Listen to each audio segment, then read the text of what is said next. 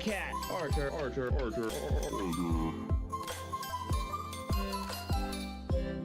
just gonna stare at me? Oh. And rollers.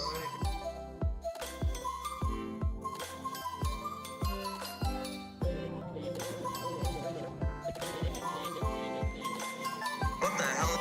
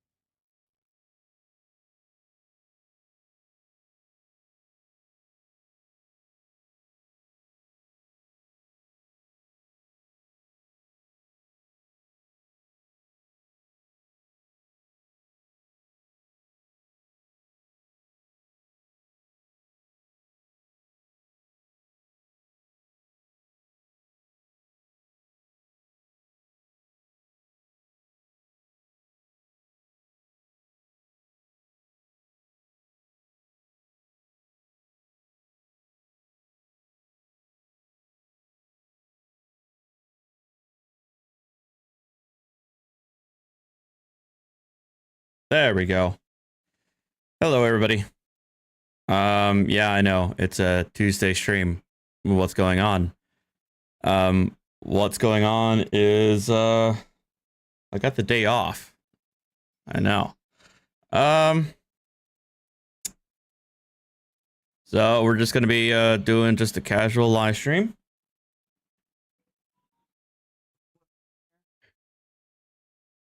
I'm gonna be playing Starfield. I feel like I'm close to the end, at least to the main story. I've been grinding and playing offline. But in the meantime, trying to catch up on stuff. I feel like there's gonna be one JCS video that I haven't seen yet that's been on like the back burner for a long time. And then after that, it's kind of up in the air. I might kind of look more deep into like the Israel-Palestine thing. Yeah, I know it's going to be a heavy political topic, but it's kind of what I've been following for a while and kind of what I've found myself interested in.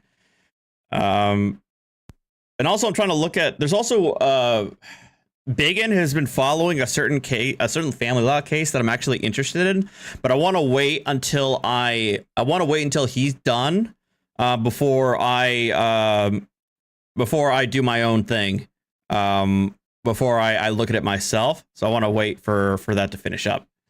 So this is the latest one. It is the Suitcase lady interrogation.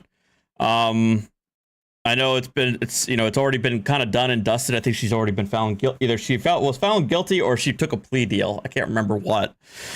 But yeah, I think you guys can recall what happened there. Oh yeah, I forgot. I moved the chat down there. So we can take a look at that, and then afterwards we can. There are some videos that are pretty interesting. Talk about with the current situation out there. Was she still waiting on trial? I have no idea. I could have sworn she was already done, but maybe I'm wrong on that.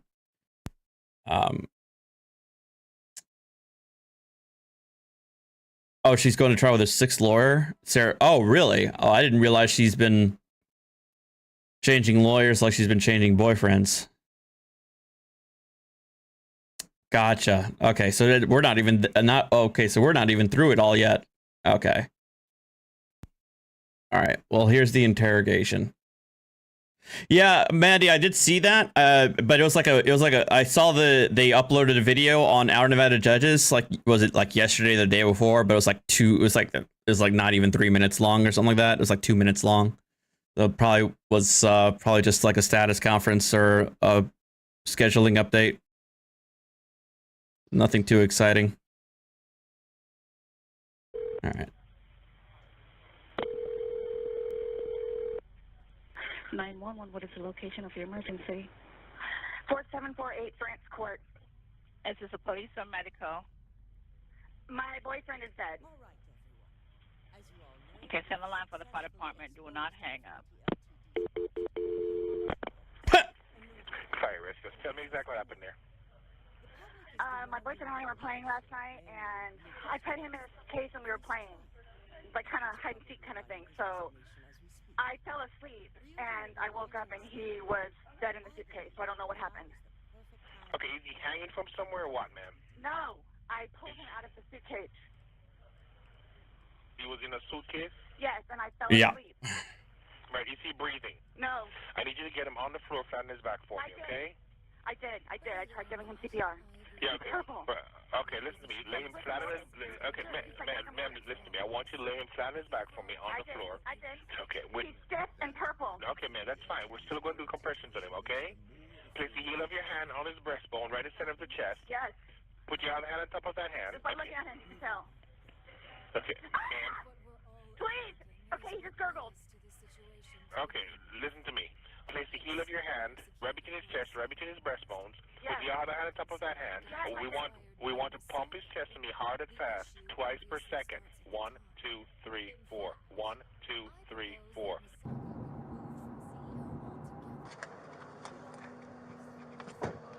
Who pronounced? Oh, right there. This is 42-year-old Sarah Boone. So before we go, my understanding, and I guess I can be corrected here. My understanding is that they were legitimately playing a game of hide and seek. It's not like she bonked him. My understanding is she didn't bonk him over the head, and then stuff him in the suitcase. They did play a legitimate game of hide and seek, but she didn't lock him in there, and so he couldn't get out.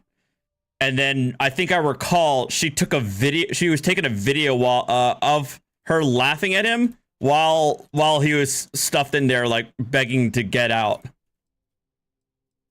Yeah, yeah, I remember the footage of that video that she took. This is getting a little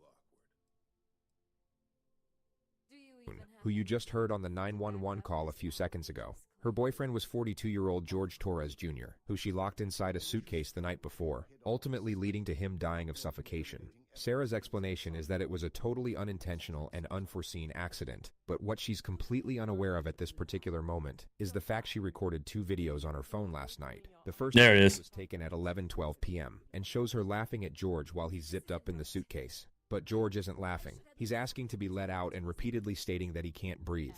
The second video was recorded 11 minutes later, showing the same thing, except the suitcase was flipped over. Thank you, Manny. In an area of the apartment. Sarah is both unmistakably and heavily intoxicated in these videos, which may explain the fact she didn't delete them. It would be safe to assume that she has no idea the videos exist. And yes, you will see the moment she becomes aware of their existence. But we first have to acknowledge how this episode was even possible, and that would be the Law and Crime Network. They sent us the uncompressed documents that comprise this video, and almost every case we have covered, or will cover, is already available in its raw form on this channel, which includes the 2 main items of public record in the case of Sarah Boone, starting with the body cam footage, which is right where we left off.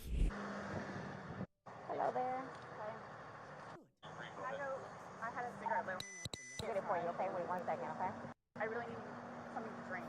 Okay, I got my Dr. Pepper on the counter. Okay, we'll take care of you. Give me 1 second. What's going on? I just got here, so fill me in. No problem. Like, he and I were putting a puzzle together. We've been doing some artwork together. You are putting a puzzle together? Yes, we have a puzzle that we started in there. Okay. Like, having a good time with one another. But we're drinking. We had a bottle of wine last night. Okay. Push a car down the what? Play hide and seek, right? Okay. So, he gets in the suitcase. Hang on. Okay. Who is this guy? That's my ex-husband. Down the road? I don't think so, Valen. I called him over. No, because you're not I didn't know driving it. Let's I called you guys. But you could probably get in trouble for it. It could probably be you could probably be cited for it, but not by virtue of not having a license, though. Here, let me fill this deputy in, okay? Please, may I have my Dr. Pepper? I am Hold on, so one cotton second, mouth one right second. now. It's on the counter. I can't remove anything from out of the house. Thirsty, like, I'm Here, I want you to sit down because I don't want you passing out. This is probably a lot for you to deal I with, need right? Sit. May I have some water? Just water. I can get you some water, okay? The officer then talks to Sarah's ex-husband. About 11:30 is when I started calling to find out because this is supposed to be her day. He referred to the fact that Sarah was meant to have custody of their son today. She's generally not very good about always doing it. They called back and said she was still there, or she came back. So I was calling to find out if she was going to be getting him or not today. From school? Yes. Okay. Got over here, told her she needed to call 911, get somebody over here, and then basically she said she needed to go outside, have a drink and a cigarette. But I called her Give me initially. 1 second, okay? He's currently on parole because of it, so... Because of domestic violence with her? Yes. Oh, okay. He explains that George has been arrested for domestic violence multiple times against Sarah, and that Sarah's literally bailed him out every time. I don't know what it is. Oh, she's getting water from the tap. Probably gonna pass out on us. Okay, well, listen. The police officer asks the ex-husband to stick around for a little while longer. She then gets a notepad and returns to Sarah to collect more information. At some point, you put him in the suitcase? No, he got in the suitcase. So he thought it would be funny to be put in the suitcase. So I was like, okay, well, I'm going to joke with you and I'll zip you up and make him, you know, squirm a little bit, whatever it is. But then I fell asleep. I fell asleep. Where was the suitcase? Right where it is. Right down there? Yes. You zipped him in there? Yes. Thought he would be funny, a little It joke. was. We both were laughing about it. And then I fell asleep. Where did you fall asleep at? Upstairs. I just totally So forgot. you began to do CPR on him? Yes. Yes. About And he what time gurgled. this morning Like, did you start doing that CPR? No, it was the afternoon. And it, like, air was coming out and he was gurgling, but I could just tell by looking at him. But you knew how to do CPR? You were doing that on your own? Yes. Okay. I want you to sit back down because I don't want Can you... I have one more sip of water, please? Yeah, go. Can I have a cigarette, please? Ma'am, I can't take anything out of the house. It's on the back porch. Nope, all of it. Wait, Jennifer, who's calling the BSBT case? Is it on his stream? Is he streaming that? Or is it play Battlefield? I might play either BattleBit or Battlefield, depends.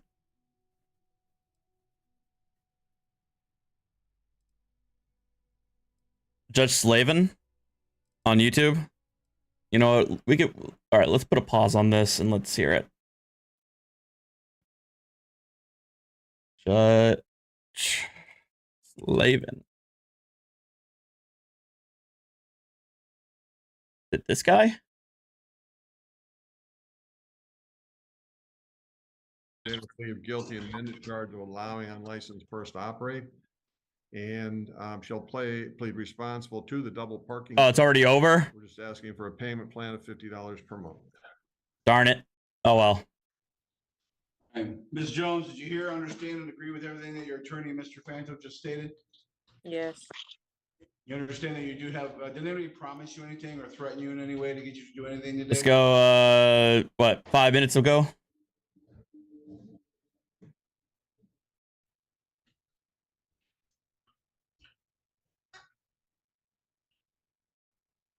There we go.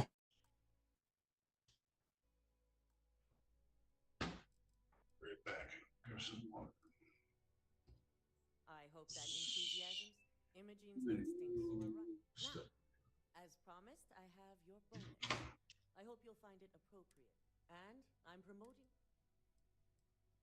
And also your opinion. As for the details, I think someone back on the operations floor would prefer to explain those to you.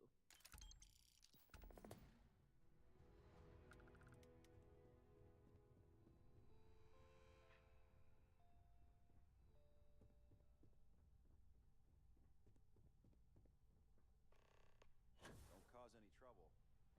Ryujin's CEO is no joke in the boardroom.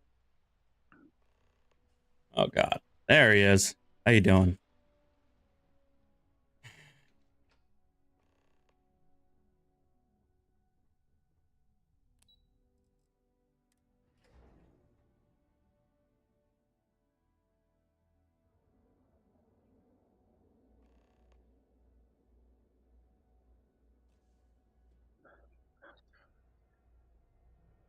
You got that Instagram filter.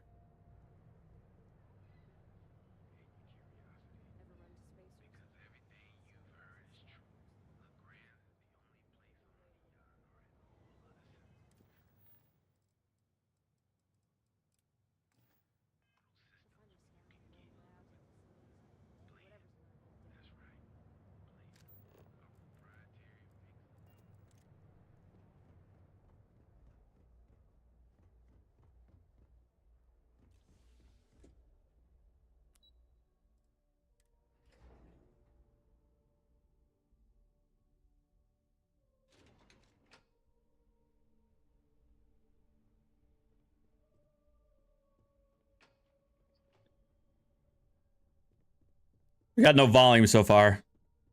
So, there we go. All right, Miss Manarino, Mr. Lanto. Today's the date and time set for a settlement conference, giving you, the two of you, the opportunity to discuss the matter. If you guys work out any kind of resolution, that's fine. If not, we're just going to proceed to trial. So, Ms. Manarino, was there any resolution today? No, Your Honor. All right, then Mr. Lanto, you'll be receiving your notification for the trial date. Well, objection. I just want to make sure. Oh my God. Here we discussed the issue of jurisdiction. Oh God, he just can't help himself. Document. If I had you in federal court on a stand in federal court and I asked you to highlight the word jurisdiction, what would you highlight?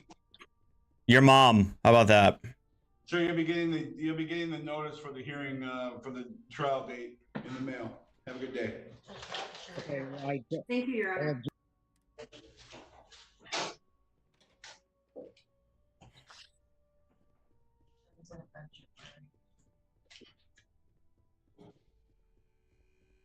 Is that it? No, that was it. All right. I appreciate that.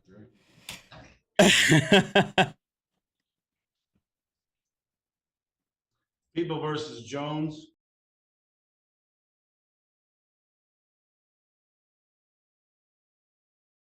All right, back to the your originally scheduled program.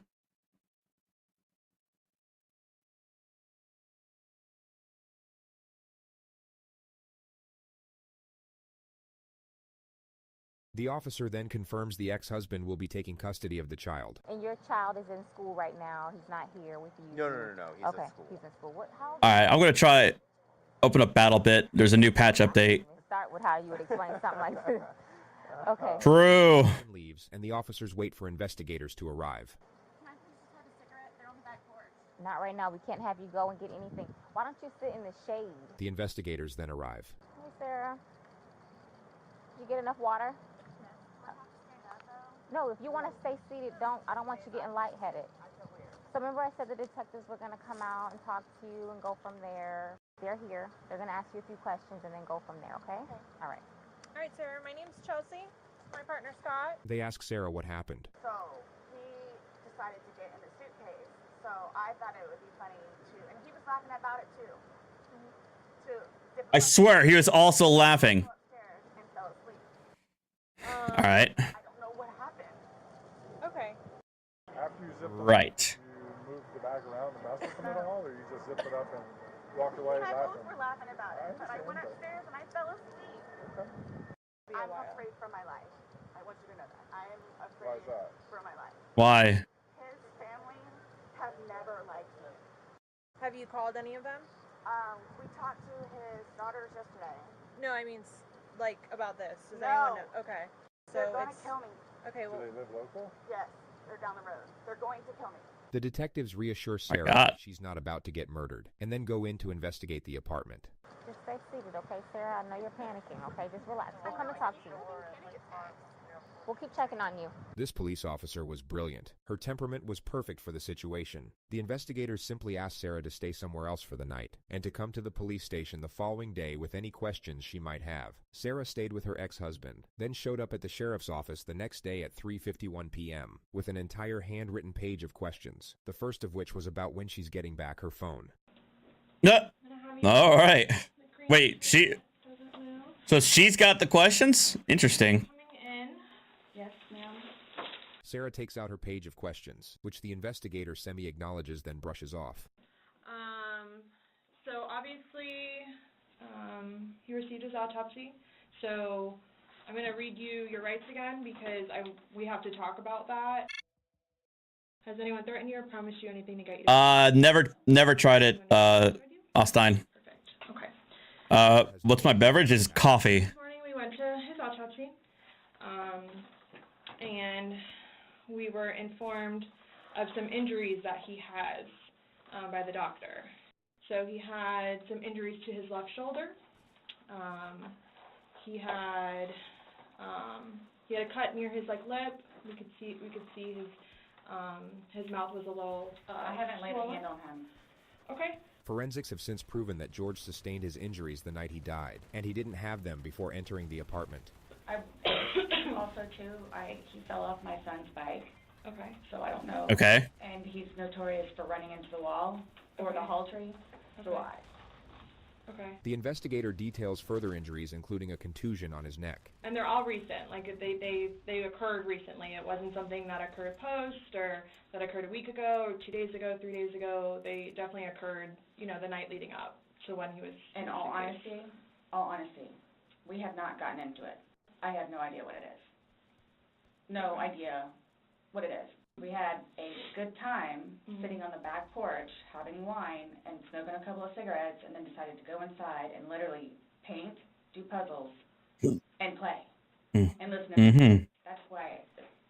She had all night to set this up, which is the issue. For all we know, she could have designed this entire scene of events from scratch. There is a 12-hour gap between the timestamp on her videos to the moment police showed up on her doorstep, which is plenty of time to assemble what looks like a very pleasant scene of events that in no way precipitated a drunken act of revenge that ultimately led to murder. Nobody got out of sorts. This is what's mind-blowing to me. I have no clue. Nobody laid a hand on anybody. He also had, on the left side of his forehead, he had basically bruising. Oh my God. And I suck. head. It's been a while since I played Battlebit. No idea. As if something hit him. I considered have not force touched him. trauma. I have not touched him. I have not touched him. I have no idea. We had a good day. It was a good day. We've had good days lately. It's been good. I don't even know where this is coming from. The interrogator now brings up Sarah's last call to police, reporting domestic violence. He said a month ago he hit you with a curtain rod. Yeah, with a curtain rod. That's why I can't believe you guys didn't take that either. She just referred to the fact that George didn't face charges for the alleged assault. We've been good. I don't know if, it's since the last time he got out of jail. We've been good, and he's been having his classes. What do you mean by good? What's your definition of good? The probation officer? No, you said you guys have been good. What's your definition? I've been good. I don't think you all understand. He comes at me all the time. He comes at me. So it's either I flee or try to go upstairs and go to sleep. That's usually what it is. And I don't know if you talk to Brian about any of that, but most of the time when I flee, I go over there. So Sarah is detailing possible motives for retaliation. Routine procedure would be to keep her train of thought locked on this element, provide encouragement and understanding while inquiring further into the suspect's grievances with the victim. The only problem is that the lead interrogator really doesn't like Sarah, and abandons the task of pretending to, which makes this a significantly flawed, yet remarkably entertaining process to bear witness. Right, but So that's probably not the best thing. I'm going to throw again. I'm a lawyer. I'm not a police officer. I'm not a detective. But I imagine a good detective has to keep, the most important thing a detective has to do is to keep their emotions in check. When they're interrogating who they believe to be who they believe to be the likely suspect. So, but at the same time, people in the chat have been saying her attitude's kind of already irritating. I mean, I'm half listening and I'm already irritated by her. So I can't be surprised that one of the detectives is kind of losing her patience with her. you guys have been good, and when I asked you yesterday, the last incident that you could remember was the curtain rod incident, which you said was a month ago. So give or take. Right. The investigator challenges an earlier assertion which remodels Uh-oh. the discourse, and the suspect then starts defending her relationship with the victim. I really love him. Oh. And I feel like I can help him. He came a really long way, and he was trying. Hey, John, thank you for being a member. She somehow transitions into the principle of how she doesn't normally drink, and it's kind of only because of George that she drinks at all. The occasional wine, whatever, or if it's a weekend, that's when you have a good time. You don't have to wake up the next day. I have to wake up the next day and do things. I can do 50 things at once and still know the 50 things more prior that I need to get done. He can't process like that. He didn't process like that. So the next thing you know, he doesn't want to deal with it. I'm going to go get something to drink. Nobody knew George better than I did. I say that I knew George better than himself. And I tried in every way, shape, and form. Ask everyone. I helped him. I took care of him. Sarah talks about George's anger management classes Sounds like he's and the progress he was making. And would always come home and show me his papers. And we would look over his papers together. Where it's like, wow. There are your papers. Doing this in class. And some of the stuff that they would show them, like videos, he would come home and be like, Sarah, I'm so sorry for what I've done. I really suck today. Changed. And that's why you're still with him, even though he's done all these things to you. And when I tell you I love him, I love him. When you love somebody, you have limits. Everybody tells me that. At some point, somebody gets enough. In the next moment, the detective will say, then they have to do something to defend themselves. Sarah's temper at the completion of this sentence. Then they have to do something to defend themselves. I would just flee, and I don't know if to see. Oh Jesus! The way she said that, the way her mannerisms, like the complete emotional shift is kind of like jarring. My phone, or I think it's actually on a laptop. She explains how she once filed a restraining order against George, then for some reason brings up his ex-wife. When I say a monster, she's a monster. Like it does, she... The interrogator lets her vent about the ex-wife for 2 minutes. Hey, unclean. Now bring the focus back to the investigation. Since talking yesterday, do you remember any like timelines better? Like what time you guys were playing? What time he was zipped up in the luggage? What time you went upstairs? We started because we cleaned the house a little bit, did some laundry. She recalls the game starting at around 4 p.m. and her going to sleep at around midnight. So I have 4 and I have midnight, so there's a big gap. So I'm just curious. That is a very long time to play hide and seek. Went upstairs to hide in the shower, or like when we started to play hide and seek. Yeah. Well, we went inside probably about, if I had to guess, we weren't out there too long. Worked on the puzzle again, finished it, started to paint, started to listen to music for a little bit, started to paint. Can we turn the music off? No problem. Start at the top, paint, whatever. I don't want to paint anymore. Let's just, come on. Okay, you want to play hide and seek? What he does is, okay, tag, you're it. So it's like, okay, we know. Okay, take off. That's not how you play hide and seek. Nope. That's what no, it's not. It's bruh. You know, elementary school kids out everywhere like punching the air right now, trying to correct this woman. That ain't how you play hide and seek. It's usually a minimum of a 20 count, okay? A 20 or 30 count. Have you guys ever played you said you played hide and seek like probably 3 times in your relationship. When you have played, have you ever zipped him up in a suitcase prior? No. Okay. The suitcase originally is in our closet, buried all the way to the back. If you, I know the CSI people saw our closet. Our closet needs to be cleaned out really bad. My son's clothes need to be cleaned out really bad because they don't fit him anymore, and I'm tired of looking at them. So he took it upon himself, including that suitcase, to take it downstairs so we can get all of our clothes, our donations and everything, and just leave the whole thing by the clothing and shoe thing at my son's school. No, I'm just asking, in the past, like, have you ever zipped him up in anything, jokingly or not, but obviously No. I understand you know, you're claiming that Sunday it was a joking matter. You were laughing, he was laughing. But what I'm just asking is in the past, like, is it something that you guys normally do? Absolutely not. Okay. Okay, so do you remember making any videos or maybe having any any photos, videos that you remember doing on your phone on Sunday? No? I think I took a picture of a dog. Okay. So I have something that I want to show you that we found. Uh-oh. And... Oh, no! With regard to the colossal realm of interrogation footage, the level of notoriety these next moments acquired is virtually unprecedented. I feel like this picture belongs on a wall somewhere. Mm-hmm. Can you see it? If you need to move it around, go ahead.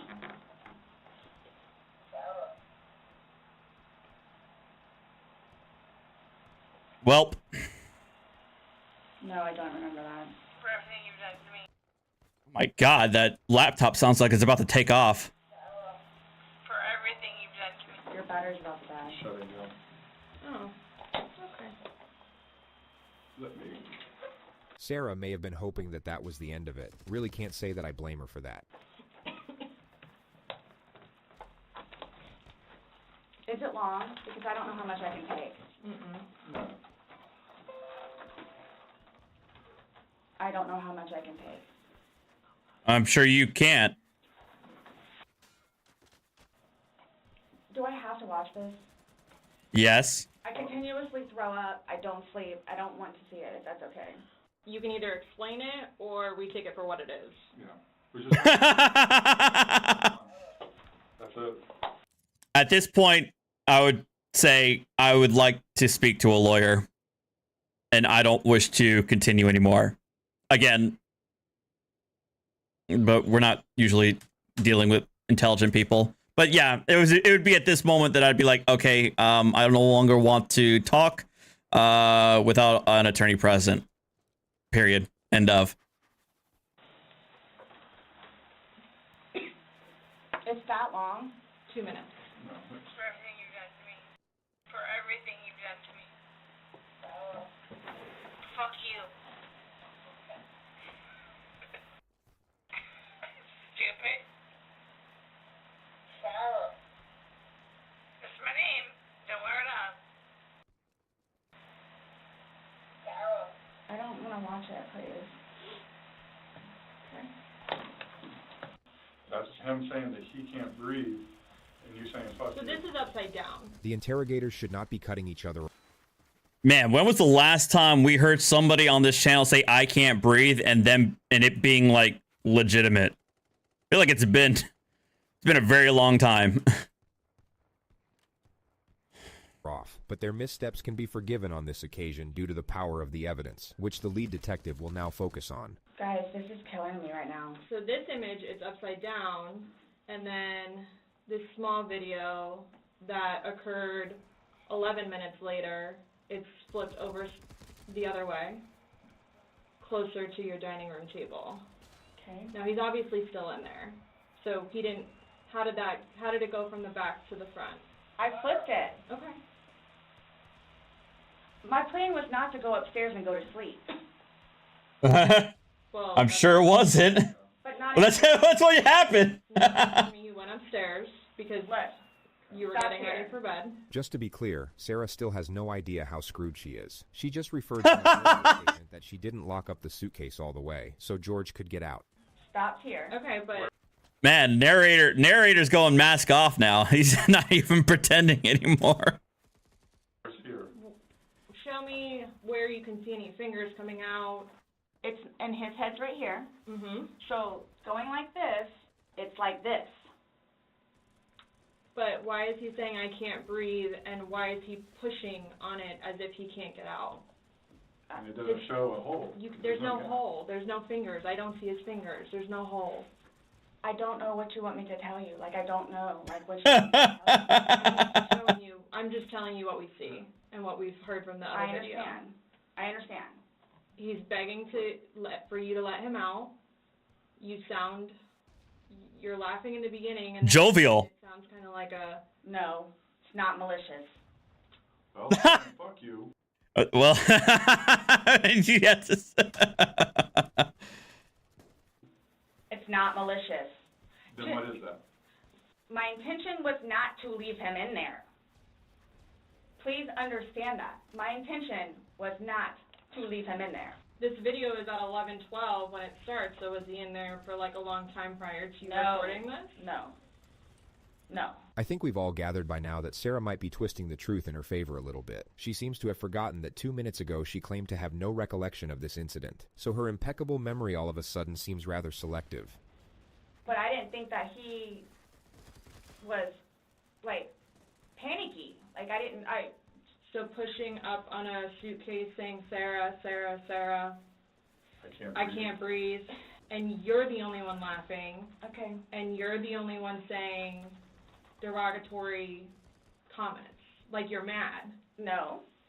Please don't, I don't mean to sound negative, and I don't know if I can do this, but, like, you guys are kind of trying to, like, feed me. The interesting thing I mean, Sarah, is that her intuition is correct. She sort of yes, it's true. What are doing here, but still has no idea of the ramifications. Her energy resembles that of someone who feels the police are about to start rumors about her. Like, no, I'm just like it's one of those things. Is like she's aware enough to know what they're doing, but she's not.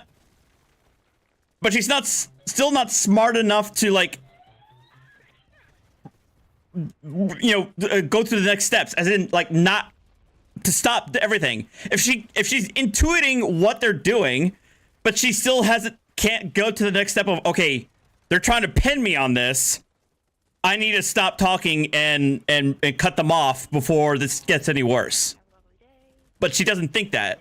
just trying to show you a video that you no longer want to watch because you probably don't want to know the outcome of how and what you said. My plan was not to go upstairs and go to sleep. My plan was not to, he'll be up here any minute. But you willingly went upstairs and went to sleep. No one forced you to go upstairs and get My ready plan for wasn't bed. also to leave him in the suitcase. So why didn't you take him out? Because I went upstairs and then I fell asleep. But why didn't you consciously think, he's asking to come out, he can't I didn't do it breathe. intentionally.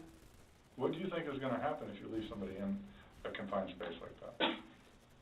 Well, I thought by not giving it up all the way, it would be okay. My plan was not to leave him in the And suitcase. what was your plan? Waiting for him to come upstairs. I thought it was like, I thought he was okay. Like, I didn't, that, you all. He's telling you he's not. He's telling you, Sarah, I can't breathe. He's saying your name and you're like, that's my name, don't wear it out. Guys, that's how we are with each other. This whole thing, never happened before. Sarah tries to move on to another topic, but the interrogator doesn't allow it and brings her back to the specifics of the evidence. Again, his head is closer to us facing the video, so we should be able to see fingers, and we don't see anything. We see no movement of him trying to unzip it or physically unzipping it. All we see is pushing up, trying to push out of it. Please do not assume. I mean, you put him in, so why didn't you take him out? How dare you assume No, before you went upstairs. that I would leave my abusive boyfriend for dead in a suitcase? Because you were able to give me a time frame on that, and you specifically told me that you I went don't- upstairs. My intention is not for this to happen. I am sick about it. I've never done anything like this before in the past. I am sick. The lead interrogator starts playing the video as Sarah is mid-sentence reiterating her innocence. I don't know. I mean, I don't know what you all want me to tell you because this was not in any way, shape, or form. You admit to moving the suitcase, like, over, so. You roll it.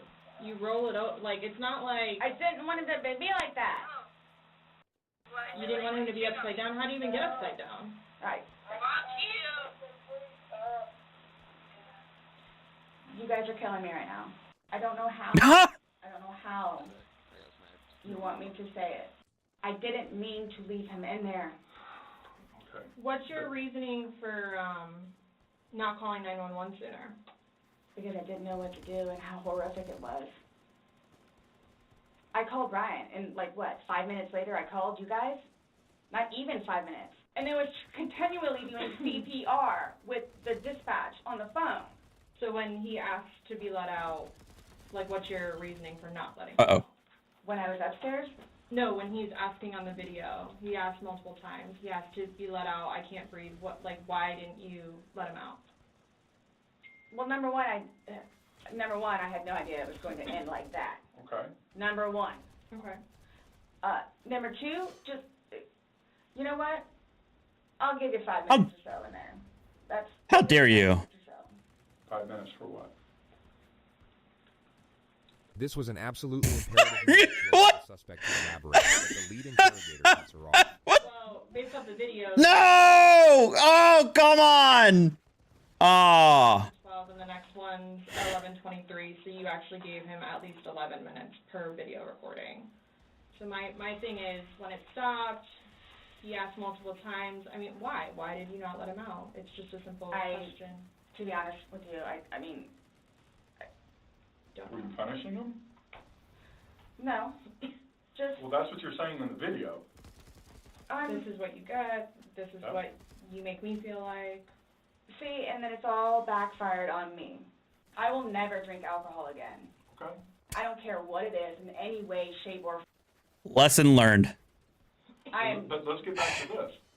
Look, at least when I get shithouse, I just sing shanties. You know, I don't kill people. When he's begging for his life, telling you he can't breathe, let me out, and you say, fuck you, why don't you just let him out? What are you trying to prove to him? There was obviously something in your head that you were thinking of when he was asking to be let out, and you're like, no, again, it's the boy calling wolf.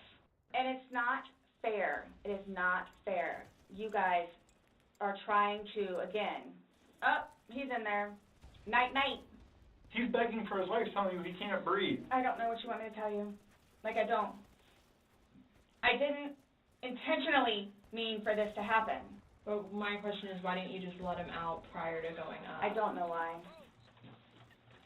He's begging to be let out. He's not laughing. He's not having fun. So are you guys, so what is it you're trying to, like... We're just trying to figure out why. Why? What? Why? What was the motivation for leaving him in? Why what? Why he was left in the bag? Why the video? I didn't Why though? have any motivation. It was me. Oh yeah. He and I having a great day, fooling around. Great day. Stupid. You know, it's a good Fantastic day. Excluding the fact that he's got a bump on the back of his head, a bump on the front of his head, and his lip is busted, and he has a bump on his eye. I mean, I don't know what you all want me to tell you. Like, this is not fair that you all are assuming that that's from me.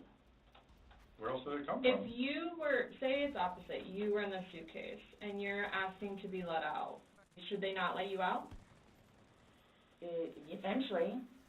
I'm guessing. I mean, I'm blaming it on the wine. I mean, you could. It's not the greatest defense, but I mean, it's not really the best defense at all, but it's probably the only angle she has. Very angry voice telling him to fuck off. No, it's not fair that you guys keep trying to say that that's what I did. If he could push it open, why wouldn't he have gotten out himself? Why would he beg you to open it? I tell you he can't breathe. Okay. If someone can do something for themselves, they're going to do it. They don't need assistance. You two didn't lay hands on each other. No. No. I don't have anything. You're right. You're telling us that we're assuming stuff, but what we're simply doing is telling you what we saw in the video and repeating what you told us. I understand. Because I don't remember that.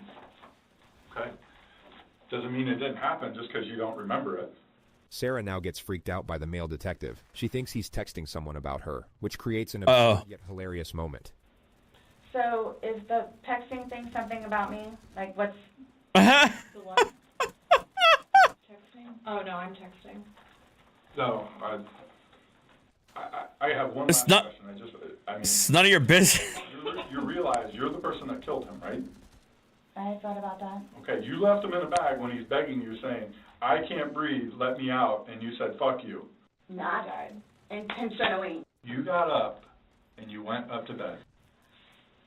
You all, Please sit down. listen to me. I did not intentionally kill him. Wait, you did not? Double negative. So you did intentionally kill him. That would be so petty. You on video screaming, fuck you. This is what it feels like when you're choking me. There's still feelings towards it. You wouldn't say it if you didn't feel it. And then you flipped the bag around several times. I didn't do that intentionally. You didn't intentionally flip the bag around? No, why would I do that? Well, you Good told us question, you you did did. it. When he was upside down. Right. Well, you had to put him upside down. You can't get in a suitcase upside down Yeah. because It had to been on its back with the lid open for him to get in there, for you to zip it up. Then it shows it on the other side with him in it, so you had to flip it to there. Then there's another video where it's on his back again, so you had to flip it to I'm there. leaving it like this, please. I'm leaving it like this. I did not intentionally do this. You left him in there. You did trying to Oh my dance around the gosh, fact. You left him in there. This is not, You didn't leave him in there? It's not cool. Like, this is not cool. It's not cool. You intentionally left him in there and left the room. You went upstairs to a different room. I would do anything for him. well, you gave up checking up on him. Wouldn't let him out of a suitcase. Oh, gosh. Anybody looking at it doesn't, I don't think anybody would look at that video and go, George is having fun right now. The discourse repeats itself a few more times, and then Sarah brings out her list of questions. So, am I getting my phone back? No. No. What about Lucas's laptop? No. How do I go about getting his wedding ring, engagement ring? It's at the medical examiner's office. It'll come to us eventually, and then It'll be released to to the the next family. of kin. Yeah. Okay. I bought it for him. Oh, Jesus. You're not making a good look for yourself, lady. On his finger, it goes to them. They're the ones that are going to release it. We don't have any say in that. So I won't get that back. So, what's next? They're going to come and swab your fingers. No, I'm talking about, like, in the long run. Like, what do I need to, like, do I need to be doing something, or, like... I can't tell you, like, what to do. I mean, like, so, like, for...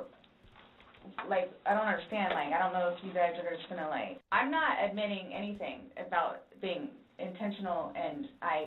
Like... We told you everything that we have. You know everything that we know. So after this, what? I'm done? Are we done? In itself, for me to have to live with getting him out and doing what I did is punishment enough. Nonetheless, I have to live without him now. Mm-hmm. Are you trying to make it worse? Jesus! It's all about me! It's all about my feelings. Why are you making me feel bad? Come on. Oh, my Lord. Man. Are you trying to make it worse? For who? CSI, that was there yesterday. Forensics take her DNA and fingerprints. The investigators then return. Okay, Sarah. So, you're not free to go.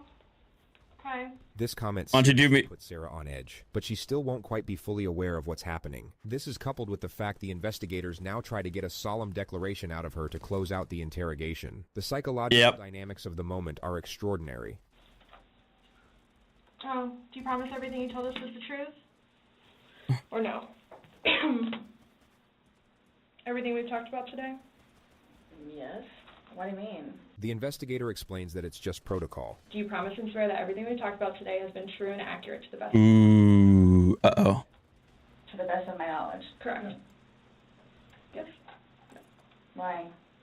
That's Ah! how you We talked swear. to somebody. The male detective re-explains that it's just routine, only in a far more comforting tone. But the tone doesn't do a whole lot to reassure Sarah. She looks about ready to be swallowed up by a wormhole and take her chances in a separate dimension. It's not a trick question. Yep.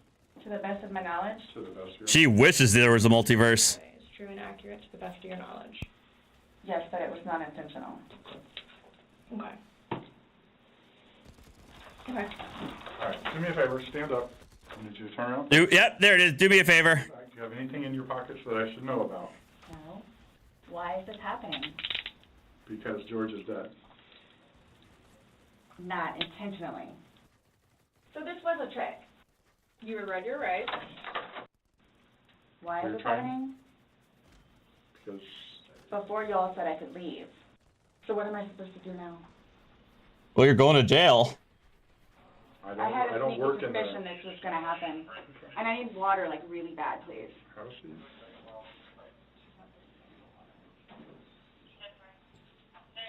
You all check me down here.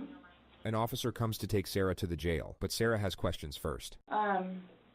Those holding cells, the holding cells, am I going to be put in one of those? I don't know. Last time I had a panic attack. Let them know that. Okay. Go ahead, stand up.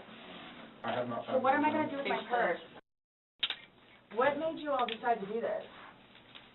Made us decide to do this? Uh-huh. George is dead. You guys, I knew this was going to happen. You did? Sarah was taken to the Orange County Jail at 5:44 p.m. She was charged with second-degree murder and held without bond, which keep in mind was in late February of 2020, just before the entire planet went into lockdown due to a pandemic. So Sarah must have had a real fun time getting acclimated to the new environment. She's been in the county jail since, with a trial date set for April 10th of this year. She's currently working with her 7th attorney. 6 have already filed motions to get the fuck out of there, and all of them for the same reason, which was irreconcilable differences. There it is. Goodness.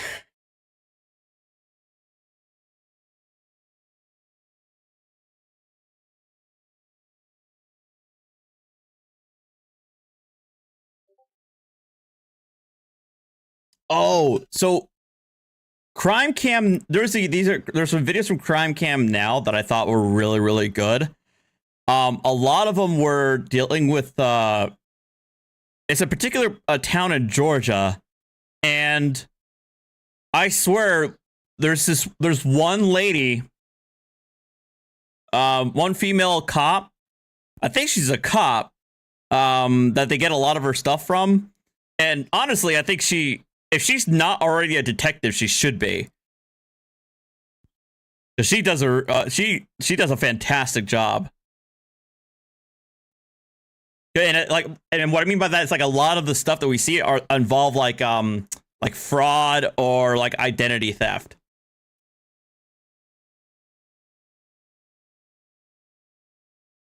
I'll check that out in a bit. Oh, this is one of them. This one is a couple's arrested for attempting the vehicle purchase with fake ID.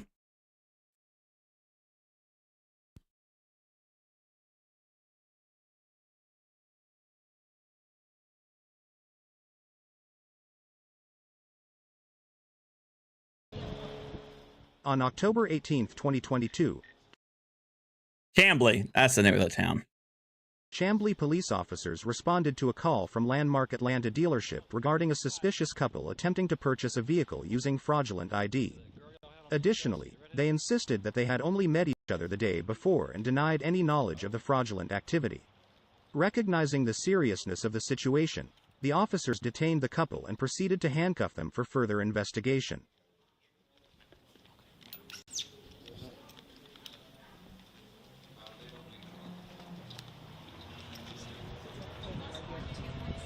Sure.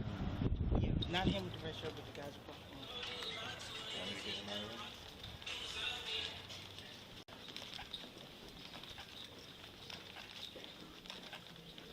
How y'all doing? Good, how are you? All right, I'm Detective Lloyd. Called in because we had an issue. Miss Manema? That's the detective. Again, I don't know if she's a regular officer, or detective. But she's in all of these videos nailing these folks with like stolen credit cards, fake IDs, etc. Come on. I love her snark. It's great. Okay. Yeah, I'm sorry. I get it. You got your ID on you, buddy? No, I got a picture though. You ain't got no type of ID on you? I don't. You put both the cups. Okay. I put your hand on your back on. Whatever it is. I'm about to explain to you.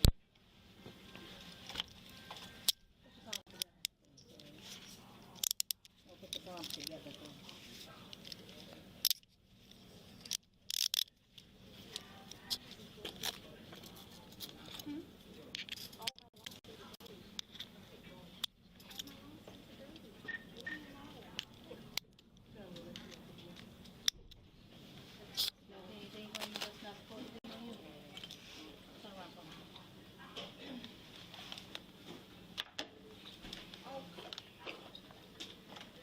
Issue is the ID that was presented. The ID that was presented does not come back to you. Right? Mm-hmm. Did though? Did you not?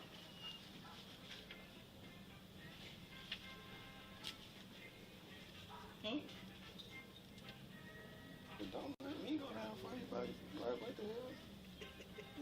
How you know her? I just met her. Huh? I just met her. You just met her and you gave her a ride over here.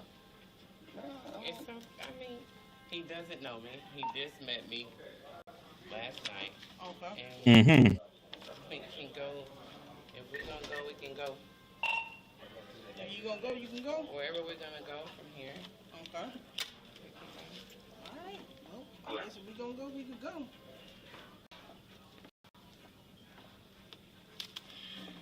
What you reaching for? I'm not reaching for anything.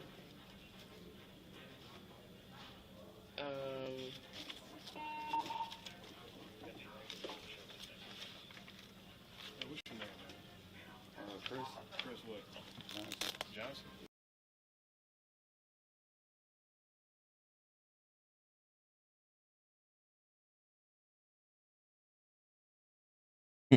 Uh-oh.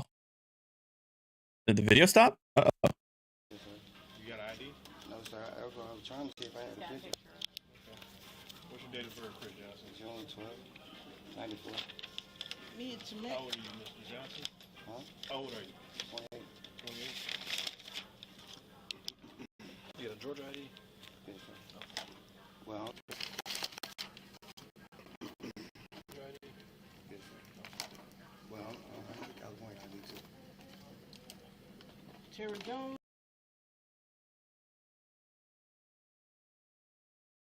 I'm running choppy. Uh-oh.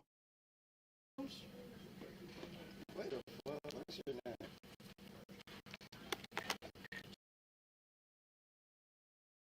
Sean Gardner. Sean Collier. Michelle George.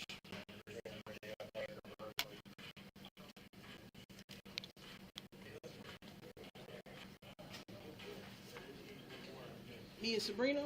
Wow. 1 second.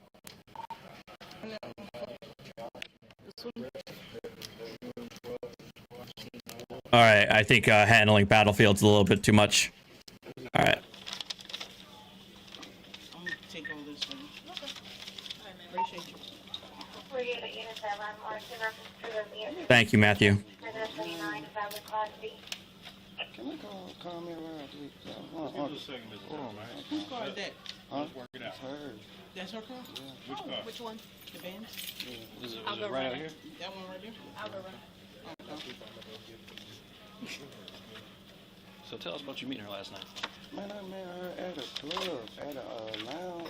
Y'all decided to come get a car together? No, we went to the goddamn. I went to her house last night. The Airbnb she had. And she said, "Can you take me up here to get the car?" Do you have a middle name? No. Mr. Johnson, you lying to us about your name, man? No. No? You got a Georgia ID?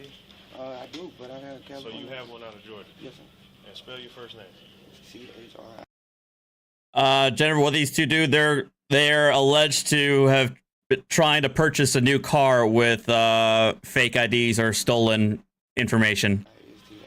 So Christopher. Okay. Christopher Johnson, not Chris. Yeah. And Johnson, spell Johnson. J-O-H-N-S-O-N. What's your middle name? I don't have one. You don't have a middle name? No, sir. I just told him. Okay. What's your date of birth? June 8th, 94. You know we're gonna find out your name. Right? June 8th? You told me the 12th. Who? You told me the 12th. So June 8th. 8th. Sorry. 94? No middle name. Try Christopher for the first name. Date of birth, June. Hang on. I know the volume's way up. Hold on. I'm sorry.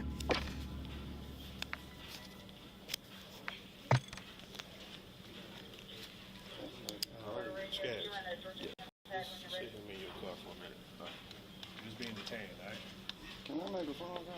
Once we're done, yeah. When we get done.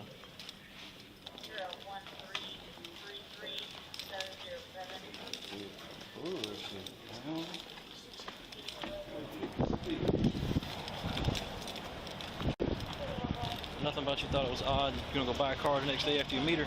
Shit, she got money. So I ain't think that I thought I caught me a female with some money. Blaming you for that. Who wouldn't? Goddamn, I'm back. Shit, she told me I goddamn potentially got me some money.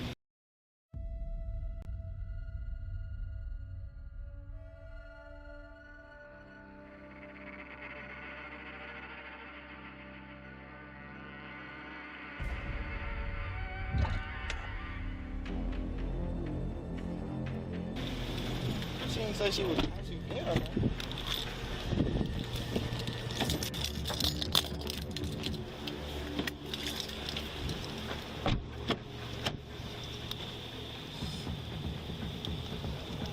What club y'all meet at? Cool Lounge? Crew?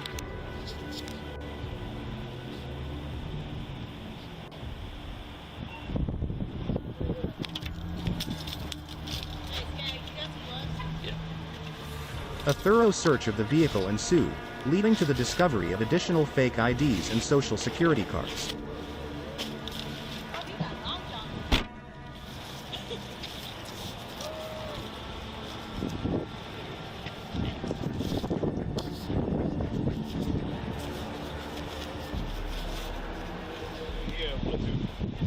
Yeah, what is backpack?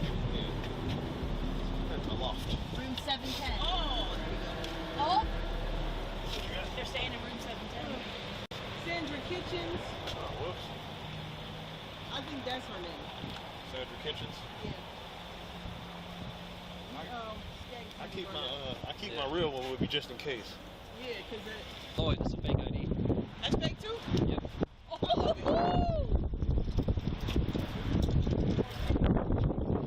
Boy, howdy. Is that the same picture? Yeah. Boy, we should have realized, look. Same pic?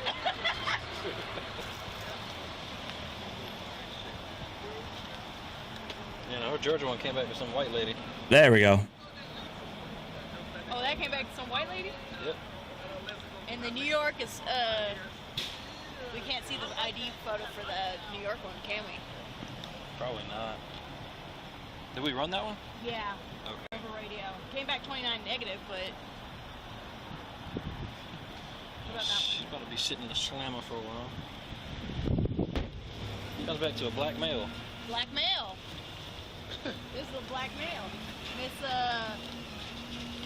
Lydia Manema. Probably one of her victims. And what about Miss, she was Shauna Winder? Somebody else. That comes back to the same black male. Same black male. Same OLN, different name and everything on it. Is a young looking black male? Yeah. Like a Kevin something? I think so.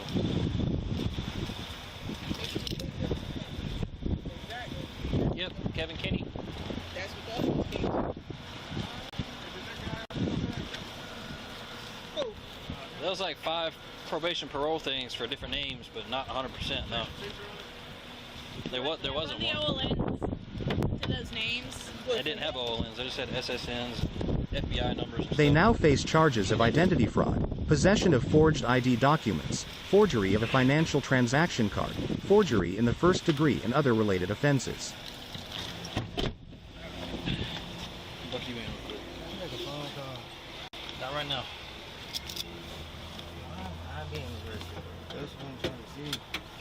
it's looking like conspiracy because you're with her. We can't prove that you're not completely involved in what she's doing today. If we can prove that, then you'll be all right. What you mean you can prove what? You're here with her. We can't prove whether or not that you're involved in the fraud she's trying to do. That don't mean nothing. People lie to the police all the time, man. So we're gonna go take you to get fingerprint and try to identify you first, okay? We'll go from there. Well. No courtesy? You can't exercise courtesy for me? Oh God, we've seen this one. This jackass. All right, let me see what Mandy sent me.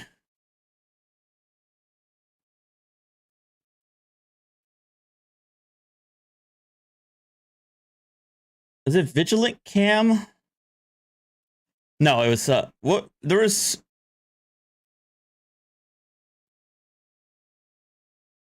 one site that I feel like they really go hard on the clickbait thumbnails. Oh no, it was the other one. It's like that doctor or professor or whatever the hell. He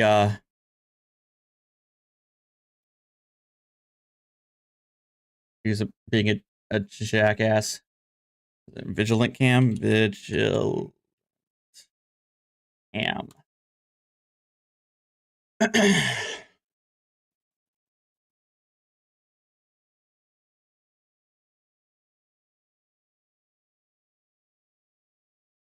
Wait, female cop shoots a man after he tases their dog. Oh no.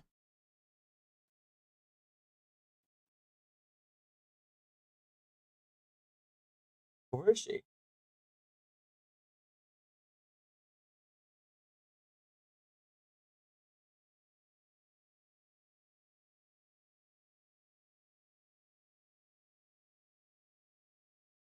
Your name is going to be all over the goddamn social media.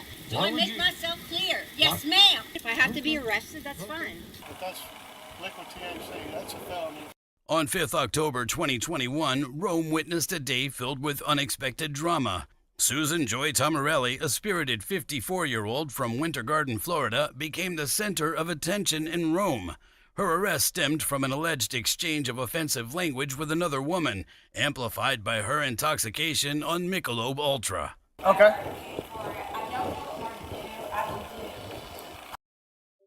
Relatable. You can ask your officers. I've been kicked out of 3 hotels now. Okay. This little redneck, my castle. What's going on? I'm tired of being called a bitch. I just got here at 12. Apparently, second shift said that she's... Oh my God. Doesn't bother me. I'll fucking move on. So, what's going on now? Okay, so I got here at midnight, sorry. Let me make sure she doesn't Okay. take off too far in case we gotta take her to jail. Okay. I got here at midnight. Second shift said that she has been very out of it. She's left her keys, her cell phone up here. She came in to use the restroom. She was calm. I had a black man that was getting water. She told me to give him a room. I said, well, he's already got a room. She looked at him and said, well, you better f***ing stay in your goddamn room.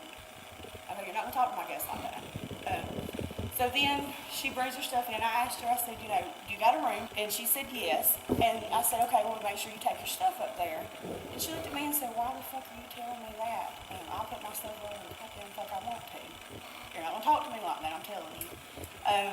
She goes back outside. I wouldn't let her in because you got to use your room key first off. Okay. I talked to second shift. She needs to go. If it's refunding her money, whatever. Okay. But when I talked to dispatch, she acted like apparently they've had problems with her tonight. Yeah, we've already had issues. Okay. I recorded her yelling at me and cussing at me through the speaker. Okay. So, if I charged her with disorderly conduct, is it something that you'd be willing to testify to? Yeah, I want to go. If you had to? They will not let me in the room, and I paid for it. And this is the 3rd hotel I've been to today. I'm asking for someone to please let me in the room. This is not a big thing. Okay. All right. Well, All right. Well, hold on. My partner's in there talking to him. Just hold tight. I have no guns. Okay. I don't give a fuck. Okay. Make sure this is going viral, because this is going to be viral. Okay, all right. So you either do it or me, because I don't give a Do what? My car's right out there. You can have it. Okay. I'll Well, go homeless. You see the bottom of my feet? well, why I'm would you go rich. homeless? Why would you go understand homeless? it? Because I live with a drunken asshole. So I'm if sorry I to don't hear make that. myself clear that I had to escape from Florida to Georgia, I don't know what else I can do. Yet, you fucking escort me out of fucking room. Now, I'm giving what are away we my gonna- car, so I will walk. Do Why I would make you- myself clear? Yes, ma'am. Susan, why would you want to Whoa.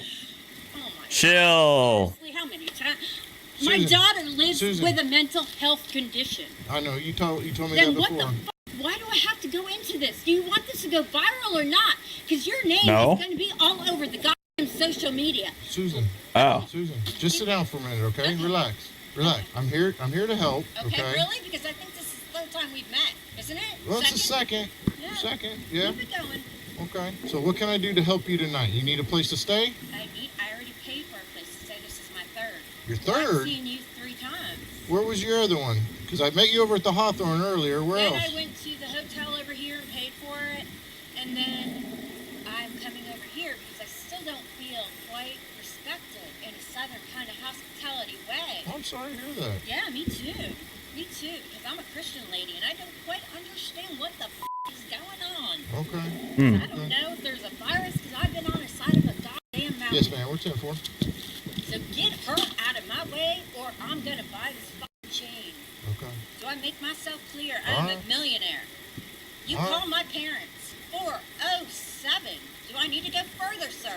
You want me to call somebody? No, you can call my husband. 407. Well, I thought you said you were trying to get away from your husband. Well, if I have to call him to protect him, What was then your that's name what again? I'll do. Susan Joy, Tomarelli, Luther, Pitts. My ex-husband is an attorney that lives in the state of f***ing Florida. I'm trying to get home. Can you stand up for me? Yes, of course. I've lost track of everything. I have no idea what's going on anymore. I've done a lot, so this is no big deal to me. If I have to be arrested, that's fine. I'm not going to look good for a room, but that's okay. If you could bring my bag and that, because I have my medical marijuana license, and I would appreciate for someone to let me inside my house. Because I have paid for this 3 times today. Oh, believe me, I've been tased almost. This ain't shit to me. My daughter's been Baker acted 40 times in the state of Florida. Keep it up, boys. Keep it up. Right there, I gave it away. Which car is it? It's a blue Hyundai. I own it. Susan Joy Tomarelli. So, the first person that lets me go gets it. And I want to go inside, and I'm not kidding. Let me go to sleep. I've been doing this a long time, sir, and I came from a long way. How many calls have we had on you tonight? I don't know. You tell This my... is the 4th one. Fourth, I know. 4th call. Yes. And you act like you don't like law enforcement, but I beg to differ. I think you do. That's why you caused all these problems, so you can talk to us. Of course I did. I just want to sleep. Well, you had the chance. Why didn't you stay in your car and She sleep? told me to get out. The last time I listened to the radio, you were going to sleep in your car. Sir, tell him what's going on. Because Yeah. if I have to talk... No, he's ready to hop on. Okay, You then said let you were gonna go sleep in the of car. me. Let go of me. No, ma'am. Okay, whatever. Take me. I don't care. Take me to a hospital. Get my pen, please, because I have a medical marijuana license and I want you to take it. All right, we'll get it. Okay. That's a liquid. Yes, it is, and my license is in my bag. Check it. I just want to get back to Florida, sir. I don't know how to do that because I just came up from a mountain way above, and I don't know how to get back You don't know there. how to get back to Florida. No, I'm not trying to do GPS. Right. I'm doing it. It's real simple. You think I don't know that? My son walked Appalachian Trail. Oh. I've done parts of it. Medical marijuana pen. She says she got a license, but that's liquid THC. That's a felony if she don't have a license. Licenses in Florida. I'm not familiar with. Yeah, she's got a license in Florida. It's no good in Georgia. Yeah, so it doesn't matter what it is. That's right. Never charged liquid THC. That's what she's saying it is. Oh, yeah. She swears up. That's her. Can you charge her with it or? That's up to you, man. You do what you want. Disorderly conduct. Yeah. Absolutely. This is In public drunk. Yeah. So she wasn't intoxicated earlier, but there's nothing that I recognize. But What, she got beer in there? I think she I took it out. There's like that much left She in it. just likes to start throwing shit. she's outside. Dude, we got over there to the Hawthorne. She was laid out on the hallway, with white towels all over the place, and she's like, those mean I need help. And we were asking her, what are these white towels all over the place? She goes, that's a signal for I need help. But she did have a journal from some, like... That's a North Carolina tag that you're trying to No, get that's back. not hers. She's got Florida plates on that little blue car. Oh, the other one over there. Yeah, a little Small blue car one. beside the phone. She had a journal from some, like, some company where they're doing, like, I don't know, like a seminar on stress, on how to handle stress and whatnot. And it was like a book/journal. Darn it. She was throwing that around at us and everything else, so...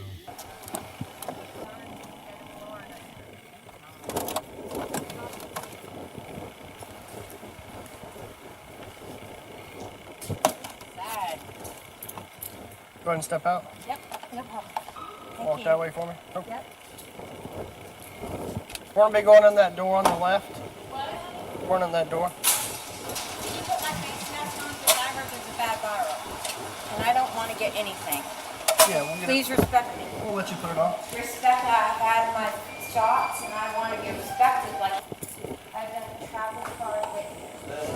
No problem. Tell me where to go, honey. Right here to this counter. Yes, ma'am. Yes, sir. Sorry.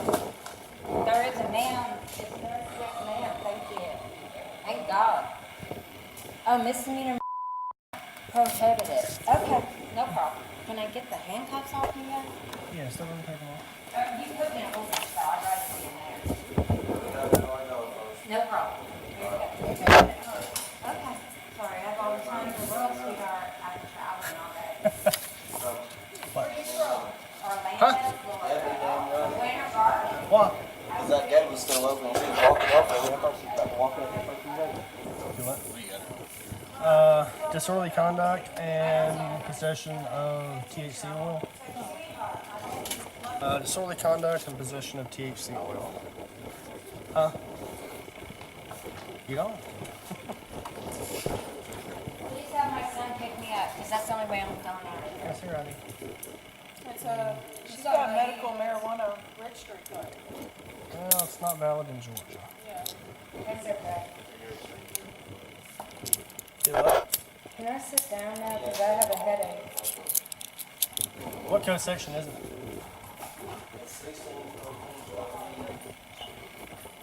I mean, that's what I was born with, but it was 16, 13, 30.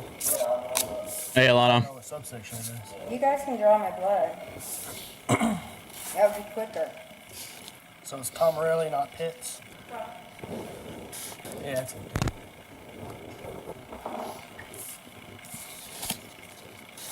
This isn't gonna be good. What you doing in Georgia? I'm trying to get home to my daughter. She has a mental illness, and I went to visit my best friend's, apple. You think that's appropriate, ma'am?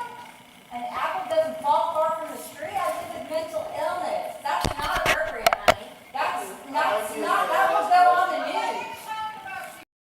Oh crap! I completely forgot.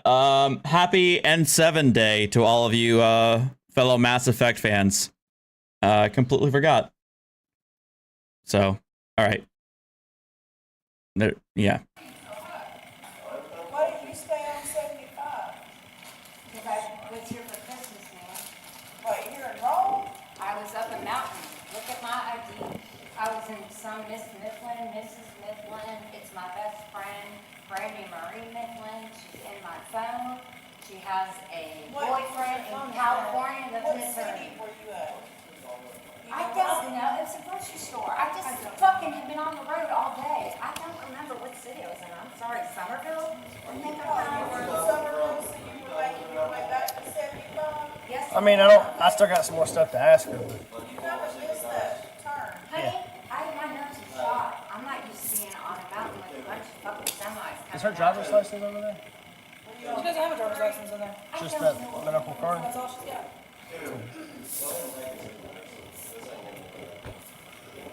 Come on, let's go sit down.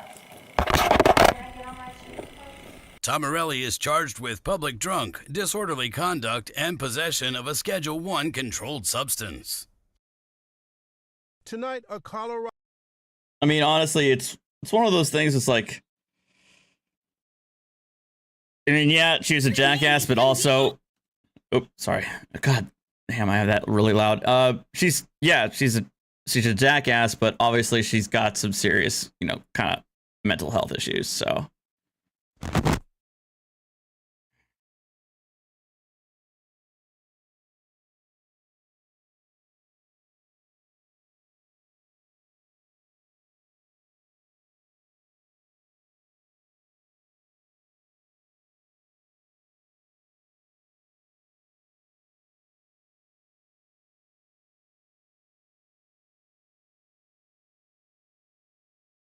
More than likely.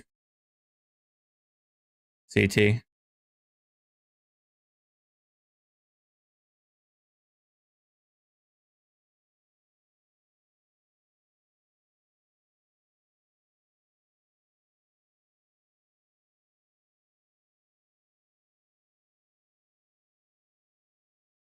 Some OSG.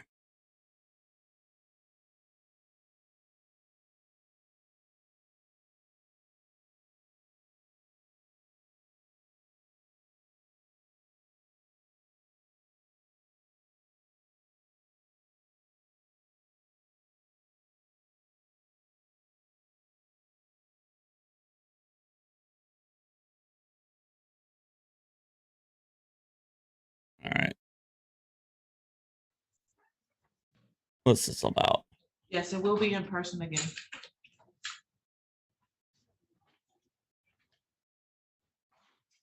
Mr. Griggs next one. Actually, I'm calling both matters. Court will call the case of the state of Michigan versus Shauna Connigan, 23S00013, as well as the state of Michigan versus Jada Griggs, case number 23S00014. Rachel McDuffie for the people. I'm on behalf of Ashana Cunningham. Both better. I'll be leaving on behalf of Jada Griggs, who is approaching to my right. That's great. Please say your name. Jada Griggs. Ashana Marie Cunningham. Thank you. You all may be seated.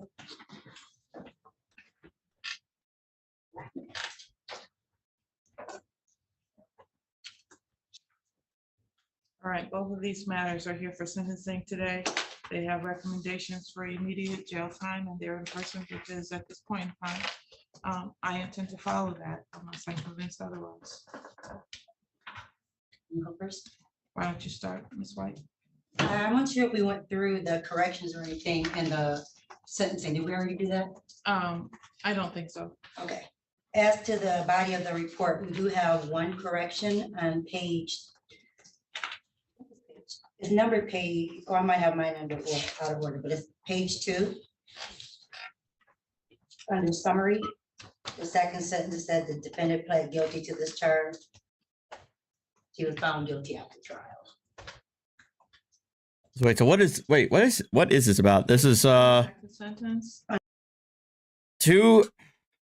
Okay, so they were found. These two female individuals were found guilty, and this is sentencing. This is a sentencing hearing. Okay, I'm not sure for what though. Under summary. Oh, I see.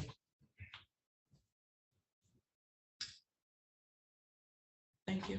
Outside of that, we don't have any other corrections, deletions, or additions. I'm ready to give a recommendation when the judge is ready. All right, thank you. You may proceed. As to the recommendation, I ask that you do not follow the. One second, I'm sorry.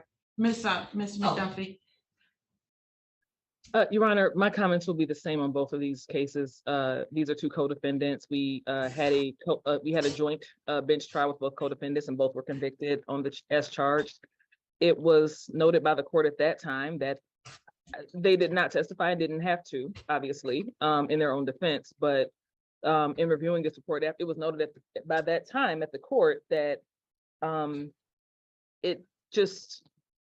there was no other explanation for what happened that could be a credible one, I think is the best way I can sum that up. Looking at the comments here, there's absolutely no engagement with responsibility whatsoever in any way here. I think back to sort of the defenses that they weren't even present at that time. And so I just don't know what it's going to take to change that. Unfortunately, I think that sometimes when there's a trial, people are even more inclined to continue to maintain their innocence feeling like they got a raw deal, so to speak, and not believing that, anything took place here. So I don't know what it's going to take to change that, if anything. But it's I'm troubled by what I see here from both co-defendants. So I agree with the recommendation. Thank you. Why don't you, at this time, go ahead and do your allocution on behalf of your client? I ask that this court do not follow the recommendation of today's in jail. Ms. Cunningham does not have a criminal history. She takes this process and what has happened very seriously, and the fact that she now does have a criminal history. She has been very distressed and unable to sleep over this matter. She plans to start cosmetology in November, and she does have an orientation today of a new job. She has proof of that, and we've talked about it. It's today at 3 o'clock. She starts with CBS. She's been looking for a job for 4 months, so she's very happy to have now found a job. And she looks forward to for this chance to get back on her feet. I do believe she is a good candidate for probation for the fact that she's had no criminal history whatsoever. And I asked for this chance to give her a chance for her to show this court that she would be a good candidate for probation. And again, I ask that you do not order the 10 days in jail, because I do believe she could be compliant on probation and show this court what type of person that she really is and that she is. As for what Ms. McDuffie said about her statement and her sticking by her statement, that is Ms. Cunningham's statement and what she stands by, what has happened. So I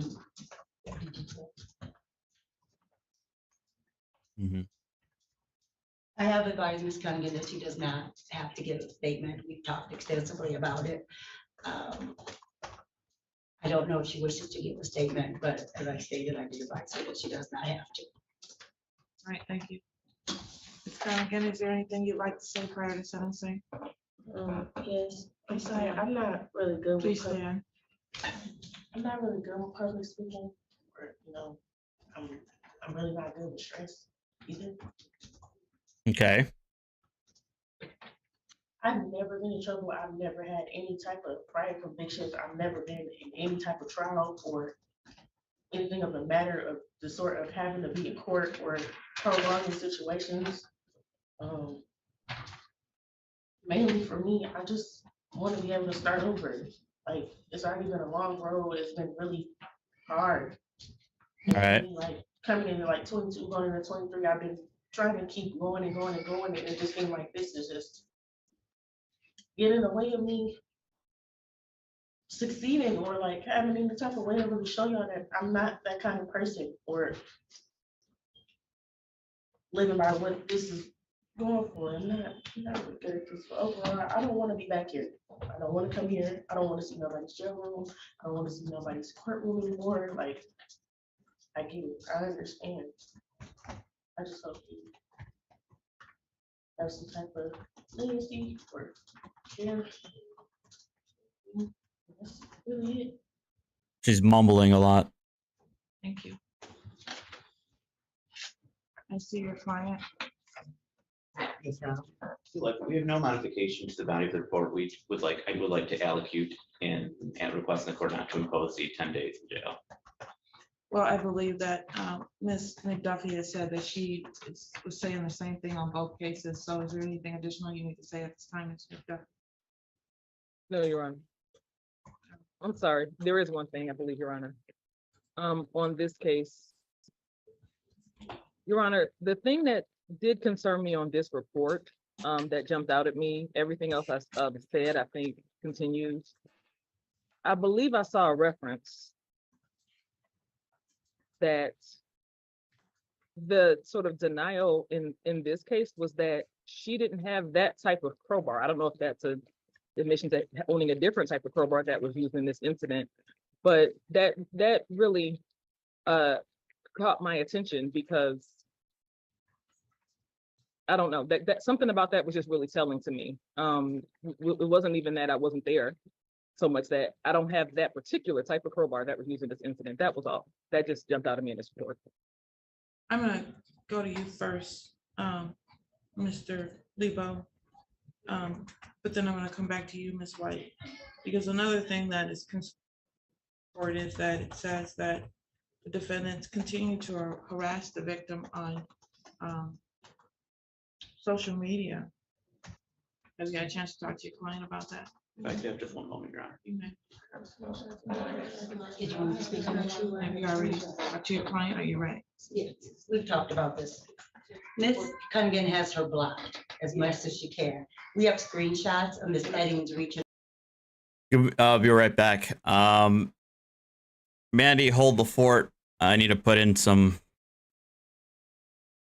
I don't know. I need to figure out what kind of like BRB ambient music to play when I gotta leave the I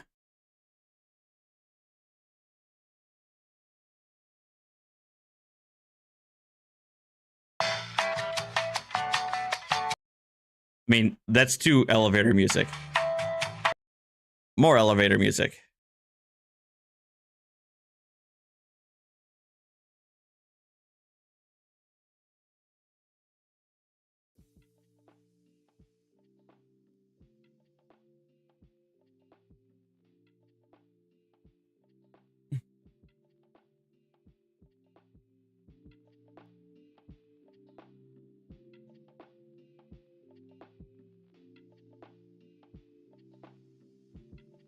I'll be right back. 1 second.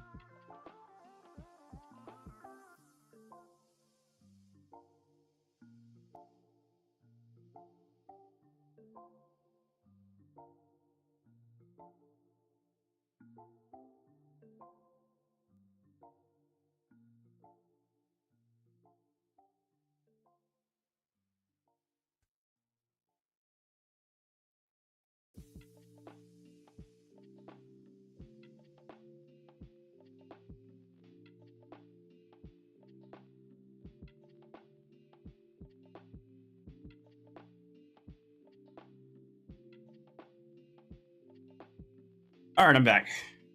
Wait, where are my headphones?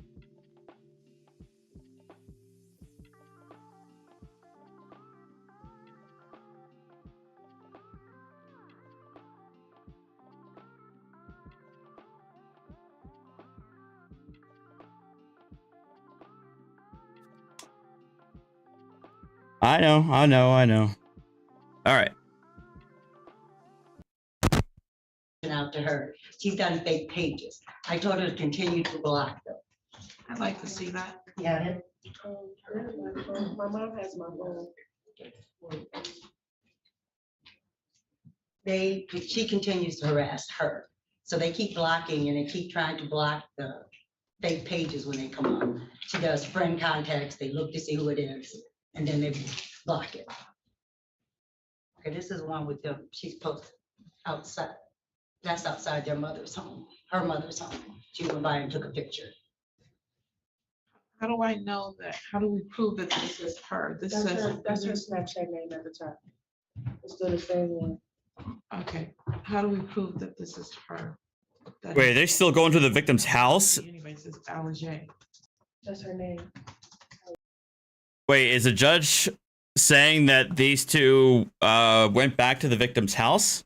I missed the part where what they were convicted of.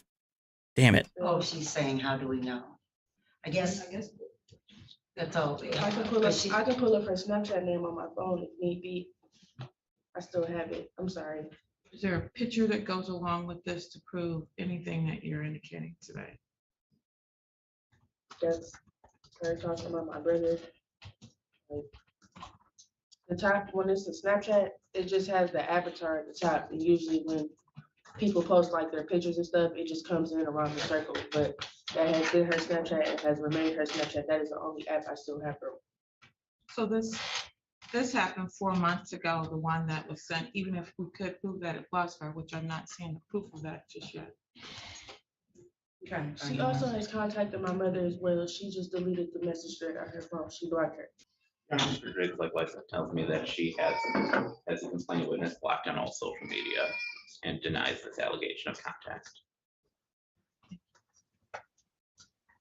All right, anything else you can go ahead with at this time, Mr. Weaver? Yes, Thanks, I Mandy. have a fairly extensive discussion about this matter with Ms. Griggs, and she tells me she is now prepared to take responsibility for her actions.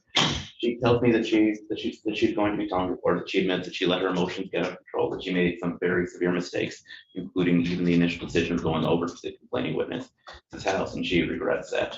She is now working very hard to improve herself. She's employed as a CNA at the moment and is currently going to be seeking further education to further herself in the healthcare field at Dorsey schools.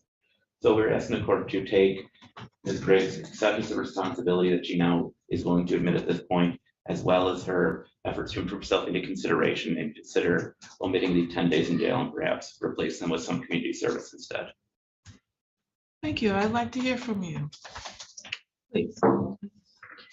Yes, Judge, I do accept responsibility. I did let my emotions get the best of me at the time, and I have learned from my mistakes over the past months dealing with a serious matter of this.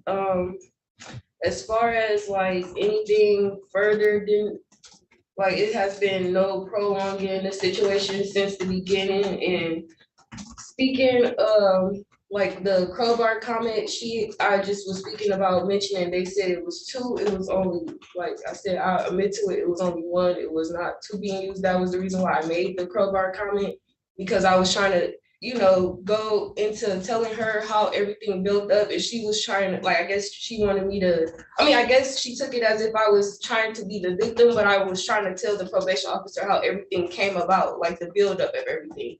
But tell me about that. How did we get here? I mean, we got 2 young ladies with, who apparently thought I couldn't see what really happened. Basically, there. like you remember when you guys had said like we know it's more to the story. Like that's kind of where I was trying to get at with my probation officer, like expressing everything of what was going on, because I couldn't do that inside the courtroom. But it all started like with her harassing off of fake pages and stuff because I was dating the father of her child. Okay. So it started with that and posting addresses and houses and stuff. And it just like, it was just building up. And it got serious, like to the point where people's stuff started getting damaged. Like I'm gonna say my things got damaged as well, but that was in a whole different kind. Hey, like, thanks, Brad. I'm taking responsibility. I'll get to it, but I'm pretty much. I didn't really, I was trying to just tell her like. I'm not even gonna say lean. I'm. As if I was trying to. Sorry, I don't. I keep doing that. I apologize, guys, for talking over the video instead of pausing first. But have a good day, Brad. Oh, and happy birthday, Ryan, and apparently Paracord Princess. Happy birthday to you guys. But yeah, Brad. I was gonna say I lean, but not really. I'm pretty strongly in favor of Israel. So we're probably gonna talk about it. But I'm also aware of like there's a lot of complexity going on. But I kind of want to get into that a little bit. But yeah, all right. Moving on. Yeah, yes, lady, shut up. Play victim, but I wasn't. I take responsibility of my actions. I just wanted her to get the understanding point of the buildup. That was all. But I do. I apologize to the victim and her mother and the court, everyone, for this time that we had. You guys have. I don't want to say wasted time, but Well, some of that was because you knew what you did. And yet you tried to have a trial with no real defense. Not so much of that. Like, I want to say how it was like more so trying to like explain my story. She's not just the victim. Like, we're all in this situation, could be suspects or whatever the case is. It was like a back and forth game, like a cat and mouse game. But I do accept responsibility for my behalf on the end of it. I just kind of wanted the court to know like what was going on. Like it's not just someone, oh, I'm going with your baby father and I want to beef with you. Like that's not what was going on. Like it's not that I didn't know my place. I was getting harassed.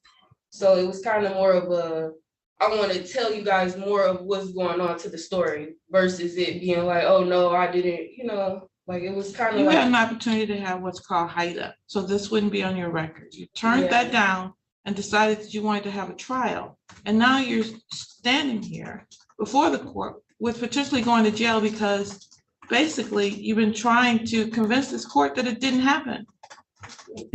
That's how you got here. That's what a trial is. That's what a trial is. So you went through a trial, then you got convicted. You showed up the last time trying to convince the court that it still didn't happen. And finally now you're accepting responsibility for your part. And like I said at the time, I knew there was more going on because people don't just show up and bust out people's windows. So how we got there is what I've been trying to figure out this entire time. So I want to give you credit for at least accepting responsibility today and coming forward and saying the truth. It means a lot to me. Because it shows at least that you know when the rubber meets the pavement, and you're not gonna continue to play that game. So I appreciate that. Mm-hmm. All right, you can have a seat. Thank you. I do want to give an explanation as to Ms. Cunningham,'s summary of the events, if Your Honor doesn't mind. I had asked Ms. Cunningham because it's somewhat attorney-client privilege, as to why I wouldn't have her grandmother come in. And I had a discussion with her and her mother, but her grandmother has dementia. So we weren't sure what the testimony would be like. So that's why we didn't have grandma come in, and we just wanted to make this court aware. I need the defendants and their representatives or moms to go in the hallway, and I need to speak with the attorneys, please.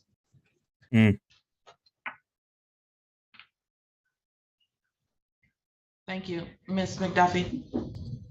Yes, ma'am. I'm gonna call the Greggs matter now.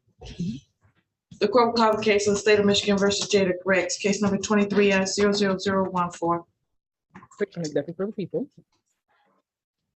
Both defender documents before Ms. Griggs, who is standing to my right. Please say your name. Jada Griggs. Thank you. Ms. Griggs, please stand and raise your right hand. You swear or affirm the testimony you're about to provide will be the truth, the whole truth, and nothing but the truth under penalty of perjury, ma'am? Yes. All right, thank you. Ms. Griggs, I have some questions for you that I think your attorney has talked to you about at this time. I first of all still acknowledge that I am very pleased that you have at least come forth with the truth about your ability, your activity on that particular date. But at this time, I have some additional questions, as you know. Were you there? Who were you? Were you there with alone in this event, or was it two people? It was more than two, but the events that took place. Hey, thank you, Super, for the 18 months. You said it was more than two people that were there. Yeah, it was me, the victims, and my co-defendant. Your co-defendant was there? All right. Thank you. That's all I needed to know. Thank you. I will finish the sentence once she returns. We'll call the case of the state of Michigan versus Ashana Conigan, case number 23-00013. Rachel McDuffie for the people. Sandra White on behalf of Ashana Cunningham. Please state your name. Ashana Cunningham. Thank you. All right, Ms. Cunningham. I'm sure your attorneys had an opportunity to speak with you, and I now know who was there. So I'm done with the games. Do you understand me? Uh-oh. Ms. White. I have had an opportunity to speak with Ms. Cunningham, and she would like to address the court. Thank you. Please stand, Ms. Cunningham. No lies this time. Uh-oh. I was present at the scene, but the only reason why I didn't say anything at the beginning is because I didn't want to I don't want to get in trouble. I didn't want to put all this stress on my mom. So I came to the story to keep from her. And at the beginning when Hyder was offered, I didn't understand. I didn't understand. I told you, I made it very clear to you. I'm talking about at the beginning when it was first presented to me. I didn't know what it was. But before you went to trial, I talked to both of you. So when it came down to it, this had already been going on previously, like before everything had happened, like before this whole matter. Previously, this girl had already been picking from 2019 to 2022. I literally lost 5 people during that. When she brought up my brother, I lost my brother 3 years ago. She brought up my brother. She said she was gonna it was a bunch of crazy foolishness stuff. So I did get upset. I did get irate, but I did not. I let my emotions get the best of me with everything. And I should have just owned up to it from the beginning. Like I said, I just didn't feel like putting all this stress on her no more or me. And I understand now. But you were in here today still lying. I get it. I'm sorry. I just can't. Oh, man. I can't do none of this. I've never been to jail. I've never been nowhere of this sort. And I'm really trying. I really am. Like, since when, 5 minutes ago? No, like even beforehand, I've literally been trying to get back in the group of my lifestyle, my everything. Like I'm literally building everything from the ground up again. You lied to the court less than 10 minutes ago. I asked my attorney, should I keep this going or whatever? She told me to just stick with it, now it's just time to own it, it's time to tell the truth. I can't.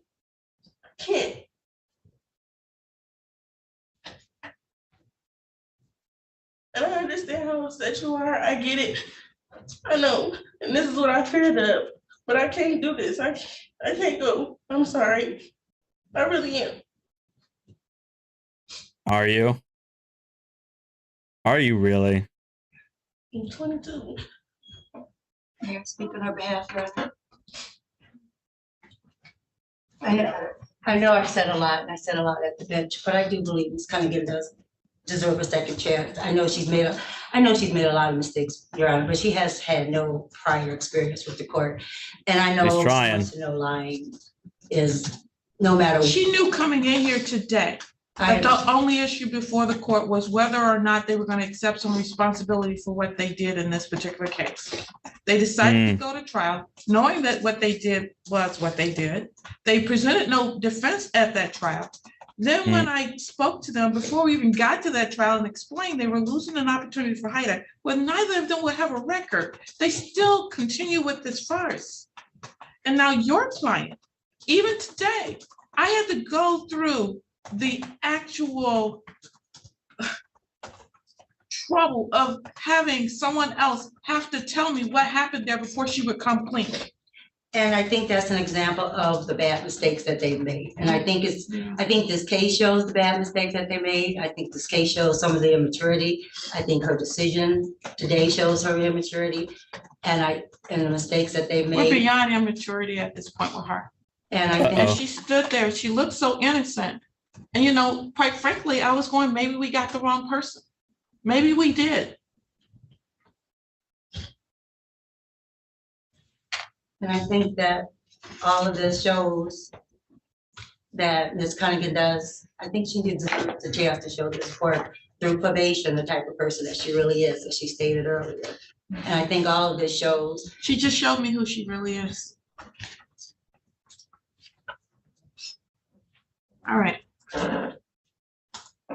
In the Jada Griggs case, ma'am, if you would stand, please. These are first offenses for both of you. And it's not the offenses that actually have you here. It's the lack of accepting responsibility for what got you here.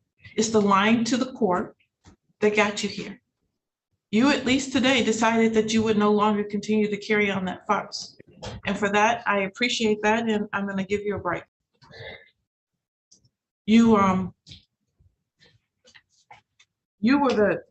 probably one of the main culprits because it's your boyfriend that's involved in this situation. But at least, yes. Ex-boyfriend, I no longer want anything to do with this situation or literally putting everything past me. But at least you came in here and were honest from the very beginning, understanding the severity of where we were right now.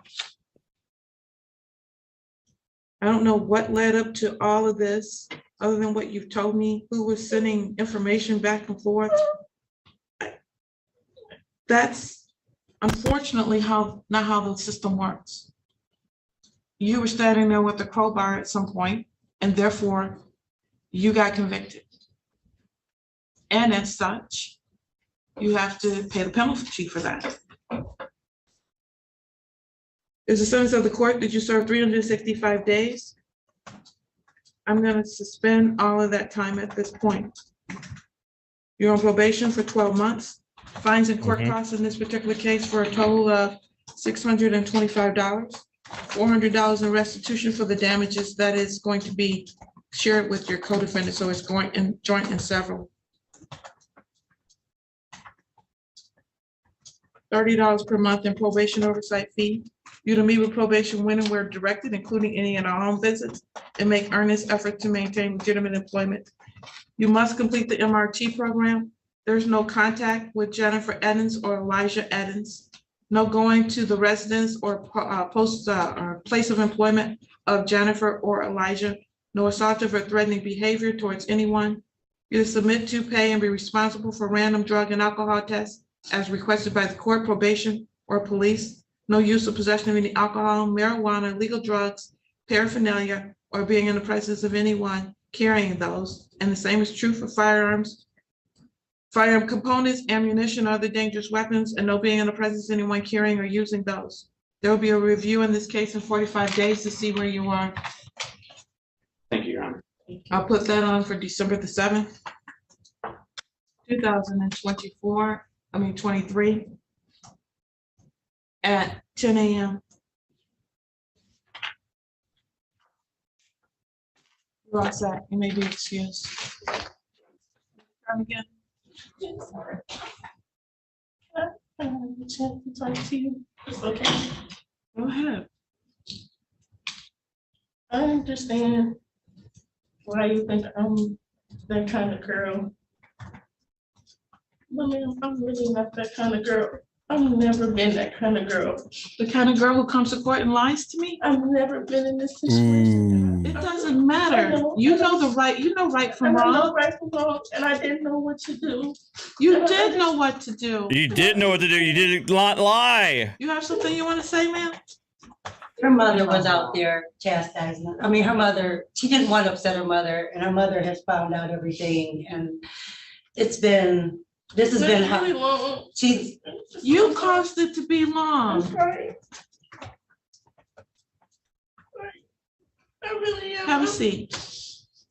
Now, can you step up to that microphone there and tell me your name and say what you'd like to say? Deanna Harris. So when all of this came about, the truth of the matter is she didn't lie on not telling me.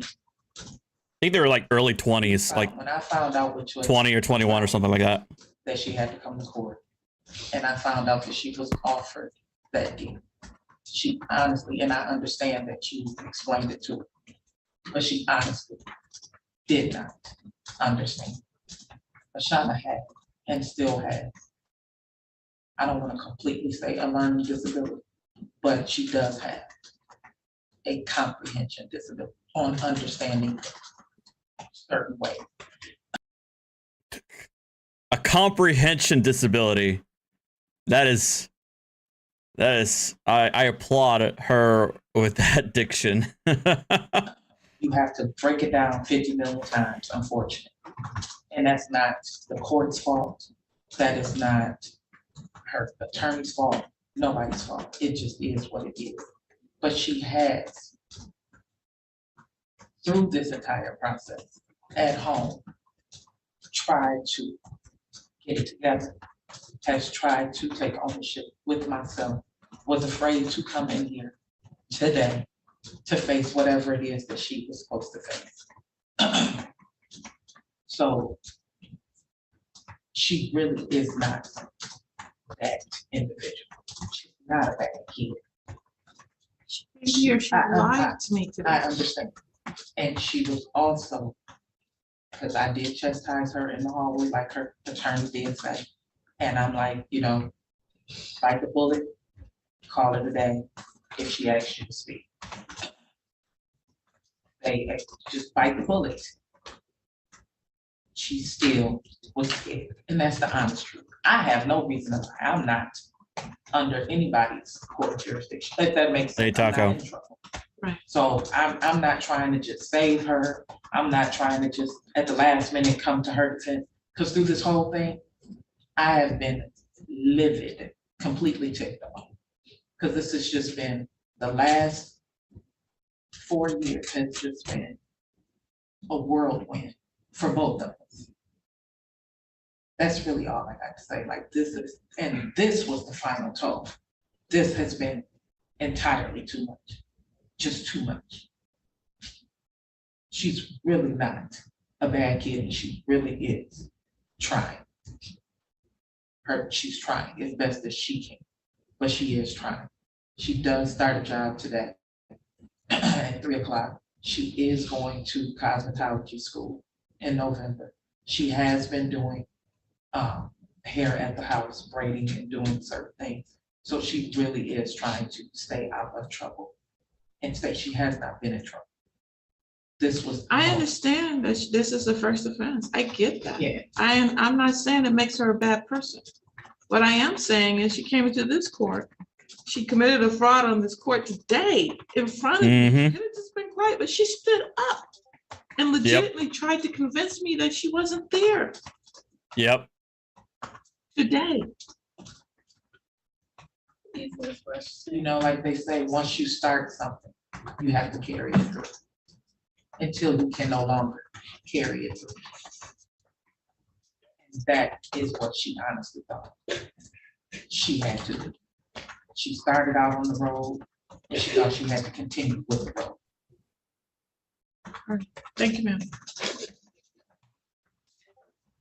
Ms. McDuffie, a lot of people had a lot to say since this happened. Is there anything else you would like to say at this time? Yes, Your Honor. So with Ms. Cunningham, here's my concern. I appreciate that her mother is present. Thank you. I understand. I also appreciate her mother. Sounds like she was apparently kept in the dark along the way here, at least somewhat. Here's my concern now. Well, among all the rest of them, my issue is that my impression from Ms. Cunningham has not been at all that she didn't. One moment. Can I have you guys switch to the other side so you can actually see the prosecutor? Okay. All right, now Ms. McDuffie. Yes, Your Honor.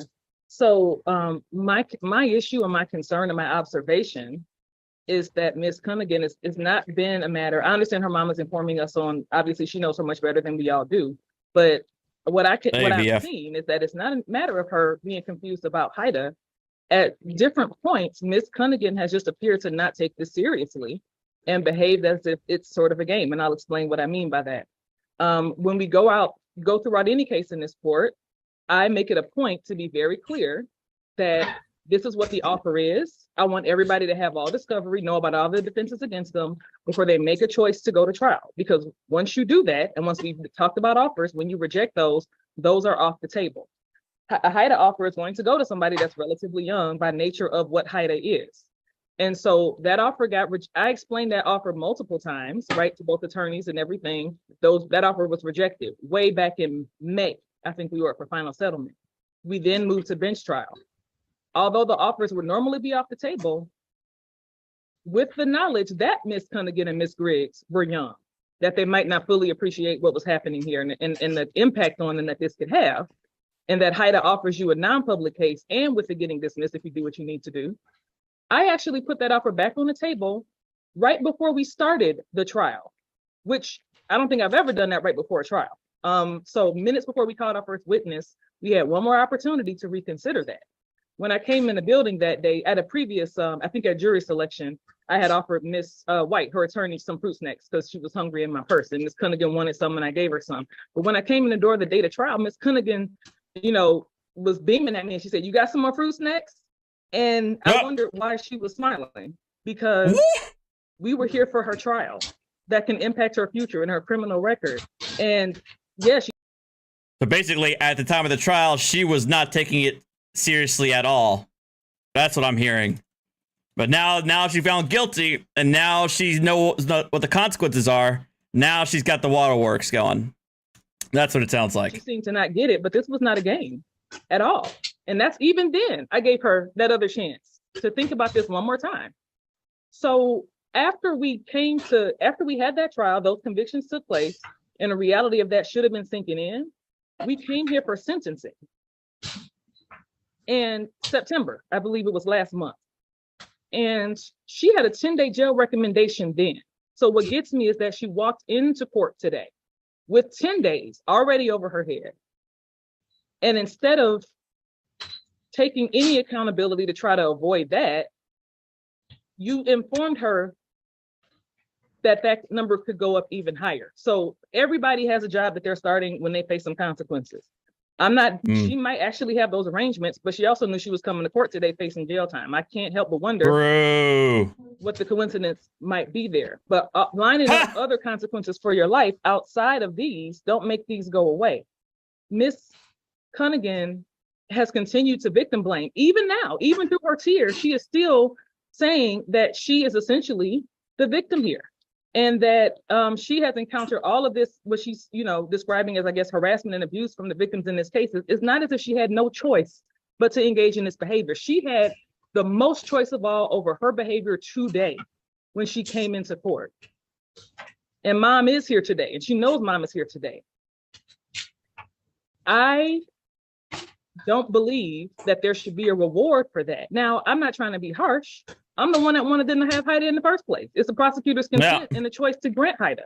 And I tried to spare her from this outcome, but it's got to take, Haida's not available when you're convicted. It's got to be a plea. There's got to be some acceptance of responsibility to get that benefit. All of this could have been avoided, even from the last sentencing to today. Her co-defendant had a whole different outcome. And so it's so easy to face reality when you're sitting in that courtroom and jail is waiting on you. But to continue to aggravate that circumstance, I don't think that Ms. Cunningham didn't comprehend it. I think it just wasn't real to her. And this Nimrod, thank you for the 11 months. How are you and Winston doing? Still doing okay. I think both Winston and I, we miss Archer. I can tell from Winston's behavior. Trying to get him to eat a little bit more, but he hasn't been eating much. But yeah. It's really real now. She found out. So I'm asking the court. I understand the court has spoken about a range of 10 to 30, and the court may determine that 30 may or may not be necessary, but I do think there should be some, because I think that doing this at the end reinforces that it's not real and that it's something that can be gotten out of, and that she can kind of, try to find the court's favor and approval to hopefully wriggle out of that at the end. I think it needs to be up front in a wake-up call, whether it's 5, 10, whatever that number is, but there needs to be something, at least according to the people. Obviously the court has the final call, but that's all for me. Can I make one last statement? Just to clarify something. Sure. That's really, and then I promise you, I'm sure. I understand that people do come to court the day of sentencing and they all of a sudden have a job, this, that, and the third. Ashana actually lost her job the day of the trial. She was supposed to be at work that day at 5 o'clock, but since the trial extended the time, they actually terminated her employment. She's been working since she was 16. So employment has never been, I just got a job because I'm in trouble and I need to show the court something. That's not the issue. She was also diagnosed, like, I'm just trying not to bombardly put all of her business out there. I do, and I will. Sorry about that. Juan says you need to get Winston a new buddy for when he's home alone. I know, and I will. I've already decided that I will. It's just I don't know when. She had a learning disability in school. Her life has been one challenge after another. So it's not a game.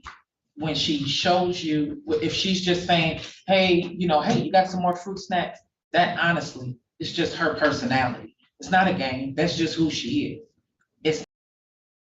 But come on. All right, I know she's trying, but she shouldn't have even bothered to bring that back up again. She's not taking it seriously. That's just who she is. She doesn't know how to show That's just who I am. It's time to show emotions. She doesn't know how to.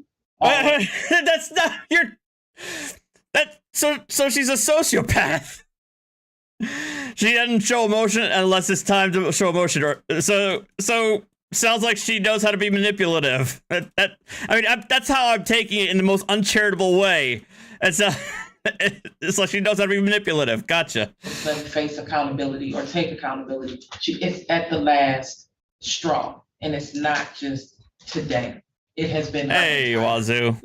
Hope you're doing well. I'm not making an excuse. I'm not saying she's a menace or she, needs to be made an example of, or trying to be the mother that saves their daughter. That's not what I'm saying.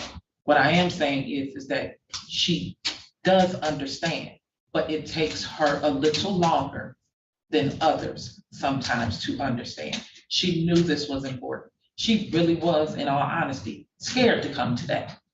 That's the honest truth. I bet she Almost was. didn't come because she was scared of the consequences. It's not a game to Yeah. her. She's Normally. never been in trouble to this severity before. And I was in trial from the date of the trial. I had no idea that the Heidel was put back on the table that day, because she would have took it that day had she told me or had I been made aware of this then. And that's the honest truth. I did not know at all. It was, we're here at trial, we're gonna wait for the judge to call us, and that's what we did. Sat in the hallway and waited for you to call. Thank you. Ms. White? You ready? What's that? We ready? You ready? All right, please stand, ma'am. All right, it was the sentence of this court that you serve 365 days in the Washington County Jail. Credit for no days. You are going to serve 1 day. I am. Immediately. The balance of 364 are suspended. Oh. You're coming to court and lie to me again. Okay, so basically you're gonna get a taste. You're gonna get a taste. So it's the way it sounds like she said, you're gonna get a taste of what jail's like. And so, but the 364 is gonna hang over your head. And so you understand what you're facing if you decide to mess up again. Okay, interesting. Then I'm gonna be giving you 30 days of jail. You understand that? I don't know if they'll take, will they take the one? I mean, I think the minimum I can do is 5. I'm gonna see if they'll take the 1 day. Because I think the minimum that they tell us they'll take right now is 1, but I need to make some phone calls to see if they'll take her for the 1 day. You're on probation for 12 months. Fines and court costs in this particular case for a total of, what did I do in the other one, 525? They're the same. I think it was 525. $400 in restitution for the damaged window. That's joint and several between the two of you and your co-defendant. I'm gonna do a review in 45 days. I believe I put that on December 7th at 10 a.m. Bethesda. Ma'am, go with the officer. Ron, I just want to clarify, if the jail does determine that it cannot be 1, does that convert to a sentence of 1 to 5 days, or does it just convert to no for jail at all? I'm deciding on that. Okay.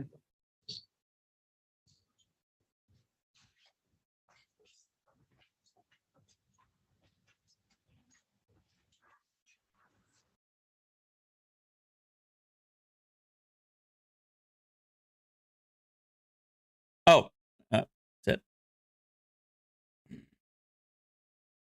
I would say probably give her 2 or 3 days, just so that I think 1 day's not enough. I agree. I would say give her like 3 to 5 days. Senator Hawley. And I think that'll really hammer it home. I mean, granted, if she's a first-time offender, then I agree with you. I'm not going to go too hard. I wouldn't go too harsh on her, but yeah, given her behavior throughout this entire process, something's got to be put into her head to make her understand the seriousness of what happened, seriousness of the situation.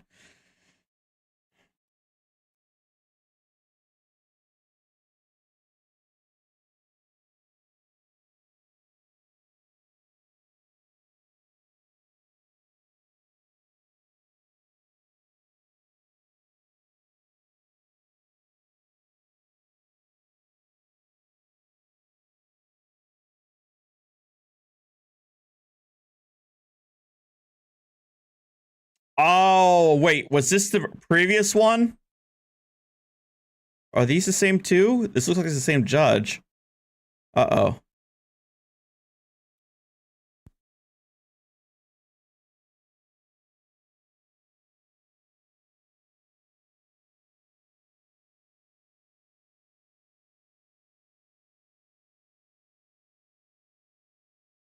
Court will call the case of the State of Michigan versus Jane Pitts McGowie, case number 23 FB 1310.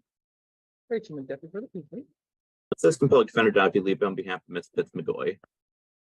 Good morning, Your Honor. Jane Pitts McGoy. Good morning, Ms. No, Pitts there's McGowie. different. Please show your screen for me.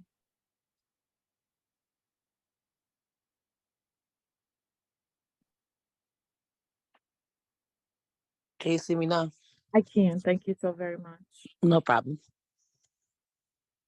All right, we're here for sentencing today. Yes, Your Honor, I have reviewed the report and recommendation with Ms. Pitts McGoy. So the only modification we would make that I'd like the court to note that Ms. Pitts McGoy has indicated to me that she does take responsibility for taking some of the items identified in the police report, or with her statement to the probation department. She apparently was indicating that there were certain other items that she did not take responsibility for. That said, she certainly regrets her actions and is asking the court to accept the recommendation. All right. Ms. McDuffie.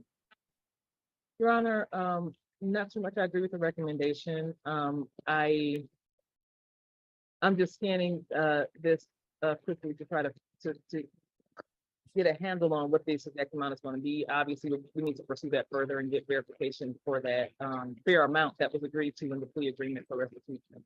But other than that, I agree with the recommendation. Well, excuse me, it never was no amount agreed to in the recommendation. That was something that. Ms. McGoy, you're going to be given an opportunity to talk, but this is not yet that time. Yeah, I would shut up right now, please. Just to be clear, the plea form states that a fair amount is to be paid. So I was referring to those words, no specific number, but that number has yet to be determined. I was only speaking because he was not my attorney, so he's not familiar with my case. I'm familiar, so I don't want nothing to be placed on the record that's not true. And oh no! And he has not even been my attorney this whole time. So I will correct you if you're wrong about something, because I don't want something to be on the record that's not true, and then it be something different. That's all I was doing. So my apologies, Your Honor. Okay. So the plea form says, which is the plea form that your attorney at the time signed, says that you must pay reasonable restitution. Ms. Pitts McGoy, is there something you would like to say prior to sentencing, ma'am? No, ma'am. So, Mr. Leibwell, are you requesting a restitution hearing at this time? Your Honor, my understanding is that would depend on exactly what the amount of restitution being requested is, and we do not have that number at this time. And how do you plan on coming up with that number, Ms. McDuffie? Your Honor, I'm scanning this report. Obviously, this is something that was remanded, so I wasn't involved in the case when it was pending in the PCC stage. So I'm trying to get some clarity, and I don't have the ability to do that right now. With respect to any items that might have been recovered, returned, I just don't know that at this point. Most of this is apparently cash and lottery ticket. So I'm assuming that the cash is not something that was recovered because it wasn't something that was caught at the time and prevented from leaving the establishment. But I just wanted to follow up with some of the other folks that handled this case previously to get any more details that might be there I'm not aware of. So we can set it for a hearing because we, one way or the other, we need to come up with a number. So I don't, it may be that we need one regardless. Speedway submit whatever documentation that they believe they have. And I don't know how they can determine this. When it comes to the lottery tickets, I know I've prosecuted some other cases before in another court where we were able to actually track the specific ones that were missing, reported missing, because there's very strict accounting that goes between that and the state office. So that could take me a bit of work to follow up on, but I may be able to get that information too. Okay. And then they're claiming $1,200 in general merchandise and then another $210 in Newports. I mean, is there a way that there was a video? Newports even. Correct? It looks like there is at least some surveillance screenshots from video. I probably am going to be streaming most of the day. I can't make it out because it's a little bit tiny on my screen, but it looks like there are some ledgers or some other accounting of some sort of items from this case. I just can't clearly see it. It's rotated and very small on my screen, but it looks like there's a balance sheet in the police report that is apparently supposed to document what was taken here some kind of way. Excuse me, Uh-oh. Your Honor. So I'm at the point to where now I really want to reject my plea because that's not true. It never was no cash took. It never was no cash taken. And if they got video, that video go show that. There never was no cash taken out of the drawers at all at Speedway. Not one time. And it definitely wasn't no $2,000 worth of lottery ticket. And if they got video like they say, then that should be that I really prefer for my lawyer to request that. So when we do go through this restitution process, I'm not being overcharged for something I know I did not take. All right. Anything else you want to say today, ma'am? Me? Yes. Oh, I'm sorry. I know. No, I just want to clear that up because I don't want to be, that's why I pleaded no contest, because I don't want to be held accountable for something I did not do completely. I'm not, and I don't feel like I don't feel like I should have to pay for something I didn't do. I never took cash from them people. I never took $2,000 worth of lottery tickets. None of that stuff that they accusing me of is true. And if this prosecutor got cameras, then when it's time for this recitation court hearing, she needs to produce the correct evidence that they're trying to say, because then it's gonna show that it's a bunch of lies. What they said, they're not once they're gonna see me taking no cash, no $2,000 worth of lottery tickets, nor no cash from Speedway, period, point blank, or no $1,200 in merchandise. That's a lie too. So I prefer for them to get that video footage. I know they got 60 days. It shouldn't take that long. It shouldn't take 60 days to get it. So I can hurry up and pay what I do and what I am responsible for, and just put this behind me and work on me. But I'm also, I can't just be like, oh, I'm about to pay this to please the next person I know I didn't take what they accusing me of. So if I could just inquire of the court, I'm not sure if we are proceeding with sentencing or if there's going to be an attempt to withdraw the plea in this matter.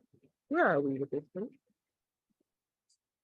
My last discussion with Ms. Pitts-McGoy, which was yesterday, she did not indicate to me that she was wanting to withdraw the plea.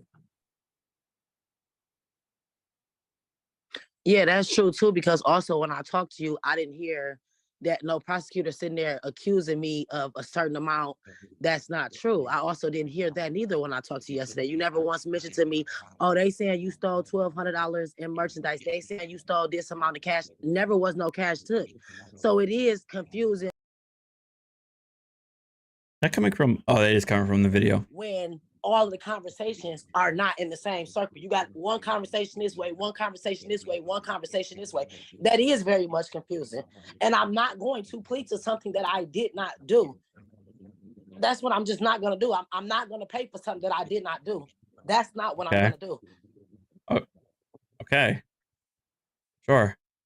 Anything else today, ma'am? No, ma'am. She's going to have a lot more, I feel like. We're on sentencing, and you've spoken, and I've allowed you to do so. Please don't interrupt me, okay? Just so you're clear. Uh-oh. You're here for an embezzlement charge. You did plead guilty or no contest, as you say, which does not in any way, shape, or form mean that you are disputing what is being alleged. When you plead no contest, in reality, what happens is no contest means that you accept the allegations as they're made in the report. That is what no contest means. The court gets to review the allegations in the report and accept them as true. That's what a no contest plea is. Means you're not going to say you did it. You're not going to say you didn't do it, but the court is going to treat you as if you're guilty of what's in that report. That's what no contest means. Having said that, you're here for sentencing on this today. The court is going to sentence you as follows: 365 days in the Washtenaw County Jail, credit for 1 day served, 364 days are suspended. You're on probation for 12 months. You have fines and court costs in this particular case for a total of $425. Restitution is to be determined within 60 days. You're to complete the Crossroads shoplifting program. Crossword go to puzzle. Speedway store in Ypsilanti. Meet with probation when and where directed, including any and all home visits. Make earnest efforts to maintain legitimate employment. No assaultive or threatening behavior towards anyone. You're to submit to, pay, and be responsible for random drug and alcohol test as requested by the court, probation, or probation officer. In fact, you are to report within 24 hours to be tested for ETG as well as substances. If you have a negative, then there will be no further testing. No use or possession of alcohol, marijuana, either medical or recreational, and no drug paraphernalia, no being in the presence of anyone using that. Same is true for firearm components, ammunition, or other dangerous weapons, and no being in the presence of anyone carrying or using them. We'll do a review in 60 days. That's going to be on December 14th, 2023 at 10 o'clock a.m. At that point in time, I expect that any restitution that is being requested in this case will have been provided to this court in that request, and we'll schedule the restitution hearing after that time. If it comes in before then, that would be beneficial, and we can have the restitution hearing on that date. Any questions, ma'am? Yes, I have a question. So I don't currently stay in Washington County. So, and then I have another case that I'm dealing with where I'm not even supposed to be driving. So I'm trying to figure out, like, I don't have no problem drug testing, but I'm trying to figure out where would I go to drug test because I can't get to Washington County. I got 2 kids and I just started a job today. So I don't know if we can work out something with me doing something in Detroit and I could try to find a ride, but I don't have no ride to get out there. Yeah, and I'm also not trying to violate and be taken from my kids. You can test in Detroit, ma'am. I don't have a problem with that. I'm going to give you 48 hours to test if you need a place in Detroit to test, okay? And I was never, and then another thing, my last lawyer didn't explain to me what the no contest was. He didn't say that y'all was going to go based upon any allegations. He said that I was technically not admitting or declining. Right. But he was running back and forth in the courtroom that day. So he never really broke down what the no contest was, or I wouldn't have played no contest. I would have just took it to trial. Well, I think you have to talk to your attorney about that, ma'am. Uh-oh. Okay. Okay. Did you write down the phone number earlier when I handed it out for probation? I'm sorry?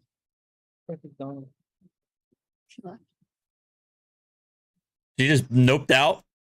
The court will call the matter of the state of Michigan. Ward. Wow. 22 FB 1294. Well, this is a PD case. I'm not, this would be Mr. Of course Lebo's. it is. No problem, Your Honor. I'm so sorry. Assistant Public Defender Jay Bellinger on behalf of Ms. Ward, who appears via Zoom. Ms. Ward, can you please state your name for the record? Arquella Ward. Thank you. Good morning, Ms. Ward. Good morning. Ms. Ward is here for a review today, and it is my understanding that she has not provided proof of her community service hours and is upset that the court is requiring that she do the community service in light of her having to take care of her mother. Certainly, Your Honor. The notes that I have here are that she has not been able to do that due to her mother needing the 24-hour care. She's not been able to find any online options. She will obtain a doctor and submit to the court as soon as possible, is my understanding. I don't know if Ms. Ward has anything to add to that. Anything from you, Ms. Ward? I wasn't they didn't tell me that I had to, that I had an option for online. They stated that they were going to find me online, something online for volunteer work. I wasn't supposed to find it.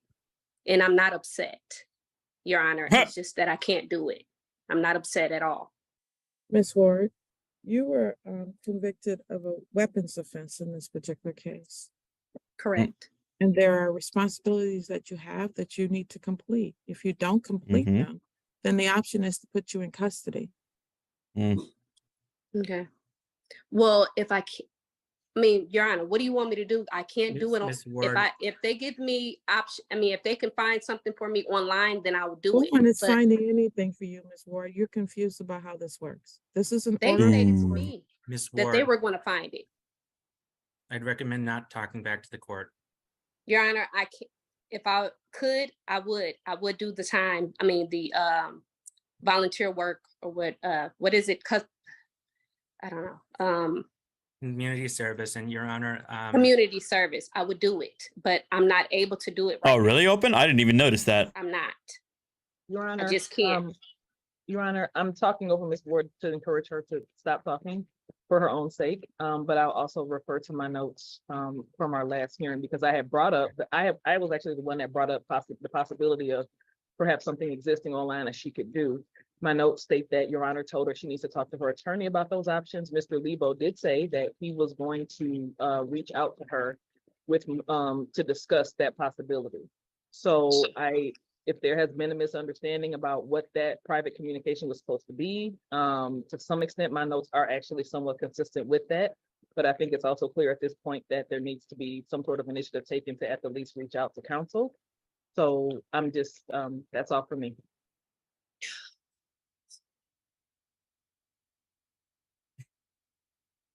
Your Honor, I would be asking for a little more time on this, that we reset this review hearing to such time as we can speak with Ms. Ward about her options, be it online, in person, whatever she needs to do to come back into compliance, so that she can be successful with this. I understand that she has hardships, but the court needs to take priority, and we need to just have a conversation about that.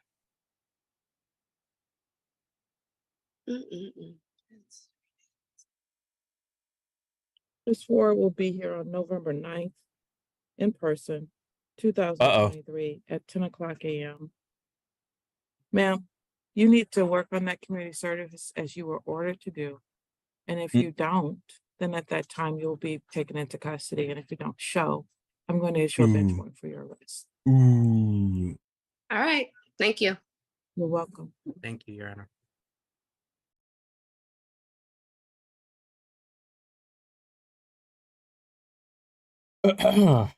Well then.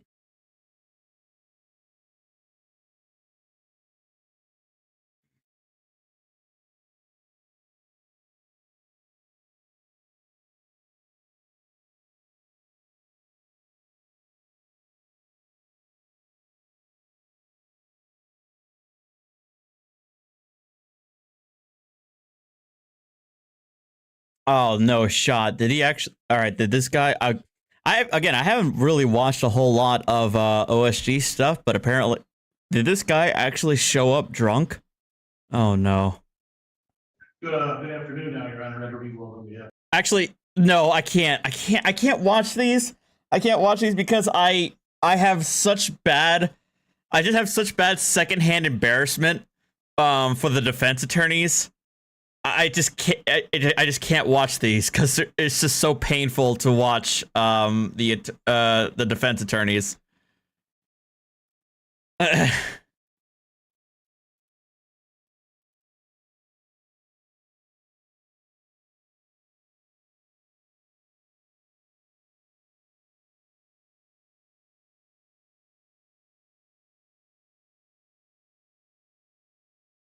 All right, fine.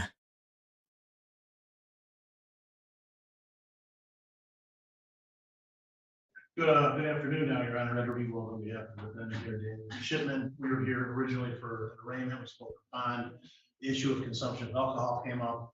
I think Mr. Shipman needs to clarify his answer to the court so that he's providing information to the court. I think you told me about your case. I don't remember you told me the details of it, Griggsy. When did you last consume alcohol? I drank last night. Not Sunday. No, ma'am. Okay. So there's going to be alcohol detected on the tether then. I believe so.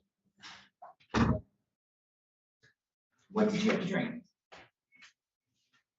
Several beers. Several. How many?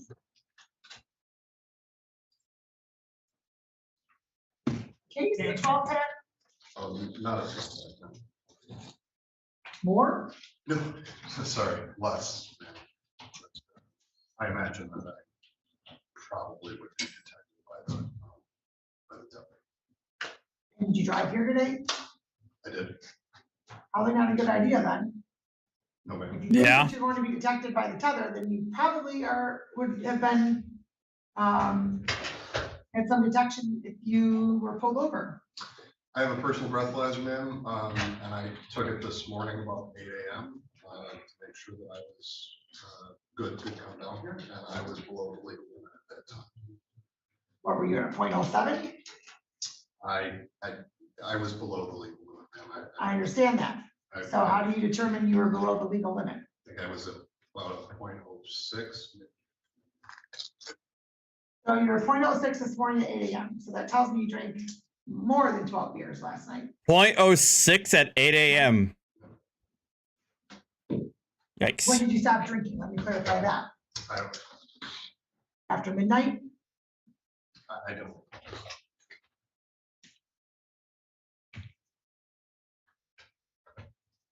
Okay, counsel, I do appreciate you having this case recalled for that purpose. And why are you on a personal breathalyzer? I just think it's smart if I have drank the night before to make sure that I don't drive while I'm.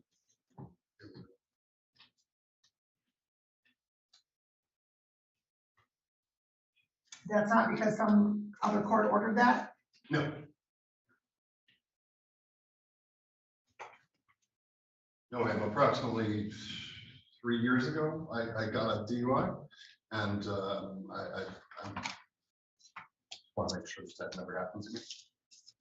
Well, can't say you're not being cautious or prepared, but just like, sir, even if you're below the limit, but your behavior is something different, that could still be a consequence. I'm sure that your attorney will discuss with you. Okay. So I appreciate that clarification, sir.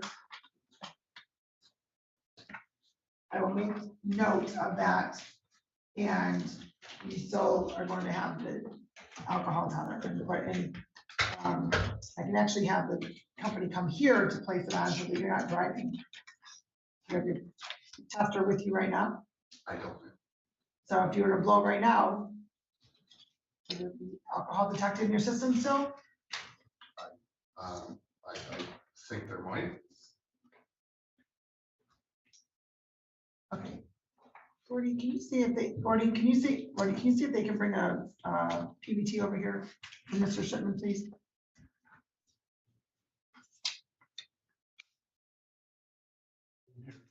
That's okay. Can you just see if is Lieutenant Hunter on the desk?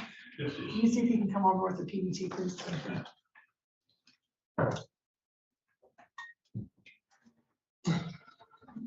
So do you have if I have this other company come here, do you have the $100, $180 to pay them? I could get it. Okay. I have some concerns if he's going to be driving, because I have a feeling that you're still going to be at a level that's probably not acceptable. It tells me that you're probably higher than a 0.06 this morning, but maybe not. I've been known to be wrong. All right, you can just have a seat right at that table right there. That's fine. And then we'll recall this matter. Thank you. All right. So we're recalling Mayor Daniel Shipman. Counsel, your appearance again, please.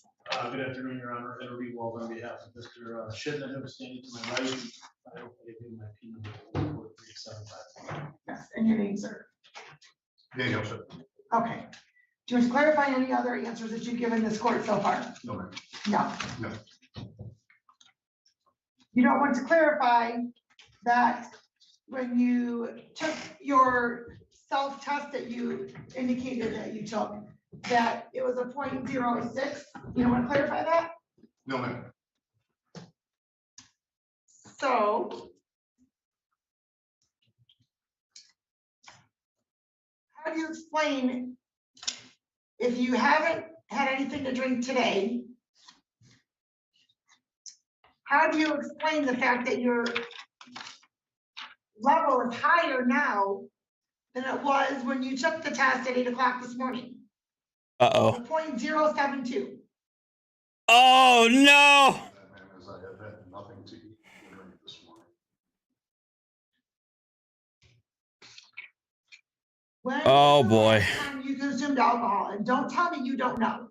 That's not going to suffice. Last night before I went to bed. What time did you go to bed?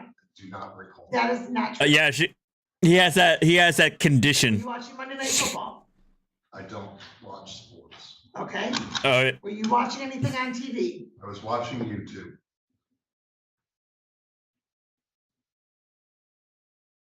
And you don't recall at what time you went into bed and started watching YouTube?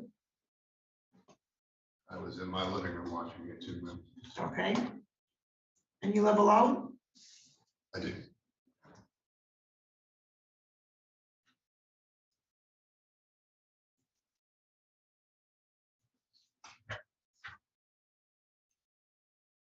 Well, sir. Your level is not going to go up if you stopped drinking last night before you went to bed. Your level is going to go up. This is now 4.5 hours after you're saying that you took your test. It's not going to go up if you were not continuing to drink. I have had nothing to do with this last week.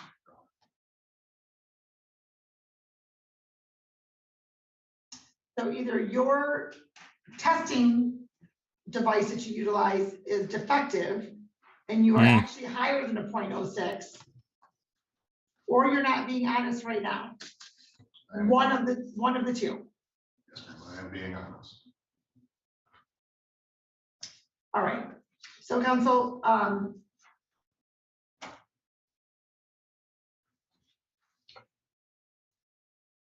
your client has indicated that he gave himself a test, and it was a 0.06 at 8 a.m.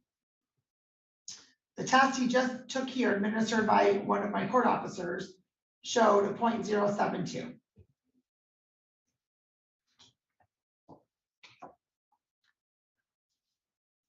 And I'm sure that you would agree with the experience that if there isn't any continued drinking, the levels are not going to go up. Assuming that the devices are both accurately working. Correct. Logically, that would be the conclusion.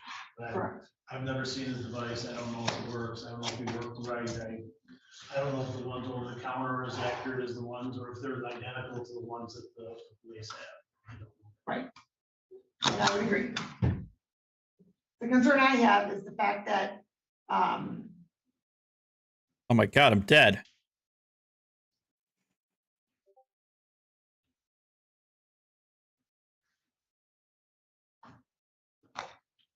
your client knowing he had a court date today, which involved consumption of alcohol, which seems to be the basis, one of the bases of this offense. And he was consuming alcohol last night at some point, perhaps even into this morning. I don't know what time he went to bed. Claims that he took a test that registered him below the legal limit, so he was okay to drive, which hey, Bacon. we had already a conversation regarding that anyway. And then now, 4.5 hours later, after he took the test, he's still at 0.07. And he's been at, how long, what time were you scheduled for court today, sir? 11:30. 11:30. So you've been here at least an hour and a half. I would presume you got here a little bit before 11:30, spoke to the prosecutor, right? So, yes. Please, I am not his retained counsel, so I'm a little hesitant about answering any more questions with regard to that subject. But we're putting him on a tether, kind of the rubber's gonna meet the road, so to speak. You've already instructed him that he's not allowed to consume alcohol, he's not allowed to consume drugs at all. And this unit that you're about to impose on him will detect whether or not he's consuming alcohol. And whether he knew what was gonna happen today, didn't know what's gonna happen today, the court has certainly made him aware of what's gonna happen moving forward. Correct. And I will certainly convey what has happened here today to his retained counsel so that he can advise him. Okay, I can only assume the fact that there's all this ammunition here is that there's about to be a boss fight. In terms of the appropriate course of action. That's classic video game Okay. logic. So I'm going to continue the bond of the conditions with one exception. The alcohol tether that you're going to have is going to be through the Wayne County Jail, not through EMS. And that's because in the event there's anything detected, sir, you will be arrested immediately through the Wayne County Jail, by the Wayne County Jail. So you're going to go through here and you're going to go into the Wayne County Jail and get your tether. The bond that's already been posted will still apply, but I have some serious concerns for your own safety and the safety of the public regarding your alcohol consumption. So your alcohol tether will be through the Wayne County Jail. Mm-hmm. So I'm clear, he's being transported down to Wayne County? Yes. All right, and Yes. he'll be brought back? He's gonna be transported down to Wayne County Jail. He'll have the tether, and he'll, I'm presuming, get picked up from down there. It may be a couple of days, sometimes they don't, it just depends on where they're at with their tether unit and their individuals. Understood. Okay, so sir, please write down on a sticky note what kind of vehicle you have in the parking lot, just so we can make sure it's not getting towed, okay?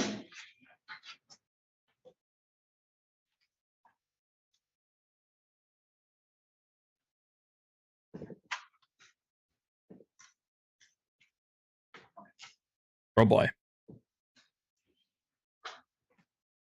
Let's go off the record for a moment. No, Mr. Shipman, you're gonna go with the court officer here, and we're going to provide that over to the Wyandotte Police Department so that they are aware, so that they don't take your car, or you can even make a phone call so who can come pick up your vehicle. Will he be going to the detention center, you know, or just down straight to the jail? I'm just not familiar with the process. I believe he gets transported down to Wayne County Jail, and then they will put him over in the tether unit area. Thank you. Okay. Thank you. All right, thank you. Judge, have a good day. All right, you as well. Thank you.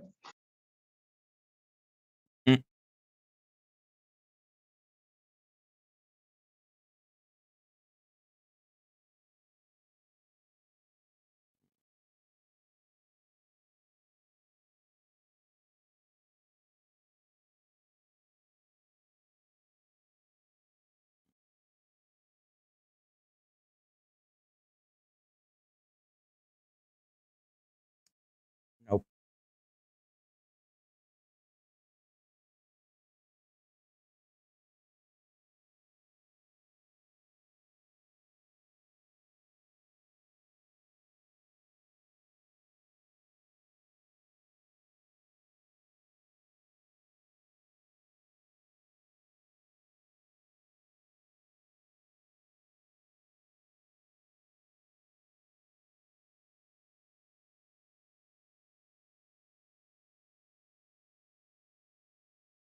I think I already seen this guy. We've already seen him though.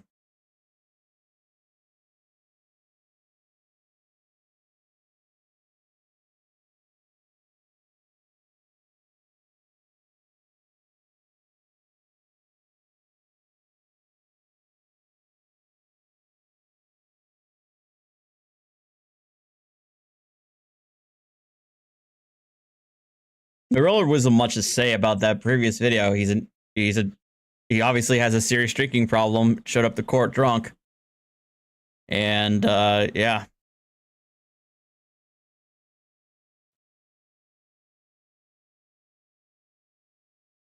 I hate Karen Cam because of the clickbait. You could obviously tell on the thumbnail that this lady's not about to get tased, but.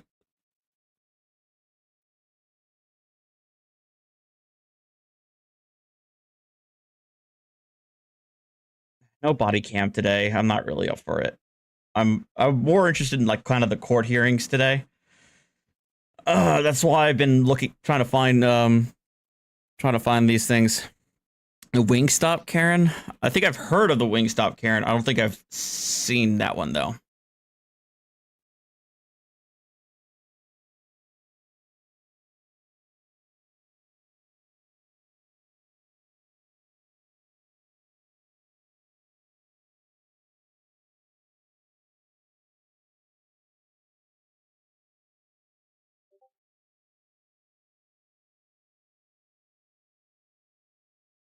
Oh, Chaos, you're right.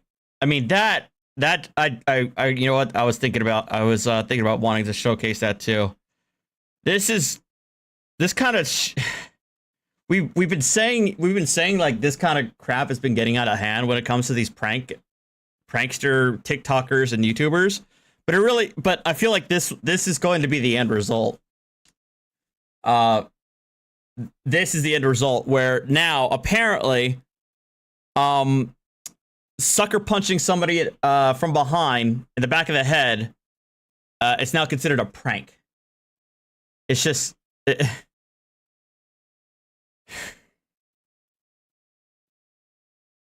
It's finally here. Today's the day. Count your lucky stars and all your blessings that you were able to live long enough to experience this historic moment with me. The worst prank ever. An achievement that I don't bestow upon anything lightly, but once I go over this with you, I think you all agree. This is the worst prank that has ever been done. Behold the glory of the sucker punch prank, where a man on TikTok suffering from a terminal case of clout delusion is claiming that his series of attacks on strangers in a park is actually just part of his highbrow comedy series of pranks. I'll break the prank down for you because it's a pretty complicated one. So he went to a park and then sucker punched 2 strangers in the back of the head, and then threatened them with a gun, and then asked for one of their cell phones. Are you... So he committed assault and battery. Oh, and also armed robbery. Laughing? I mean, how could you not be? Really, timeless classic humor, really. I mean, that's a gut buster. That's some side-splitting comedy. He's been arrested for it, to no surprise, because he went up and just blatantly assaulted people and is calling it a prank.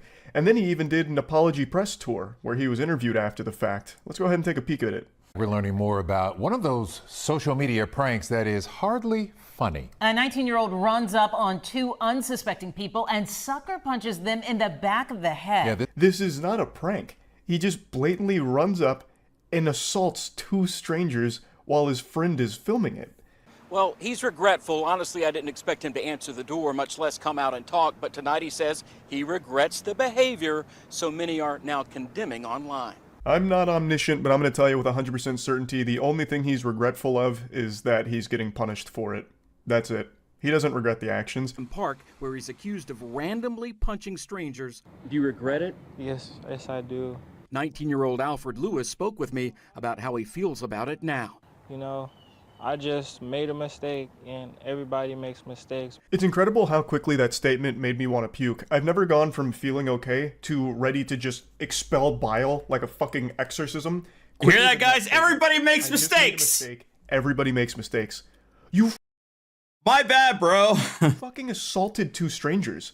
They could have easily died from this. Blows to the back of the head are extremely dangerous. Sucker punches are extremely dangerous. You combine these 2 cowardly forces into this unholy fusion dance of degeneracy. What fucking mistakes are you talking about? This is planned, premeditated assault that you filmed the crime of.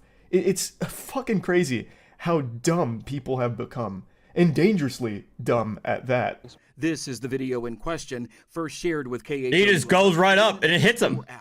In it, you can clearly see Lewis striking a man in the head from behind before he turns around in shock. Obviously, sucker punching is a super cowardly thing. I think the second you throw a sucker punch, you lose your right to call yourself a man. I think it is one of the single biggest bitch-made things you can do that instantly loses the respect of pretty much everyone in the world. But this guy takes it a step forward.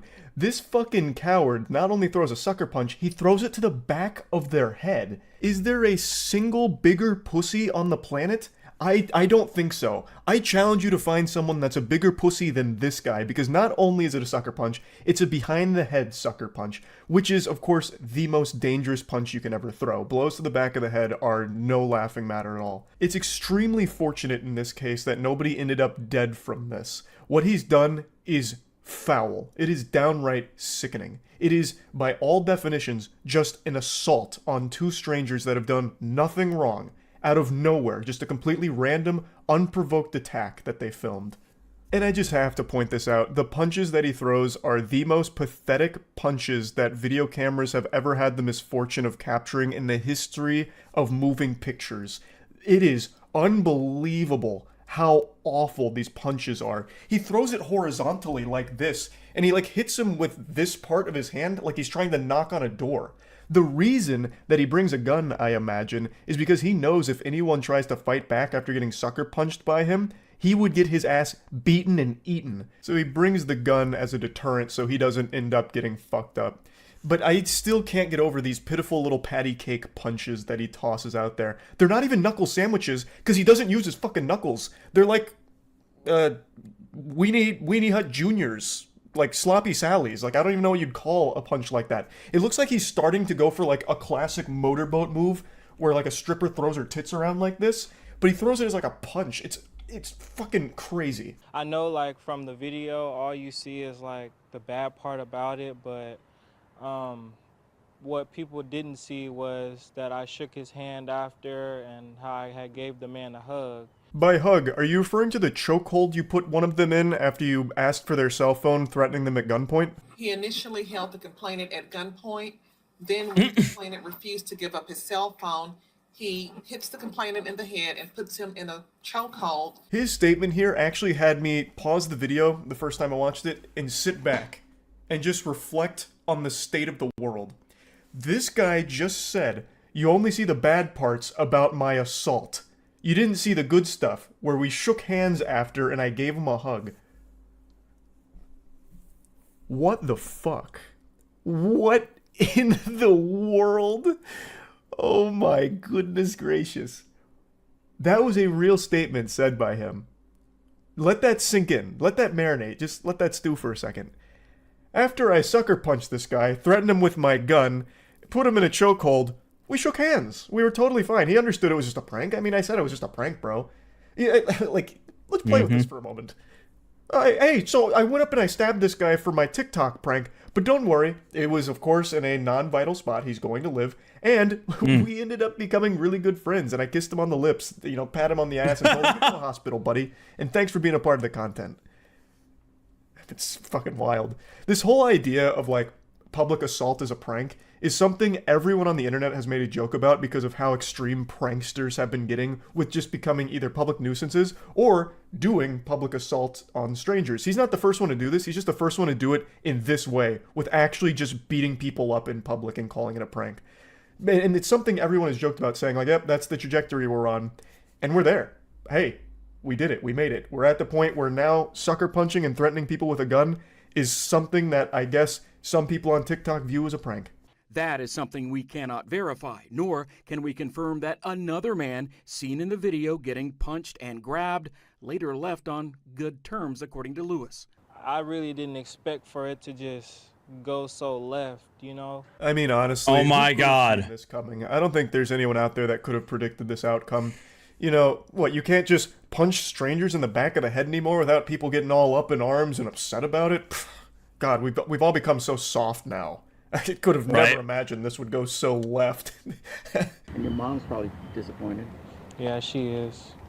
Lewis said the harsh reaction to the video will make him rethink his behavior and hopefully be a lesson for others.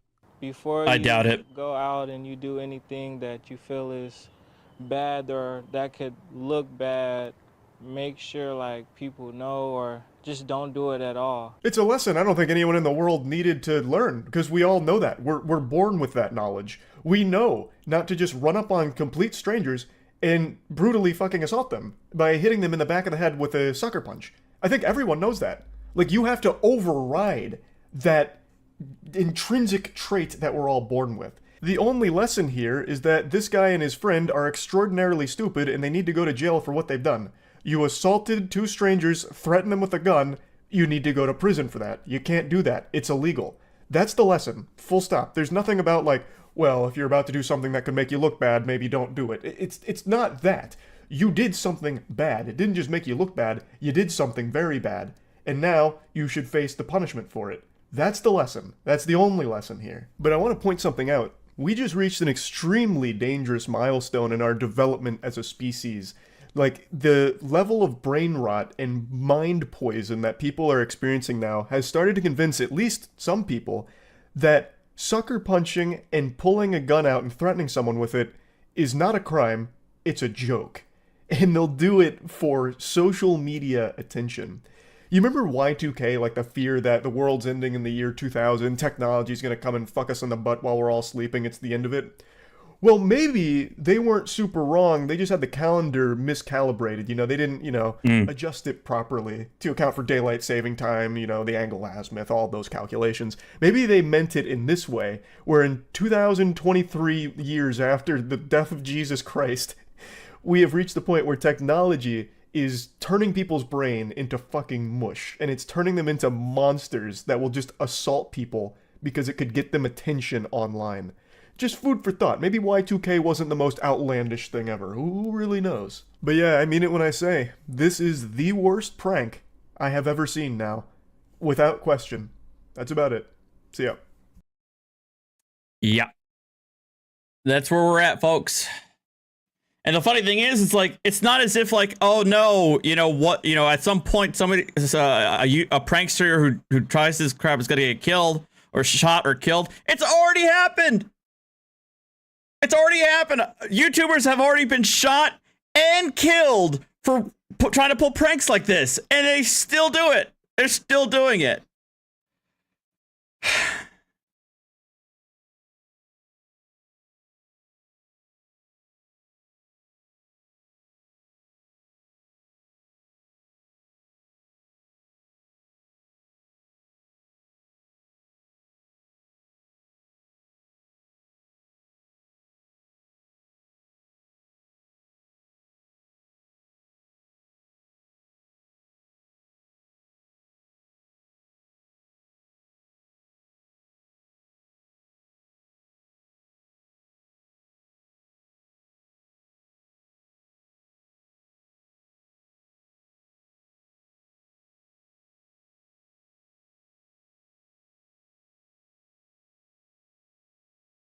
Oh no! Hey, if Juan, if you're still here, I just got a notification that Yusuf L is live.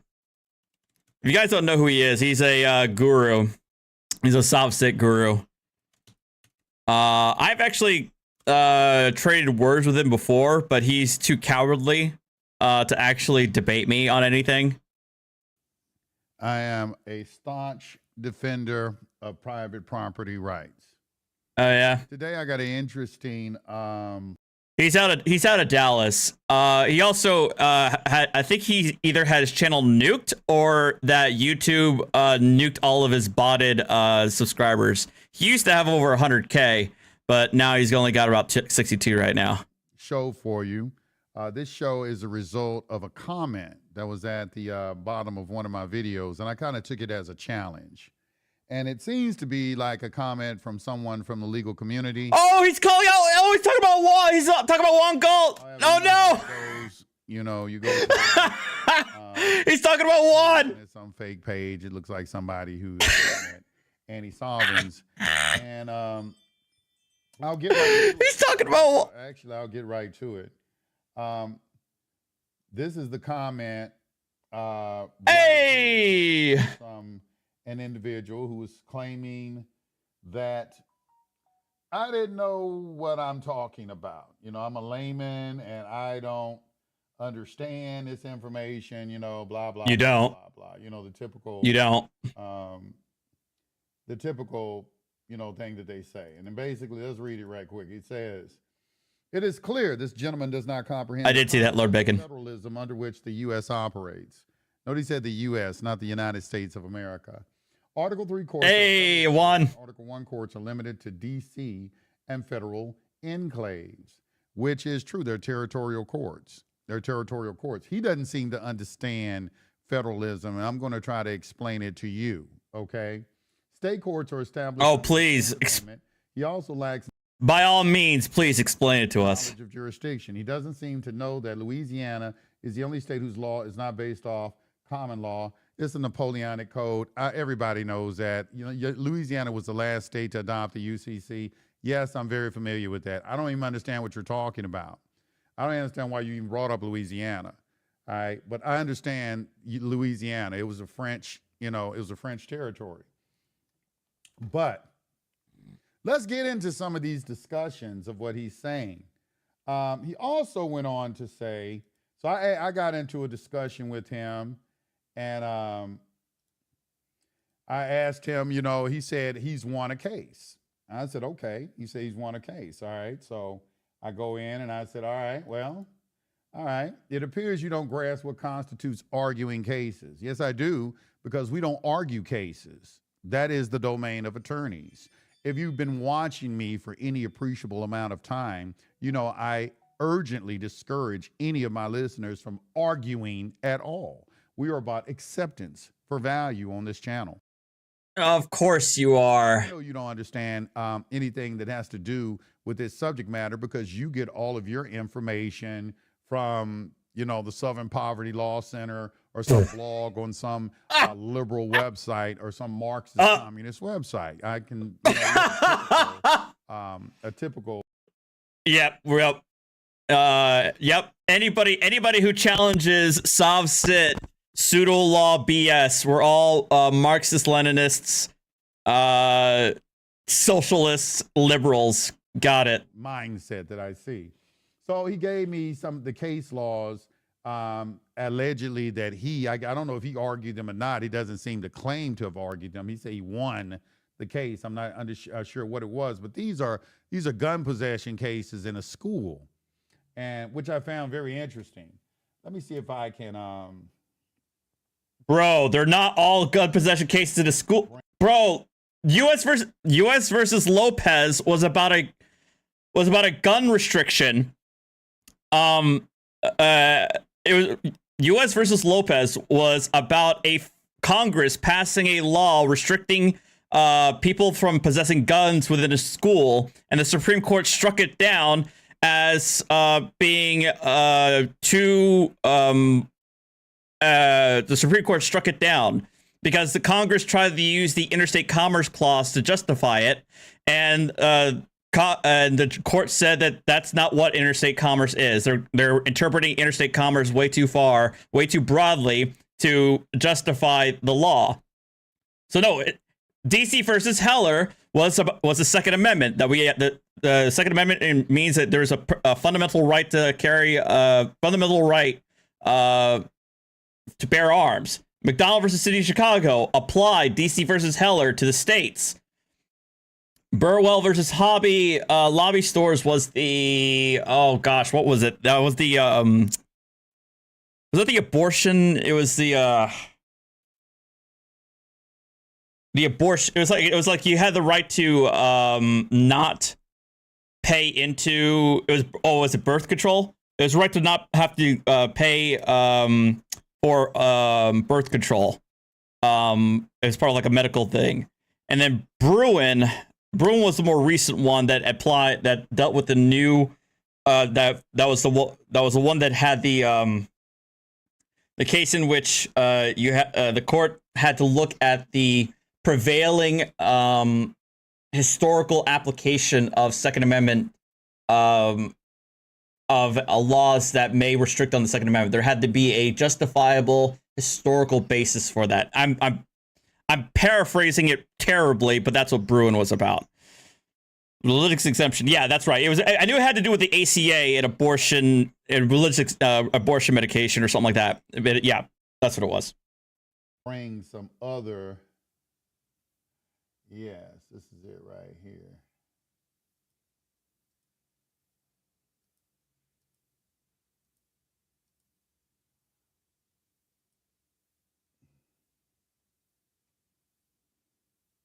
Peace to the gods, peace to the gods. Isabel here. All right. So, you know, this was under the last video. This is the original conversation right here. There's the guy. And when you click on, and what I always do, I always click on their picture and look at their profile. And they used to have a thing on here where you could check to see if they had a Facebook profile or social media, but they've changed all that since people caught on to a lot of things. And what's really interesting, if you ever want to block a person, y'all know that to block them, that you simply click on their picture and you go to the about section or something, like get in their name, and and then you can block them. It doesn't look like I can block him though. Block. So okay, you can see that he is an individual that is heavily invested in disparaging any of this information. Penn Hollow quote, Yes. sovereign citizen is bogus. New sovereign citizen tries unique defense. Another mission. Yep. I'm going to make sure I'm going to make a point to review a lot of these videos. This is Oh, going to boy. be my source for a little while. Another Michigan sovereign citizen gets his motion to dismiss explained and denied. Galt Schools, BSBT, and Wolverine Transparency. Look at this person. He's expending a lot of energy going in on what they term as sovereign citizens, which is disrespectful. That's basically like niggas. Now, these type of individuals. Oh my God, no! And you need to start. No! No! Is that narrative spreading? Oh my God, is that actually spreading? Oh my God. This is now the second person who is trying to say that calling somebody a soft sit is equivalent to a racial slur. What is this? Who is spreading this new meme that calling somebody a soft sit is now calling is the old part with a racial slur? What? No. No. Oh my God. And what they are. Okay, they are heavily invested against anything that's dealing with the Republic, these are just people for the New World Order, which is why you never see their true identity. All right, they're working behind the scenes to perpetuate, to basically make all this look crazy. Sovereign citizen pseudo lawyer Mark Stevens. He's attacking this individual. Mark Stevens has been around a long. He's got adventures in legal land. Have you ever gotten his book? He seems to have spent a lot of time concentrating on Mark Stevens. And True. Bullshit meter. You can see all of it right here. Bullshit. Sovereign citizen pseudo lawyer Mark Stevens, unsigned guilty plea. True. Yeah, I bet. What I want you to do is I want you to Sean. look at these individuals. I don't ever discourage anyone from watching these videos because you need to learn their techniques. You need to learn their techniques, and you need to strategery. What it is they're saying and what it is that they're not saying. You got to be able to learn that determination. So right here, you can see right here, this guy, he has, I don't know, it's like, this is his home right here. These are the channels, his community. He don't have any playlists, but he just got videos over here. And that's it. He said, a constitutional law attorney of 40 years debunks internet pseudo-lawyer bullshit. All right? Yep. So that's his channel, what his channel is devoted to. I'm still blocked, aren't I? He got 6,000 subscribers, but so he's not making much of an impact on anything. But all right, let's look and see what he gave me. He gave me these citations of authority, and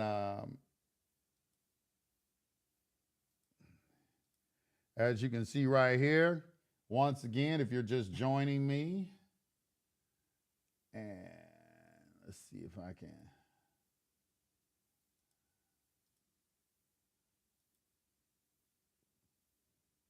And let's get the likes up, y'all. Let's get the likes up to 100. Guys, I want to say he may be called Yusuf L, but he's as far as I know, he doesn't do a lot of Moorish stuff. Like, he does straight bog standard soft sit stuff. He doesn't really go heavy into the Moorish stuff at all. It's running fine. I figured out why I was running slow, and I got my hosting company to make a correction in it. So the website should have sped up significantly. You'll notice a difference in the speed of the website. Let's get into this real quick. Now, to begin with, I want to, I'm gonna try to make this a teaching, and this is going to be very in depth.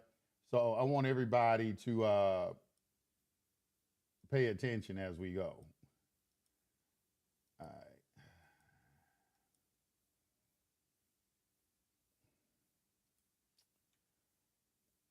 Where did I just put this? Okay. All right. I asked him if he wanted to talk. I doubt he'll say yes. So to begin with, These kinds of guys, they're too cowardly to do a live discussion.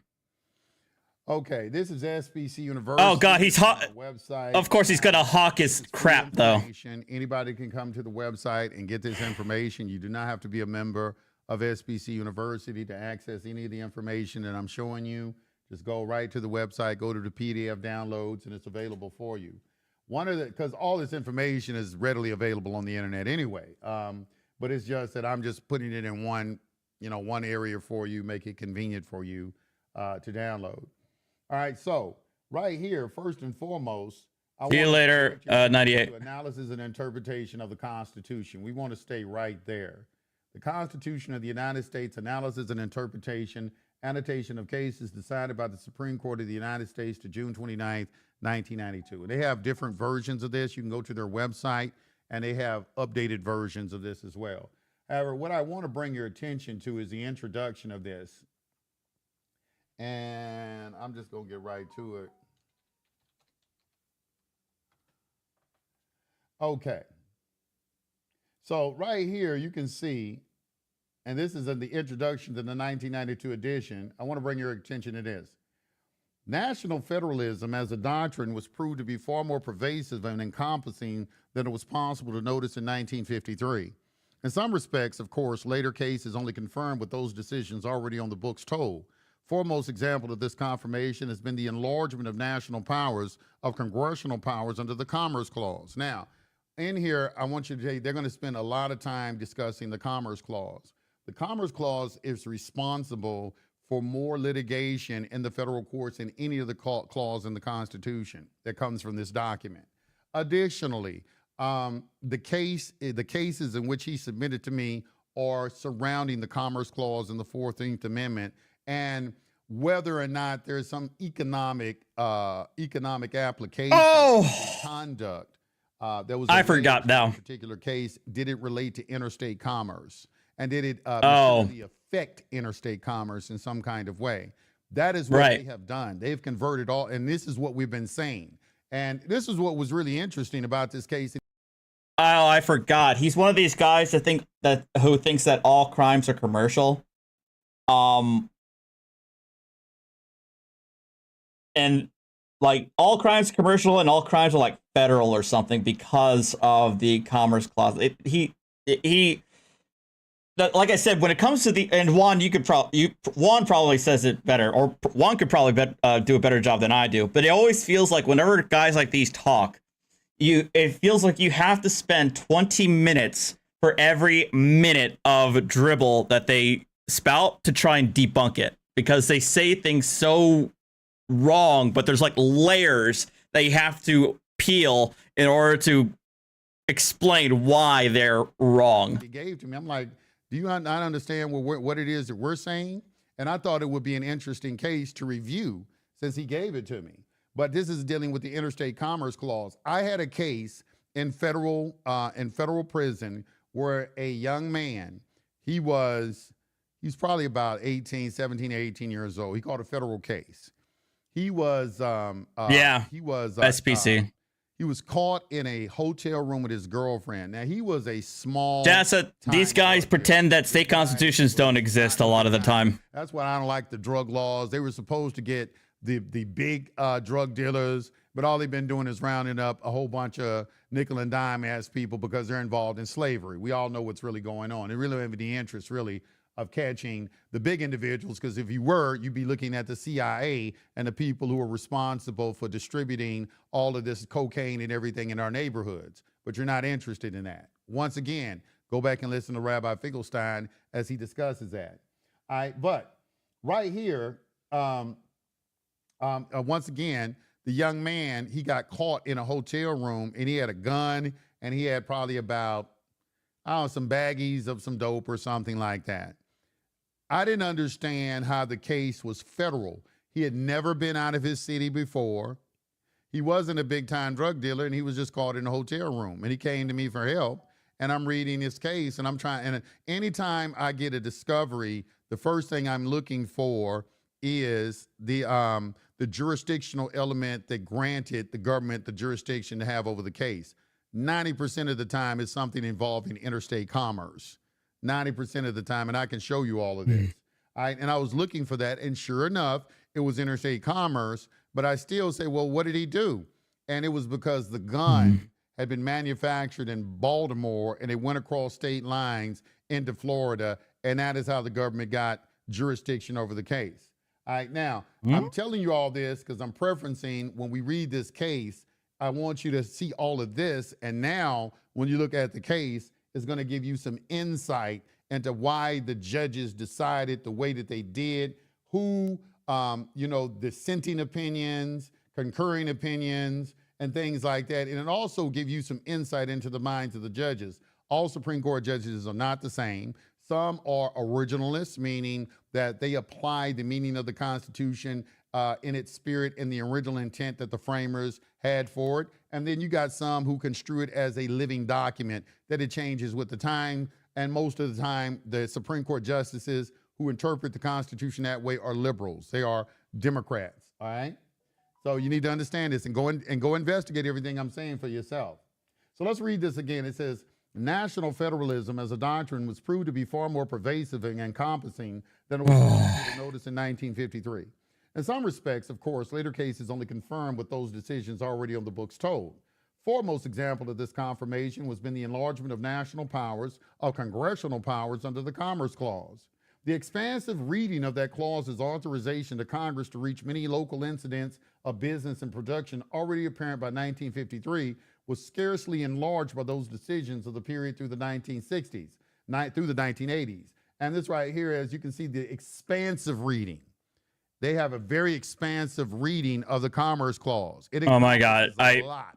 We're going to talk about I'm about to Code of Federal Regulations 72. I'm about to end this real quick. Under which Congress no, of course not. On the basis of an antecedent or subsequent movement over a state boundary of some element touching upon the transaction or solely upon the premises, certain transactions by their nature alone or as a part of a class sufficiently affect interstate commerce as to warrant national regulation. That is the key to everything that we're talking about right here. This is it. This is what you have to understand. This is how they obtain jurisdiction in commercial matters, all right? Under which Congress asserted jurisdiction on the basis of an antecedent, a subsequent movement over a state boundary of some element touching upon the transaction or solely upon the premises, certain transactions by their nature alone or as a part of a class sufficiently affect interstate commerce as to warrant national regulations. Now we're talking about transactions. Also, I want you to key in on that. Civil rights laws touching public accommodations and housing, environmental laws affecting land use regulation, criminal law coverage. They didn't give any, they didn't. So this guy is the epitome of, I'm going to pick up some, random journal, read a couple paragraphs at it, and pretend that I know everything about the topic itself. Basically, he's another Sabir Bey. So he has no idea what he's talking about. And see, he continues on. Well, you can't see it, but I'm fast forwarding to where we're live, and he's saying nothing about it. Fiscal money. All right, so here's 9. So when we get to 9, this is 9 right here. Copyright and patents, and 8 clauses 9 and 10. So here's 9. Congress shall have the power to constitute tribunals inferior to the Supreme Court. See Article 3. Notice it puts see Article 3. Okay. So that's it. It don't have nothing else under that. It is the only thing in this book. They say see Article 3. Okay, well, we know by separation of powers doctrine that an article court cannot exercise the same. And please don't make me do a whole entire show on that. Please don't make me. Some things you should just go on and agree to. But a lot of times these guys, they're going to make you go and show and prove that you know what you're talking about, which is why I go to such lengths in doing all of this. So right here through this book, this is the only one in the whole book. When you get to Article 1, Section 8, Clause 9, it don't give you no explanation. It says see Article 3. Well, we know that Article 3 is the judiciary. So this is what they're implying right here. So when you go to Article 3, This is what they want you to believe. Who's they?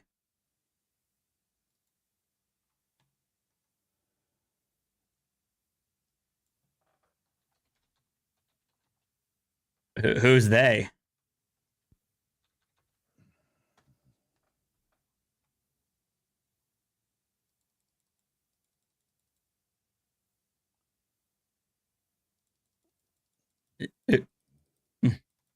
What's he staring at? Article 3 Judicial Department. Okay. So, inferior courts. All right. Yeah. Now, so we get into here. This is Article 3 Judicial Department. So, here's where they have a discussion of inferior courts. Congress has also acted in the Judiciary Act of 1789. Now, an act is a statute. Okay. They are enacting statutes to create courts under the legislative branch of government because the Constitution for the United States of America delegated the power to them to do so. But we're discussing it under Article 3 because the Supreme Court justices, you know, they are the justices, are talking about this. But let's go. It says to create inferior courts. 13 district courts were constituted. Right. Okay, so you got the U.S. District Court and you have the District Court of the United States. Just like you have no! Court of the United States. Oh God, he did the thing. Oh, what? He did the thing. Oh, so yeah, he's saying that the U.S. District Court and District Court of the United States are like two separate entities. Oh God. States of America. There's a distinction between the two. All right. No. 13 district courts were No, there isn't. 4 sessions annually. And 3 circuit courts were established to consist jointly of 2 Supreme Court justices each. And notice they put Supreme Court in all capital letters. Supreme Court. Oh my God. Each and one of the district judges of such districts, which were to meet twice annually in the various districts comprising the circuit. This system has. They didn't put it in all caps. Not the least of which was the burden imposed on the justices who were required to travel thousands of miles each year under bad conditions. Despite numerous efforts to change the system, it persisted except for one brief period until 1981, which doesn't mean anything to me. All this right here, it doesn't even mean anything. Okay, compensation, diminution of salaries. The compensation clause has its roots in the long-standing Anglo-American tradition of an independent judiciary. A judiciary free from the control by the executive and the legislative is essential if there is a right to have claims decided by judges who are free from potential domination by other branches of government. This is key. This is what distinguishes an Article 3 judge from an Article 1 judge. Okay, protection from salary diminution, as well as lifetime, as a lifetime term. Okay, because there's separation of powers. You gotta always remember this. You gotta remember separation of powers because they're giving you the impression that there's some similarity between an Article 1 and an Article 3 court. An Article 1 court there cannot is be a court of justice. No, you. Oh, there is a difference between an Article 1 and an Article 3 court. But that's but it's still valid. It's still valid. A tax court decision is still valid. It's just subject to further review. It's the same as a bankruptcy court. Oh my God. It cannot be a true judiciary, a true judicial court. It may be exercising judicial powers, but it's only exercising judicial powers under the cognizance of the subject matter that is being involved in the case, which in most times is commercial in nature. So it's administrative in nature. The judges are administrators. They're administrative law judges. They're administrating something for the legislature. And no! The Supreme Court of the United States of America. Okay, so Juan can confirm this for me, but as far as I understand, are Article 1 judges administrative law judges? I thought that they were distinct. Am I wrong on that?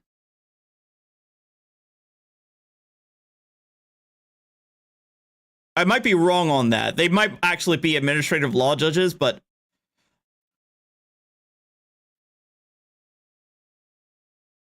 I think they are. Okay, I think they actually are. ALJs are under the executive branch. I understand that. But I would say like an immigration court is also another Article 1 court. An they're subject to different standards, in other words, than an Article 3, obviously. But I do believe that they're administrative. They might be technically might be administrative law judges. But again, they're still, the decisions still have weight. Okay, that's what I thought. Okay, so they are administrative judges. But their decisions, it's not like their decisions mean nothing. I think ultimately that's the problem that we have here.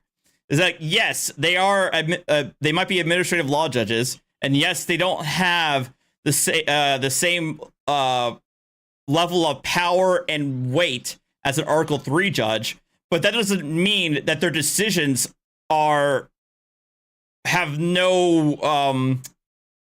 not binding, or they can't be binding, or they can't be enforced, which is what the problem that these guys have. Winston, what? What, baby? What? Yeah. What?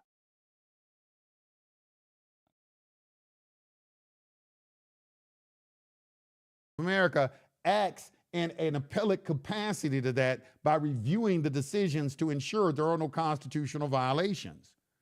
Right, they're subject to appellate review. I understand that, but again, these guys act as though any decision from a tax court, even if it's upheld on direct review or direct appeal, as meaningless or has no functional weight. That's the problem. Understand how everything is set up. You know, it's very easy to see how that's the first thing you gotta get clear in your mind. How is all of this set up? What is the relationship between an Article 1 court and an Article 3 court? They intentionally make this obscure.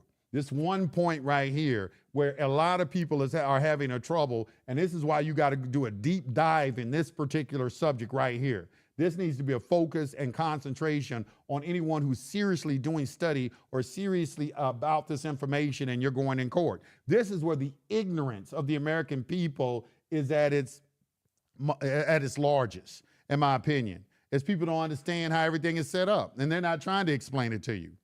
They're not trying to explain it to you. All right, so right here, when we get into this,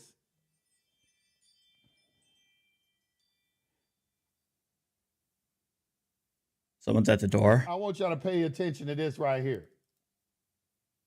Now, this is right here. It says, upon a receipt of a letter from President Washington soliciting suggestions regarding the judicial system, writings of George Washington, okay, J. Fitzpatrick, and Chief Justice Jay prepared a letter for the approval of the other justices, declining to comment on the policy questions, but raising several issues of constitutionality, that the same man should not be appointed to two offices, that the offices are incompatible, and the act invaded the prerogative of the president and the Senate. The Senate is the head of the legislative branch, and the president is the head of the executive branch. Well, you know, the House of Representatives is also there too. Okay, so we're talking about separation of powers. This justice understands this. So when you go back and you look at this right here, this video. Oh my God, It's called the role. It's called the role of the Supreme Court. All right, I'm not gonna hear him fillet himself on stream anymore. Okay, when we look at this right here, Scalia and Breyer, they are in a judicial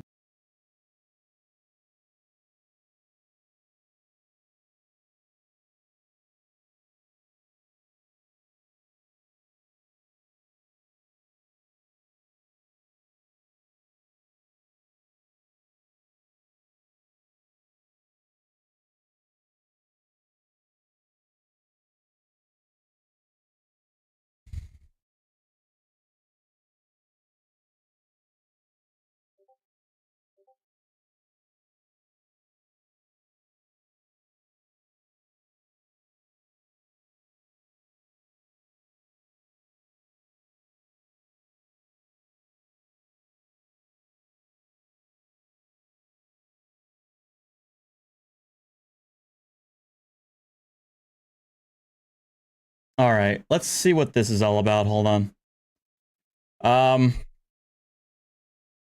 Yeah, I'm not gonna put you guys through that. I'll be right back though. Give me 1 second. And I think we're gonna shift gears. I think I'm done. I'm done with his ramble. I'm not gonna put you guys through the rest of that. When I get back, we're gonna go into a little bit of Israel-Palestine, all right? So I'll be right back.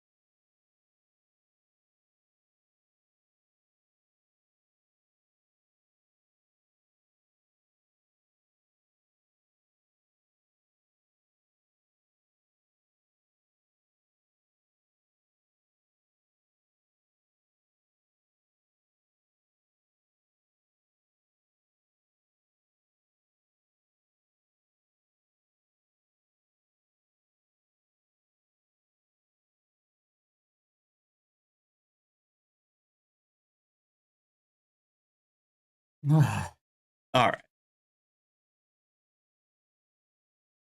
Is it wrong to say that there's too much history between Israel and Palestine to say for there to be any true peace?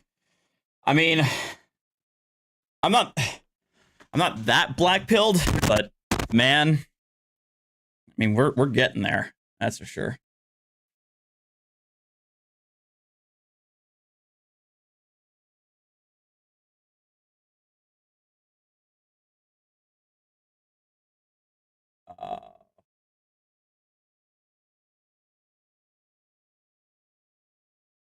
I'm actually curious about this. As the Israeli armed forces head into Gaza in response to Hamas's October 7th attack, an obvious question arises. What is their end game?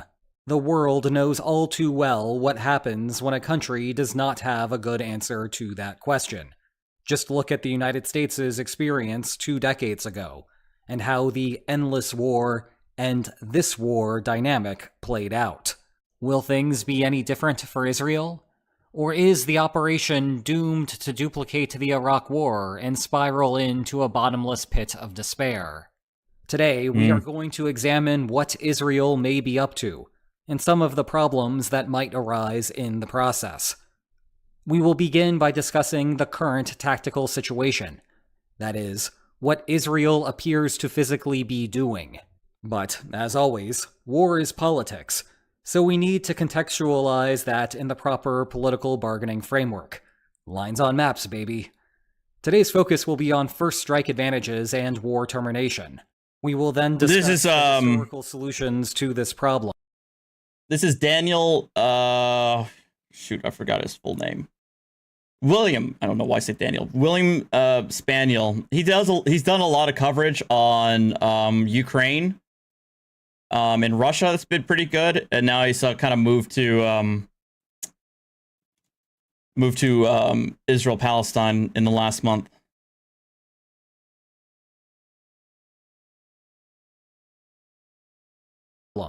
Mowing the grass, traditional peacekeeping, and demilitarized zones, including a brief diversion into the failed Russian peacekeeping operations between Armenia and Azerbaijan.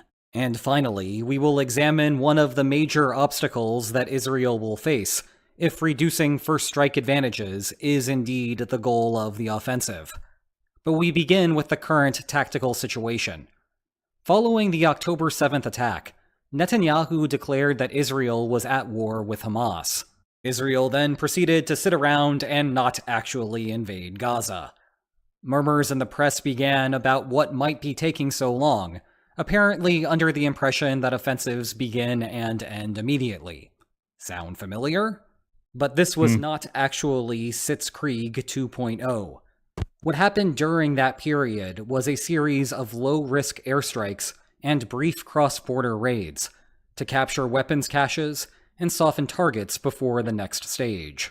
Think of this as Israel's version of shock and awe, made famous by the United States, albeit for a briefer period, before the 2003 invasion of Iraq. If you want to know why states do this, then look no further than February 2022.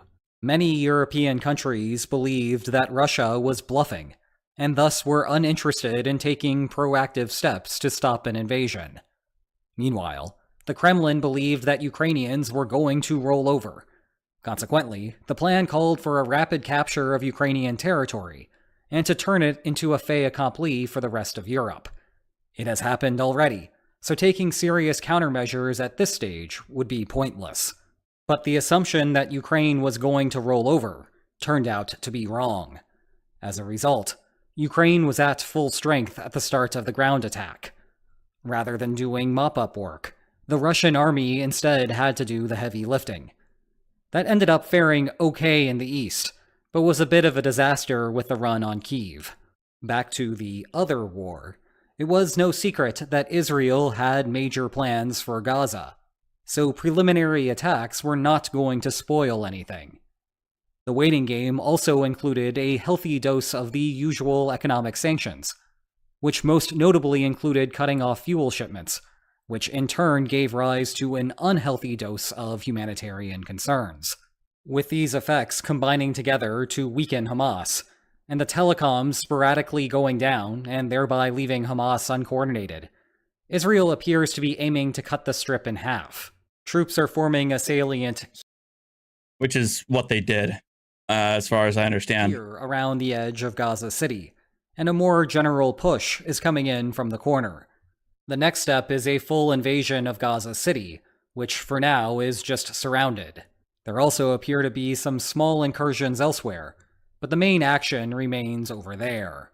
So what are the broader political and strategic goals that these actions could accomplish?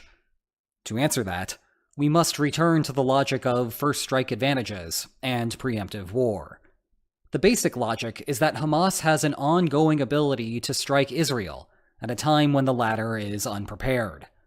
To convince Hamas not to do that, Israel's government must make substantial concessions.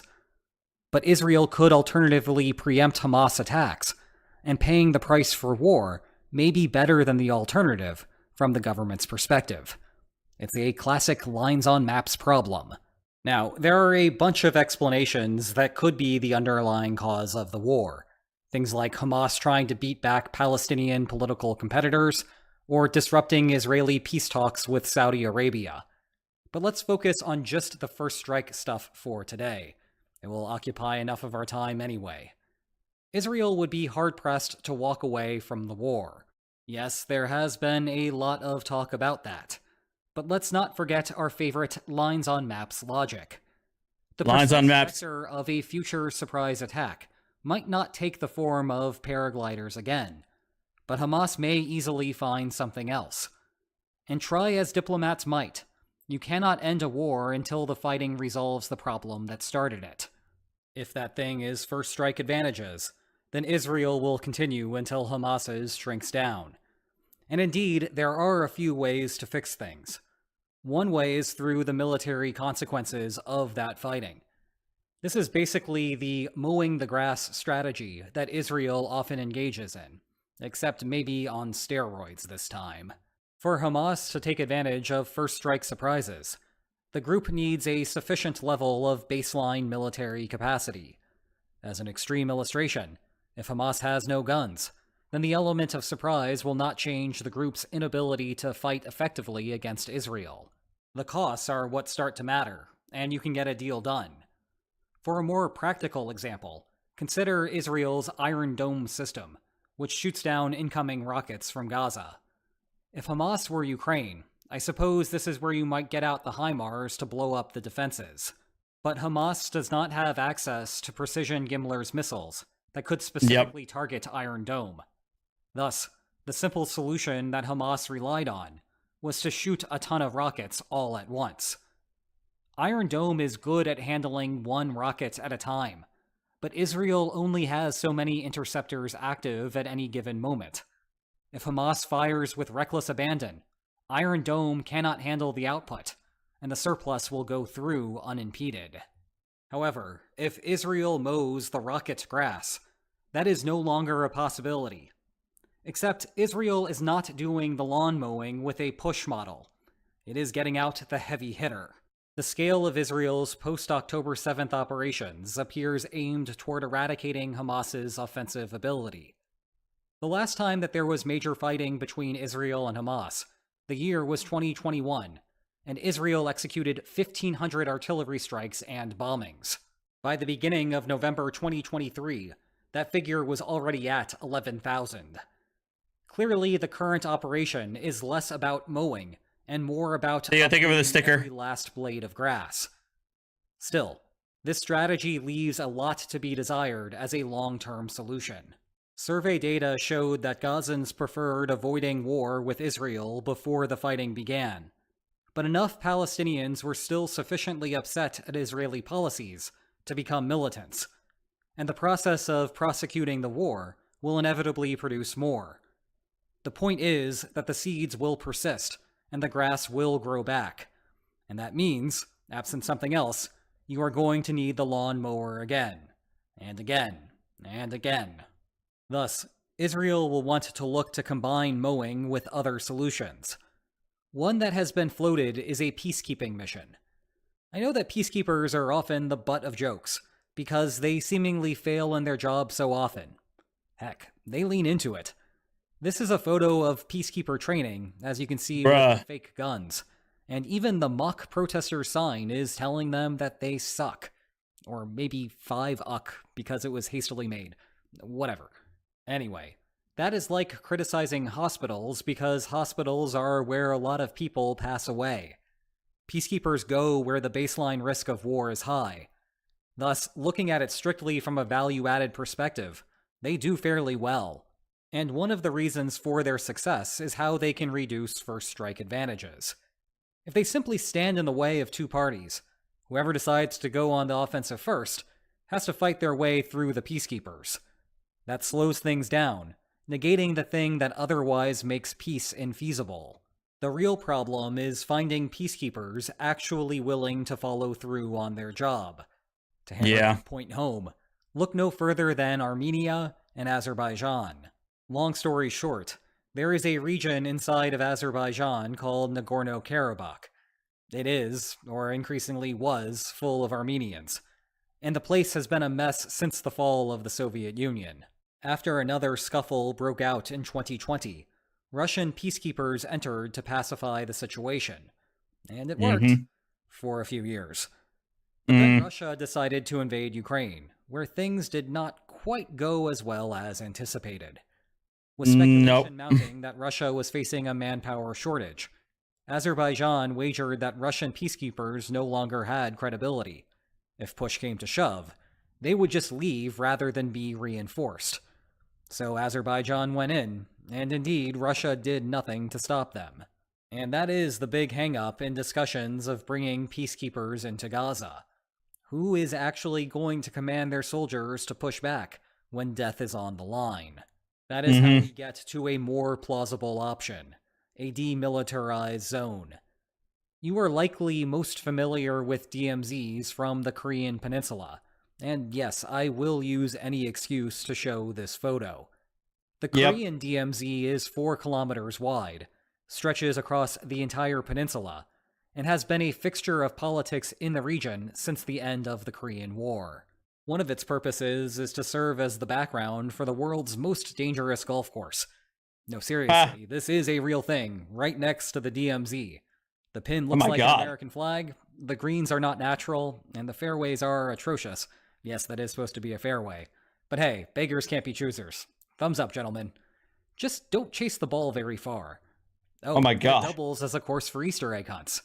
I refer any further questions to my press secretary. That is a real photo, by the way. Anyway, one of the real purposes of the Korean DMZ is to mitigate the element of surprise. if a North Korean convoy wants to attack South Korea, or vice versa, they have to drive through the DMZ first. Prior to October 7th, Israel had something like that in place. Israel imposes a seaborne blockade on Gaza, controlling what comes in and goes out. Meanwhile, back on land, the border wall that surrounds Gaza is well known. This was not the type of wall that tourists might want to take a leisurely stroll along. Rather, it includes underground extensions to prevent tunneling underneath, which has been a recurring problem and will continue to be so during the conflict.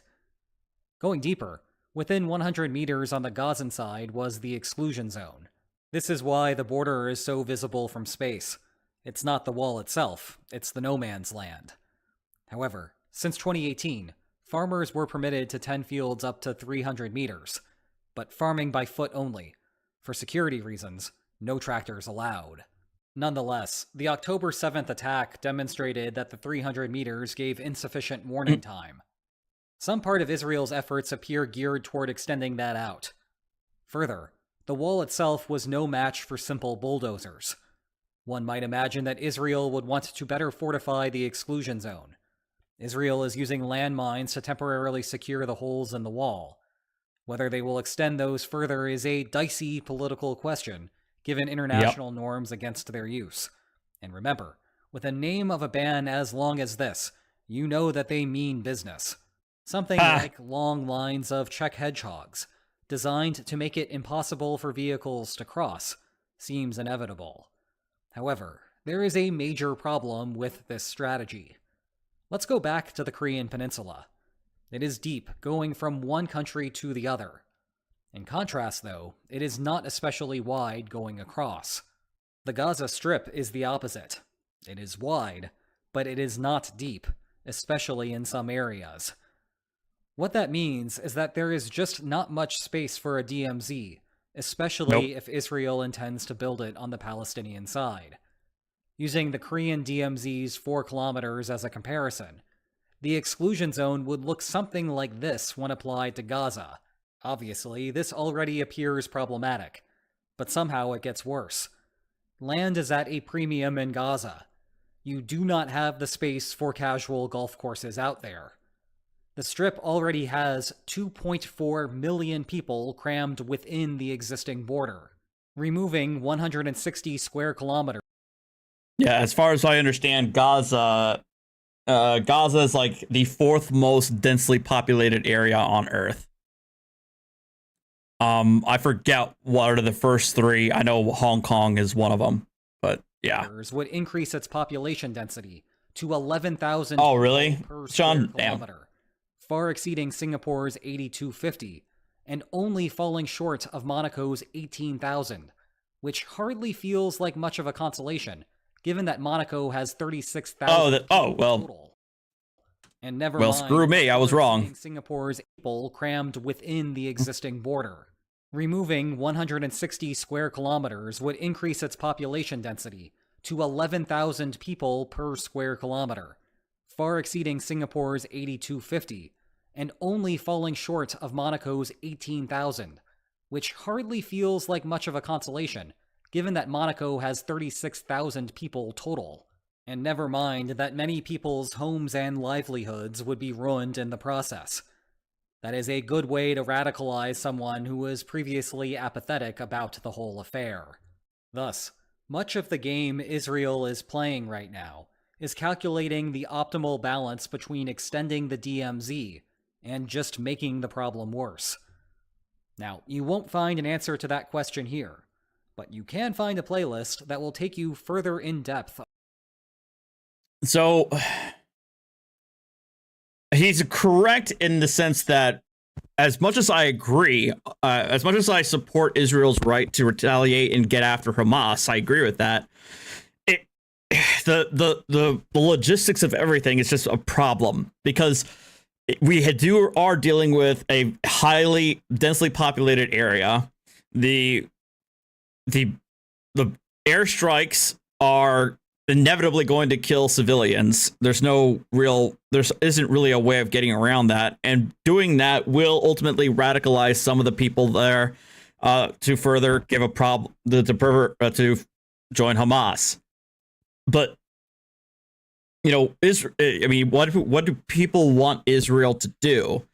Well, I would say, well, the people who support Hamas and the people who are heavily in favor of Palestine, they'd say, you know, Israel doesn't have to do anything.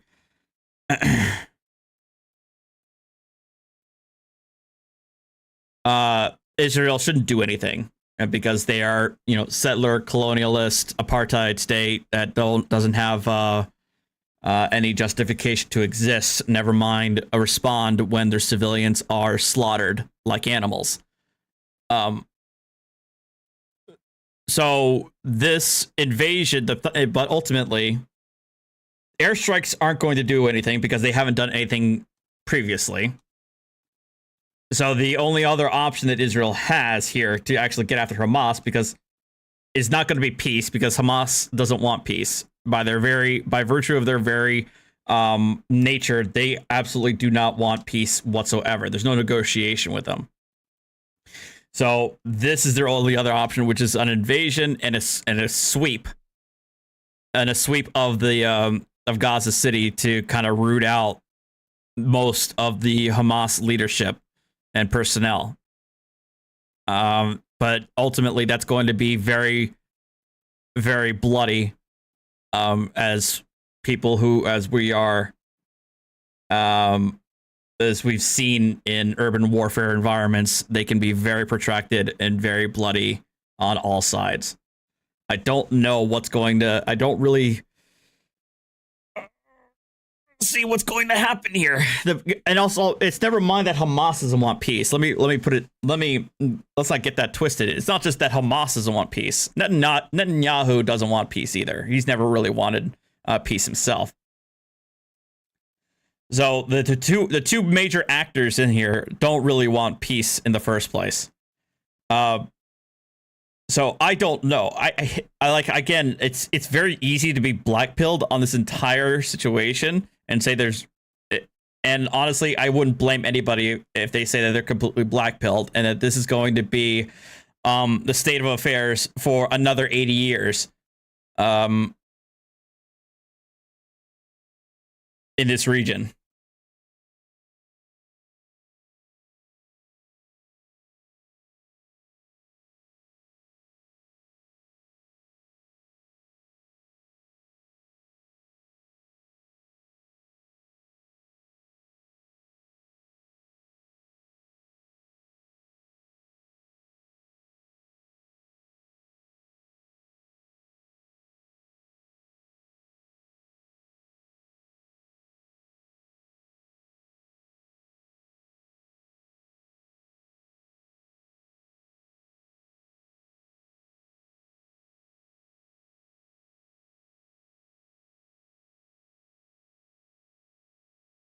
I mean, yes, of course. This area has been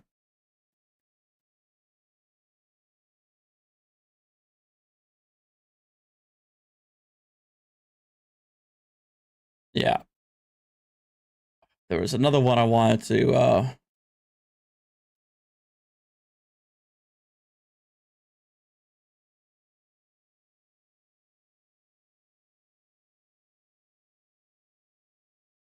Is this another one?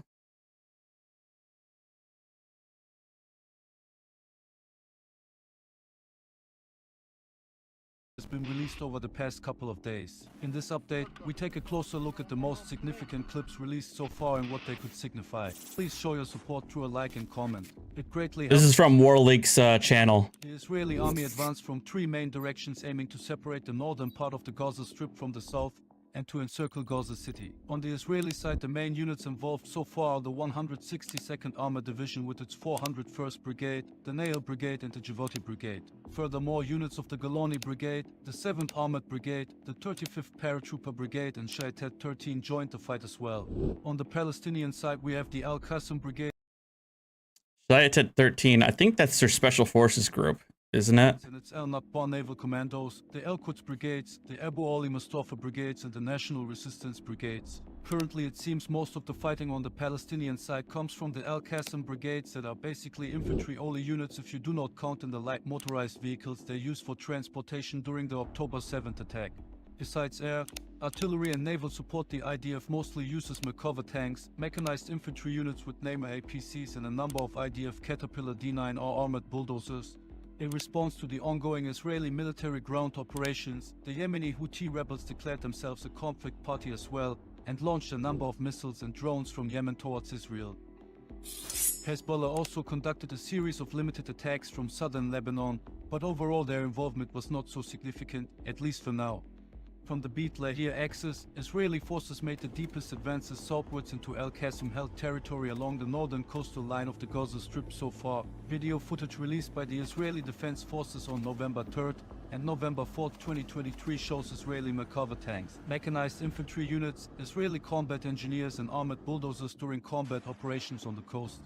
The Israeli forces currently mainly release their footage in the form of short, fast-cutted clips between 1 and 2 minutes in length that are mostly showing their troops on the advance. However, there are also short segments of combat, even if the overall appearance of the videos have a strong polished look as expected for a military force with pretty well-established operational security mechanisms in place. The Palestinian side has also released footage from the coastal region showing a number of RPG ambushes on Israeli military vehicles, mostly Nemer APCs and a few Merkava tanks from close range in urban terrain. Since the current Israeli operational aim is to besiege Gaza City, the fighting now also shifts more into close urban combat.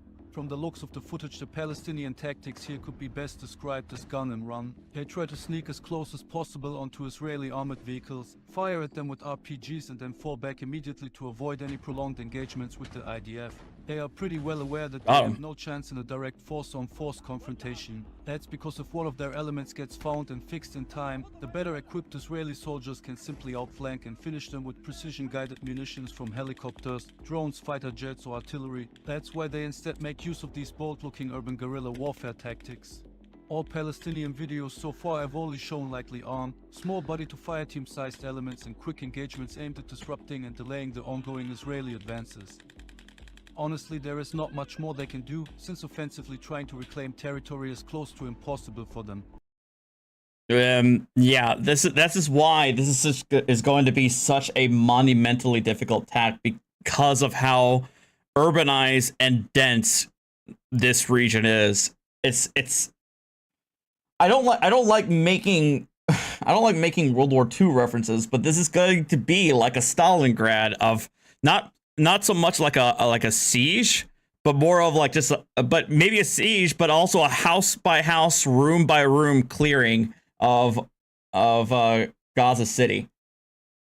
While all the shown hits on Israeli vehicles so far did not make it clear if any of them got destroyed in the end, this clip here shows that at least one D9R bulldozer got abandoned for sure during the fighting. A Palestinian fighter wearing a GoPro camera climbed onto the vehicle to set it on fire and placed a Hamas flag on top of it.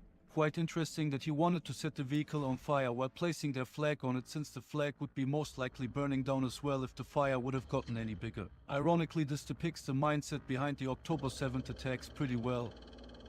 To protect their tanks from RPG and other anti-tank fire, the Israelis deploy the so-called Trophy Active Protection System that you can see in action here. It is designed to protect armored vehicles from anti-tank guided missiles, rocket-propelled grenades, anti-tank rockets, and high-explosive anti-tank rounds. With this system, explosively formed projectiles countermeasure destroy incoming threats before they hit the vehicle.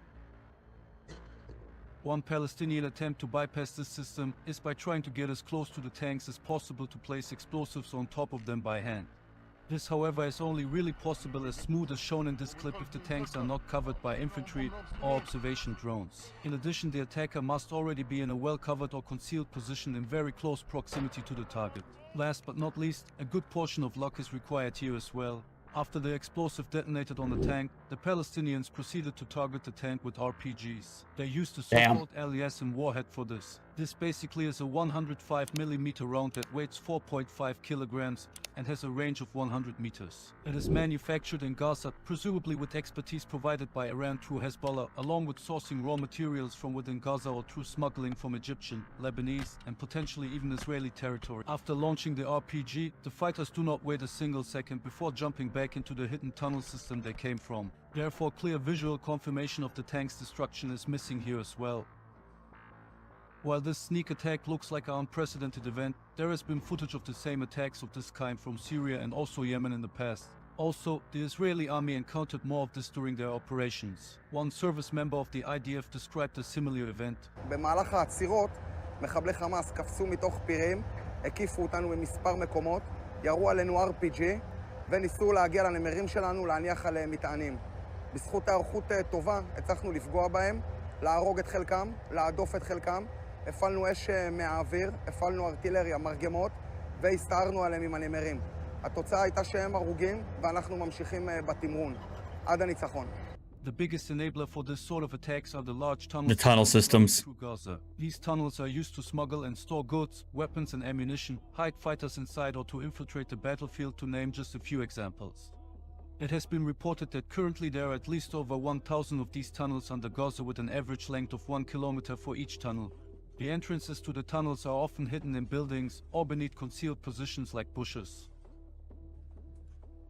This video shows Israeli combat engineers inspecting the entrance to such a tunnel that was found hidden inside a destroyed building. They currently deal with this by Liz. unknown tunnel systems. You're correct, Liz. I don't know if there's a lot of speculation that, I mean, there's a lot of, October 7th was like, I think it was the 50th anniversary, either the 50th anniversary, give or take a day, of the Yom Kippur War, but also it's speculated that the attack was done to squash an attempt by Saudi Arabia and Israel to normalize relations, because right now Saudi Arabia and Iran do not like each other, to say the least, and Iran really doesn't like Israel. But, you know, enemy of my enemy type of thing. So my understanding is that Saudi Arabia and Israel were in talks to try and normalize relations at the time. And there's speculation that part of the reason for the attack was to disrupt that. Or by detonating the ones they find during their operations. A possible option is also to clear them with infantry, but this is a very dangerous task. For this, however, proper intel about where exactly the tunnels Oh, Liz, you already just said it. I didn't even see that, Liz. You said it up there in the chat. Are located as needed. Of course, it can happen that Israeli forces stumble upon one entrance by chance, but the most effective way is simply by gathering intel about their locations directly from the Palestinians. During this raid on a Hamas command post on November 3rd, for example, Israeli troops managed to capture a map reportedly revealing a portion of the tunnel networks in their area of operations. With this intel, the tunnels later then can get targeted by airplanes. Furthermore, there are Israeli specialized military units that are specially trained for fighting in tunnels and other underground facilities. They are equipped with all the means to destroy the tunnels as well, but the exact details of these operations are classified for the most parts.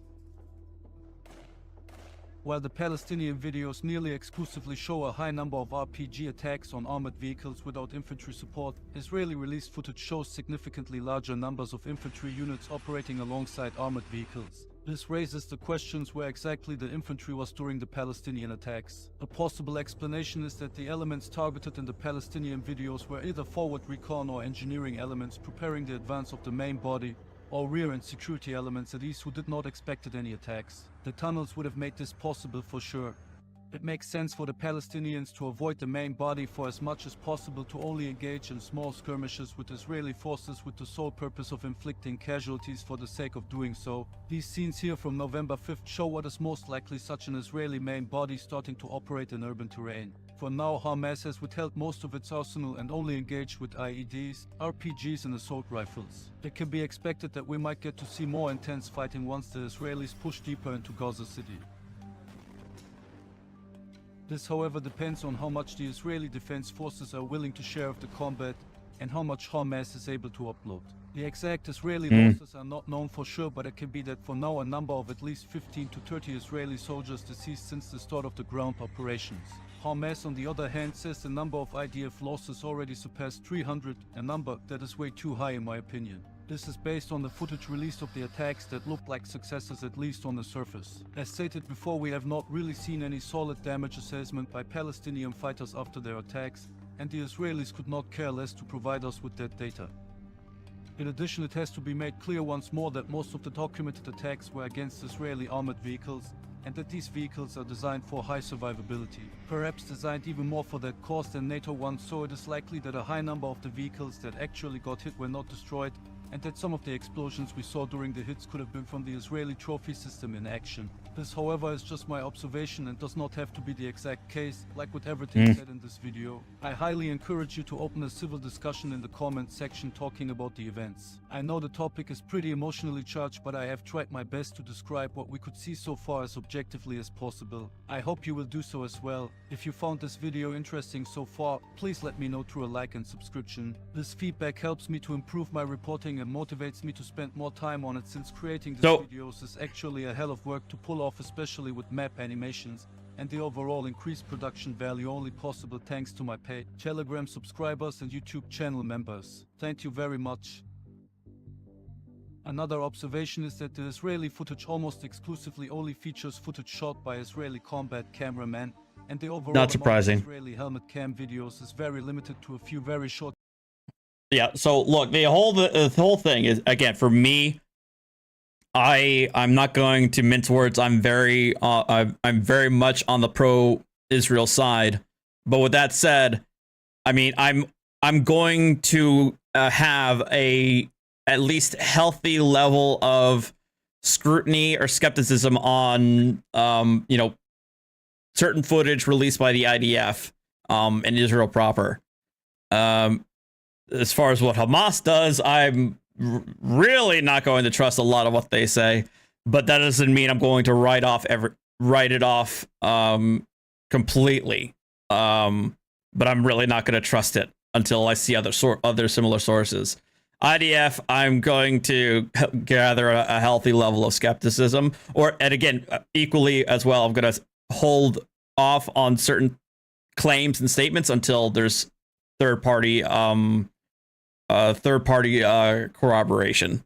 Clips that do not give us lots of information after all, even if a lot of the soldiers shown in that videos are seen wearing helmet cameras and no small amount of them. The fact there have not been any private releases so far, like in Ukraine, even from the October 7th events, shows that the IDF currently upholds a strict information policy and withholds most of the footage recorded to only show handpicked pieces for the press. The IDF is not traditionally known for releasing a lot of helmet cam videos from their operations. Oh, really, Liz? And during the 2014 war in Gaza, there was also only one longer helmet cam video released, if I remember correctly. But there has been a lot of footage from Israeli anti-terror operations that were shot on helmet cams in the past. I am interested if this continues, or if we might get to see some more footage filmed from the point of view of the soldiers. It would be interesting to see it from this perspective in this particular theater, but this again is only my humble opinion as an outside observer interested in learning and reporting about this. So the thing is, my thing with well, let me see, what does he say?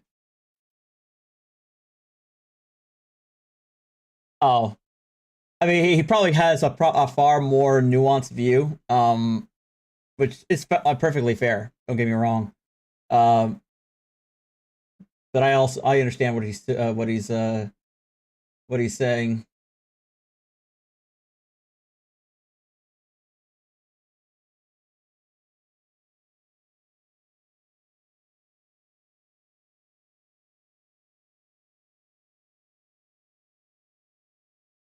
Well, I don't agree with everything he's saying, but I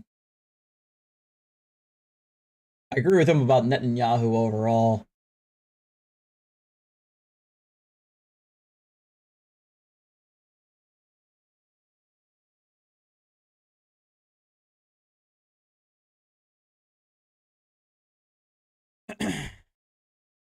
I mean, though, I think the reason why the U.S. Put in 2 carrier groups and an Ohio-class submarine in the Mediterranean is to hopefully deter any additional actors from involving themselves.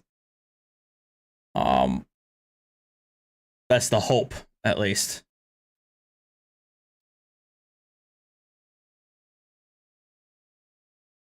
Guy who died.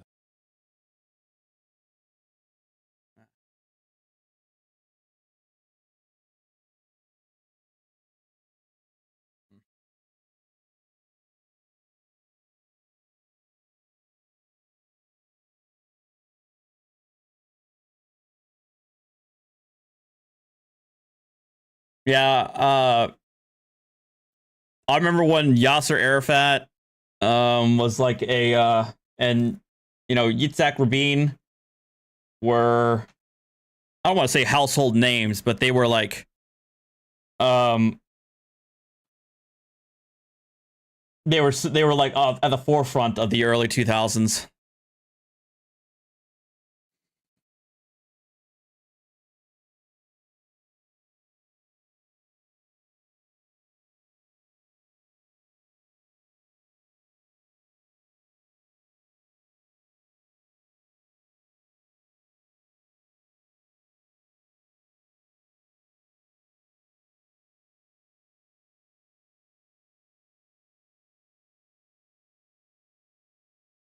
I don't know if I agree with you there, Liz. I think the evidence strongly supports that Nasser was,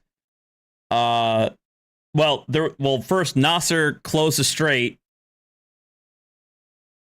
preventing Israeli shipping, which the Israelis already said was casus belli. In other words, a cause for war.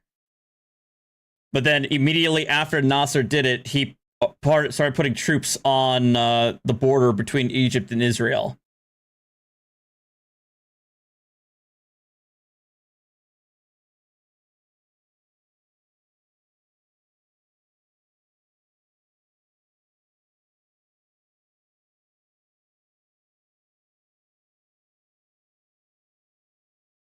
Hang on.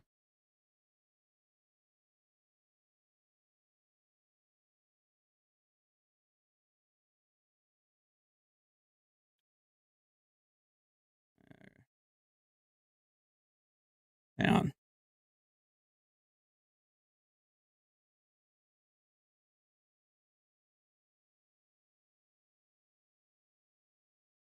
Oops. Hold on.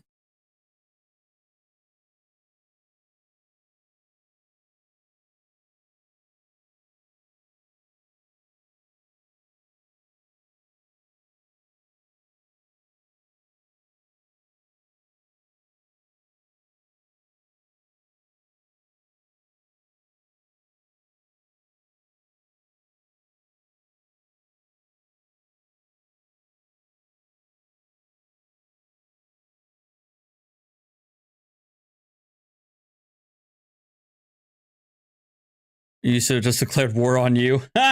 Nice.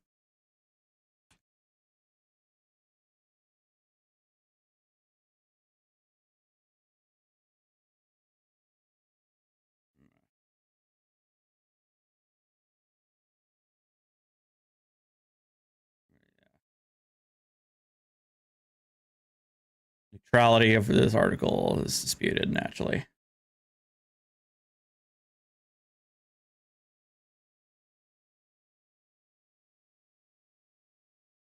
Let me see. After the Suez Crisis, Egypt agreed to a stationing of UNF forces in the Sinai to ensure all parties would comply with the 1949 armistice agreements. Despite overwhelming support, Israel refused to allow UNF forces onto territory. In the following years, there were numerous border clashes between Israel and its Arab neighbors, particularly in Syria. In early November 1966, Syria signed a mutual defense agreement with Egypt. In November 13th, in response to a PLL guerrilla activity, IDF attacked a village in the Jordanian occupied West Bank. Jordanian units engaged were quickly beaten back. King Hussein of Jordan criticized Egyptian President Nasser for failing to come to Jordan's aid and hiding behind UNF's skirts. Israel was censored for this invasion in the United Nations Security Council Resolution 228, being reproached by the US, UK, France, and the USSR. On April 6, 1967, Israel invaded Syria. The USSR urged that a collective defense agreement with Egypt had been triggered. In May 1967, Nasser received false reports from the Soviet Union that Israel was massing on the Syrian border. You told Yusuf that you'd be doing a video on him and he went nuts? Oh, I bet he did.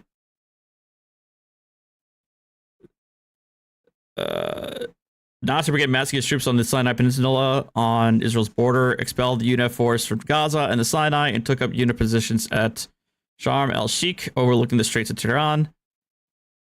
Israel reiterated declarations made in 1957 that any closure of the Straits would be considered an act of war or justification for war. Nasser declared Straits closed to Israeli shipping on May 22nd to 23rd. On May 30th, Jordan and Egypt signed a defensive pact. The following day, at Jordan's invitation, the Iraqi army began deploying troops and army units in Jordan. They were later reinforced by an Egyptian contingent. On June 1st, Israel formed a national unity government by widening its cabinet, and on June 4th, the decision was made to go to war. The next morning, Israel launched Operation Focus, a large-scale surprise air attack that launched the Six-Day War. So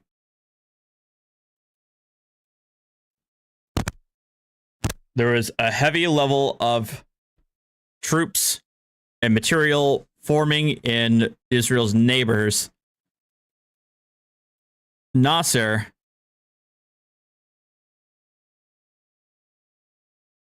I guess on top of that, Nasser received false reports from Soviet Union that Israel was massing on the border. So then he started building up. He also removed the UNF, United Nations Emergency Force soldiers in the Sinai. And then he closed off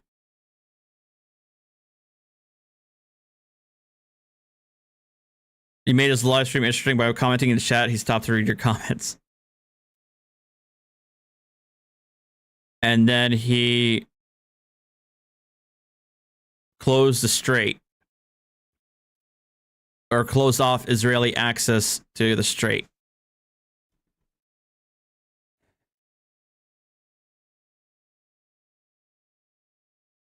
But when did he do that, Liz? Nasser agreed to a UN plan,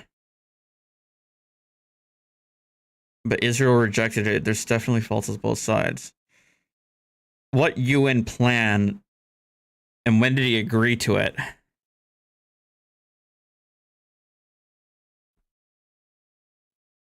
see here.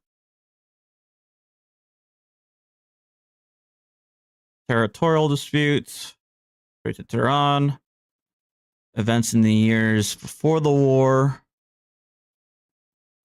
events Egypt and the Strait, months before the war, Israel and Jordan, Israel and Syria,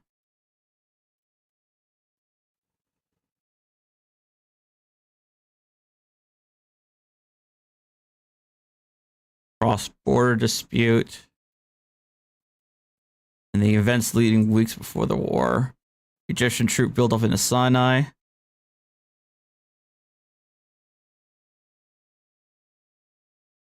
UN Secretary General went to Egypt and called for a 2-week moratorium in the Straits of Tyrian. Like, when, though? Because the operation was done on June 1st, right? He was in a difficult position. Egyptian Field Marshal explained to Soviet ambassador that the influx of Sinai was deterrence. Israel will not risk starting major actions against Syria because of it immediately move on the mutual defense agreement.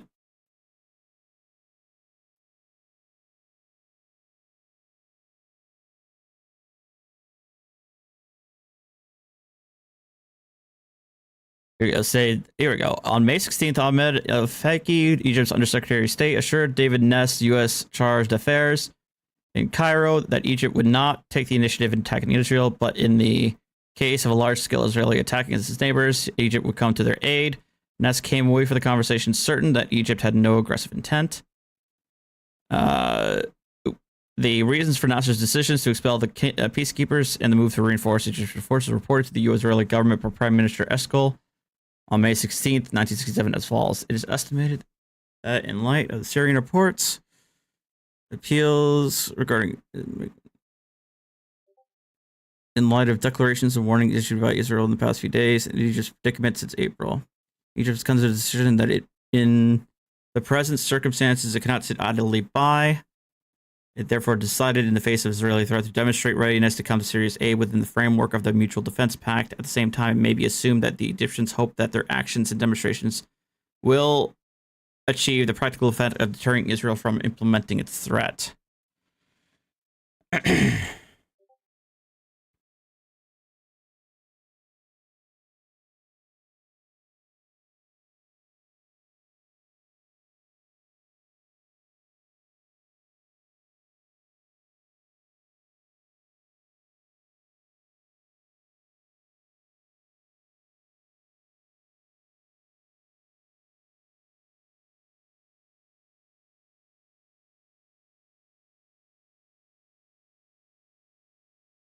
Mm.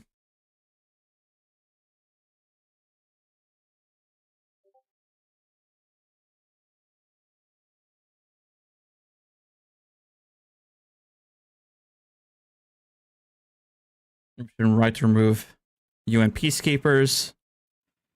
They attacked on a Monday, knowing that on Wednesday, the Egyptian vice president would arrive in Washington to talk about reopening the Straits of Tiran. We might have not succeeded in getting Egypt to Georgia Strait, but it was a real possibility. So basically, it was kind of too late.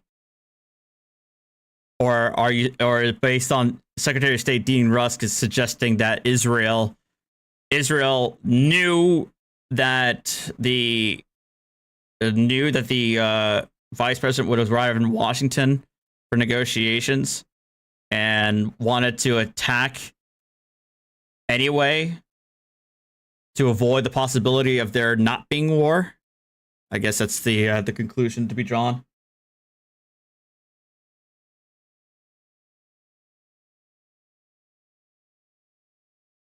Let's see here.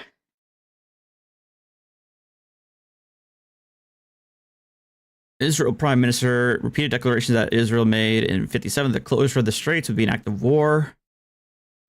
Then on May 22nd, Egypt responding by announcing, in addition to the UN withdrawal, that the Straits of Tiran would be closed to all ships flying Israeli flags or carrying strategic materials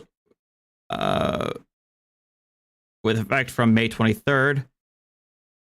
In order to enforce the blockade, Egypt falsely announced that the Tiran Straits had been mined. 90% of Israeli oil passed through the strait.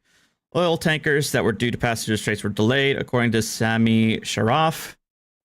Nasser knew, Minister of State for Presidential Affairs, Nasser knew that the decision to block the straits made war, quote unquote, inevitable. Nasser stated, under no circumstances can we permit the Israeli flag to pass through the Gulf of Aqaba. The closure of the states was closely linked to the previous withdrawal of UN peacekeepers because having the peacekeepers rather than the Egyptian military at Sharm el-Sheikh was important for keeping that waterway open.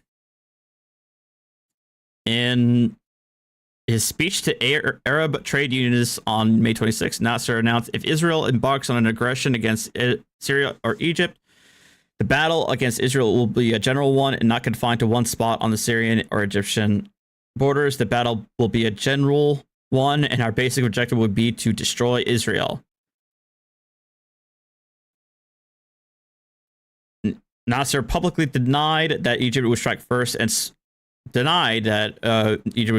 spoken of negotiate peace if Israel allowed all Palestinian refugees the right of return and of a possible compromise over the Straits of Tiran. Yeah, I don't think they were going to go for that right there.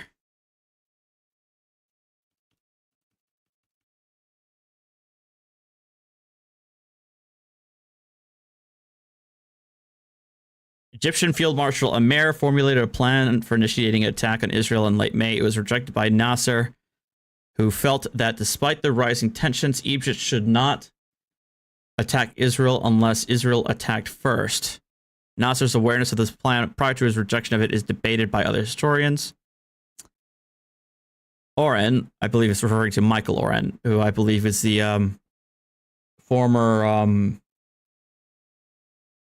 was he the Israeli? I think he's the Israeli ambassador to the U.S., I think.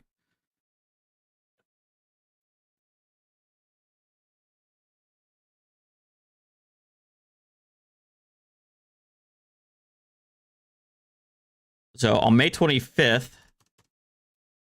Israeli Foreign Minister landed, Abba Eban landed in Washington with instructions to discuss American plans to reopen the Strait of Tehran.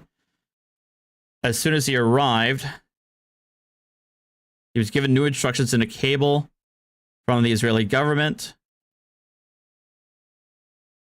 The cable said that Israel had learned of an imminent Egyptian attack, which overshadowed the blockade. No longer was he to emphasize the Straits issue. He was instructed to inform the highest authorities of this new threat and to request an official statement from the U.S. that an attack on Israel would be viewed as an attack on the United States. Historian Michael Oren explains Eban's reaction to this new instructions. Eban was livid, unconvinced that Nasser was either determined or even able to attack. He now saw Israelis inflating the Egyptian threat and flaunting their weakness in order to extract a pledge that the president, Congress-bound, could never make. He then describes the cable as an act of momentous irresponsibility, eccentric, which lacked wisdom, veracity, and tactical understanding, and later came to the conclusion that the genesis of the cable was Rabin's indecisive state of mind. According to historian Tom Segev, the instructions sent to Eban were an attempt to mislead him and through him President Johnson to support Israel. I mean, that's honestly very possible, but the reality is the U.S. wouldn't have done that. The U.S.-Israeli relations at this time were not as strong as they are today. So I don't even know. I don't know what. I don't know who the originator of the cable was thinking that wasn't going to happen. That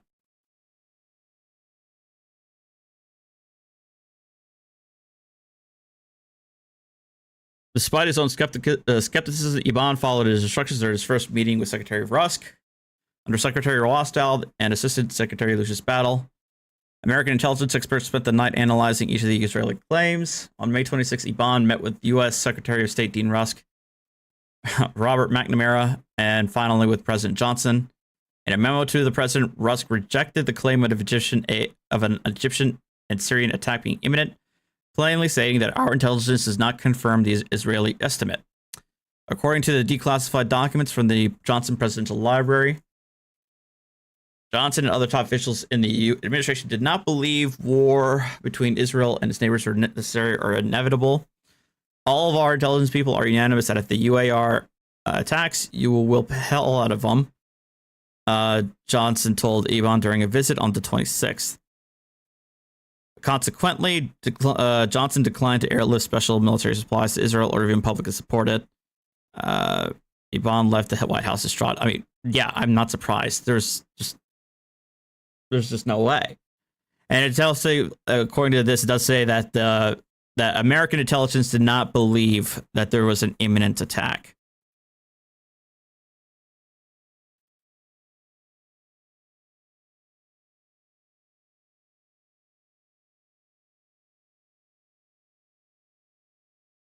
In a lecture given in 2002, Oren said, Johnson sat around with his advisors and said, what if their intelligence sources are better than ours?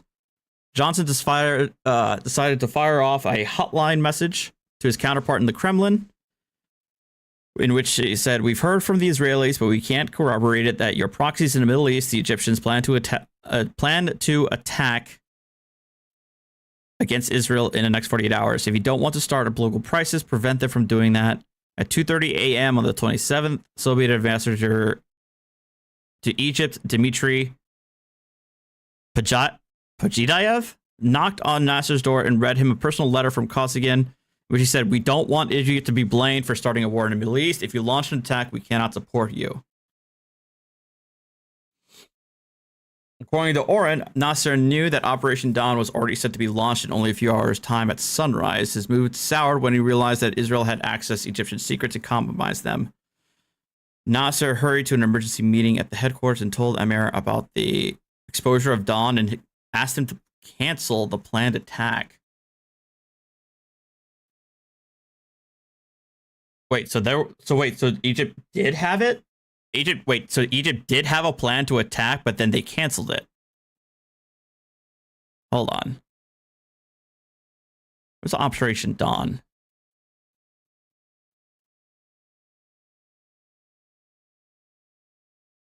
What was Operation Dawn?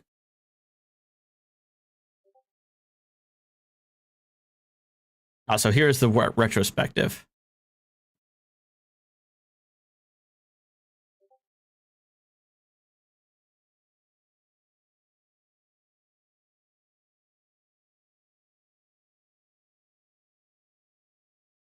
And Egypt planned for a war.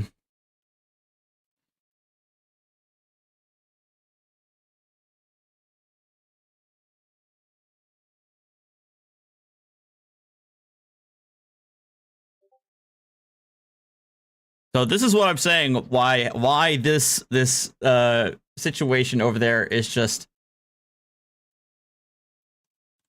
heavily complicated.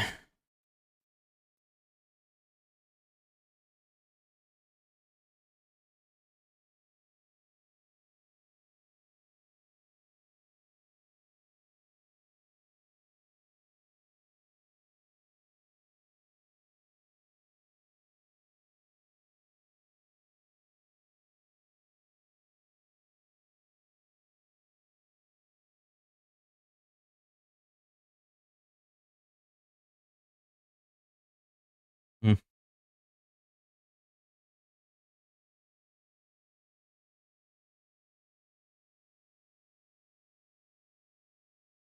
All right.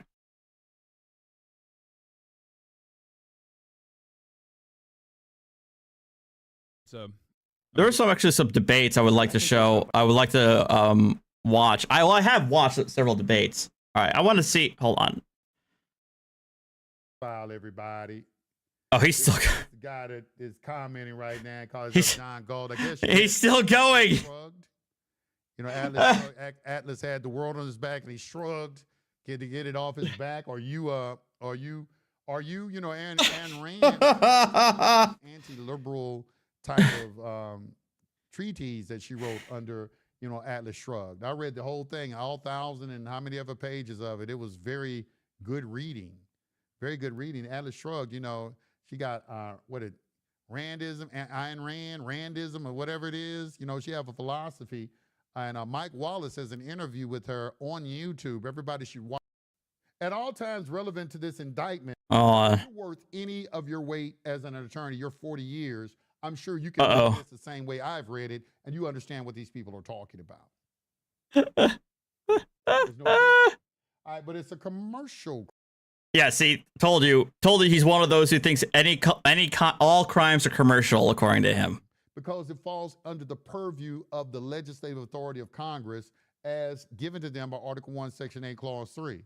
So when the Supreme Court justices review this, that is what they're looking at. They're looking at... Yeah, he's a moron. Watch this, interview between... This is a very intelligent lady. She is Jewish, by the way. She's Jewish as well. And she's very intelligent. And I enjoy listening to her speak. I mean, she's kind of like a Candace Owens, you know, of her okay, I would not. All right, let's chill there. Of her time. And Candace Owens, if you're out there watching, you are incredible. I mean, you are incredible. I don't see too many women out there like you in the world at all. Not in the public, at least, not in the public eye. I don't see too many out there in the public eye like you. And to rise from such an obscure beginning and to get such renown is a testament to your intelligence and you know, the sharpness of your thinking. And you got a lot of respect. You are definitely a goddess of what a goddess should be. Definitely. You know, I'm giving you that props. But Ayn Rand he's glazing way too hard right now. Those same characteristics, in my opinion. So, you know, definitely, this is a woman. You should take the time to listen.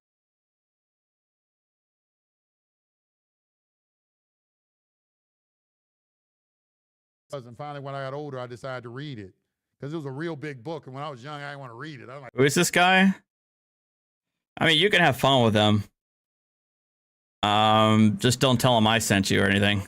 And I finally got an opportunity to read it from cover to cover. And it was, man, it was like, that was a great book. And they did a very good job with the movie, I think, too. The movie was, read the book first and then watch the movie. It definitely was good. Where am I at? I'm getting all sidetracked.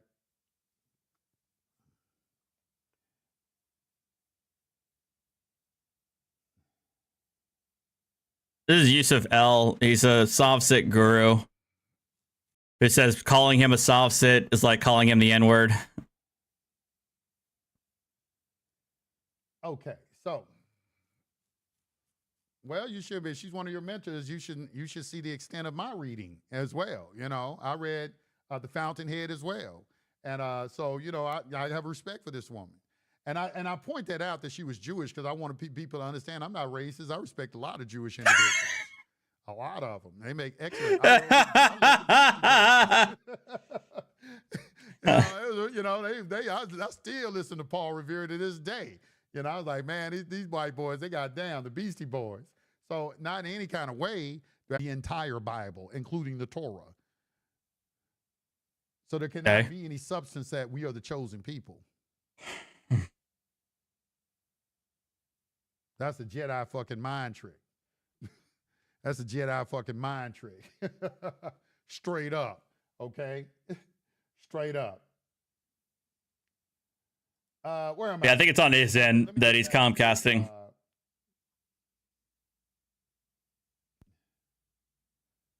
Shalom alaikum, Ilaham. You're not a...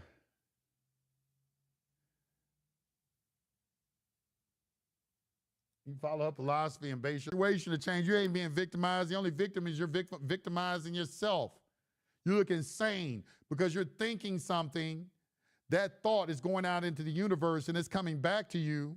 And then it's creating some sort of situation in your life.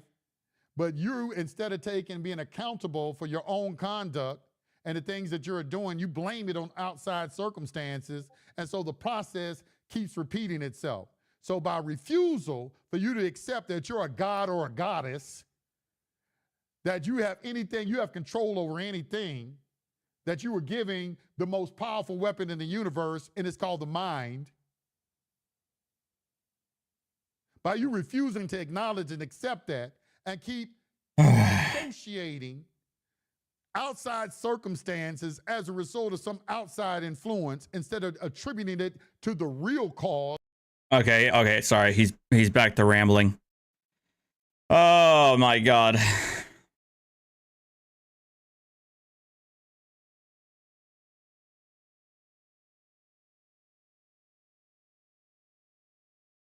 I think I might be at my tail end. We're going at almost 5 hours now.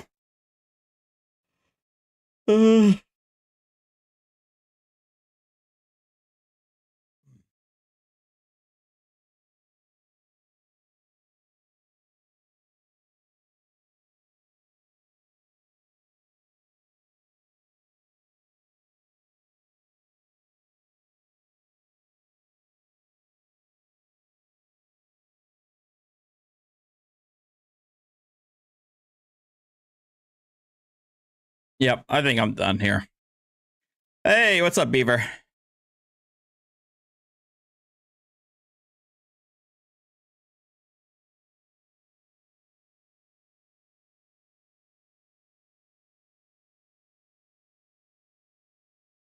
I don't know if I'm streaming tomorrow, or excuse me, later tonight. I doubt it. I think I was just gonna have a little fun today during the day, even though my usual audience is usually at prime time. But yeah, I think I'm gonna stop here.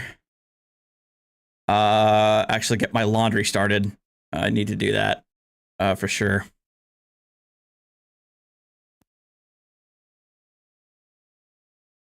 So, excuse me. I could stream Battlefield, true.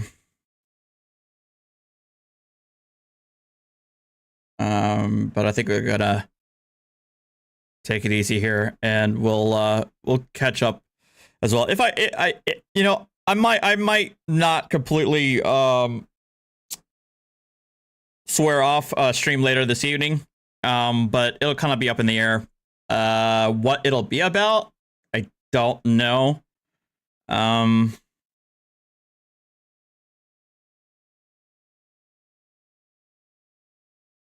Like I said, I don't want to. It's not like it's not like I'm getting tired of body cam videos. or Karens or anything like that. It's just like I don't know. It just I don't like doing them except for certain days. So I kind of want to see what else I could put together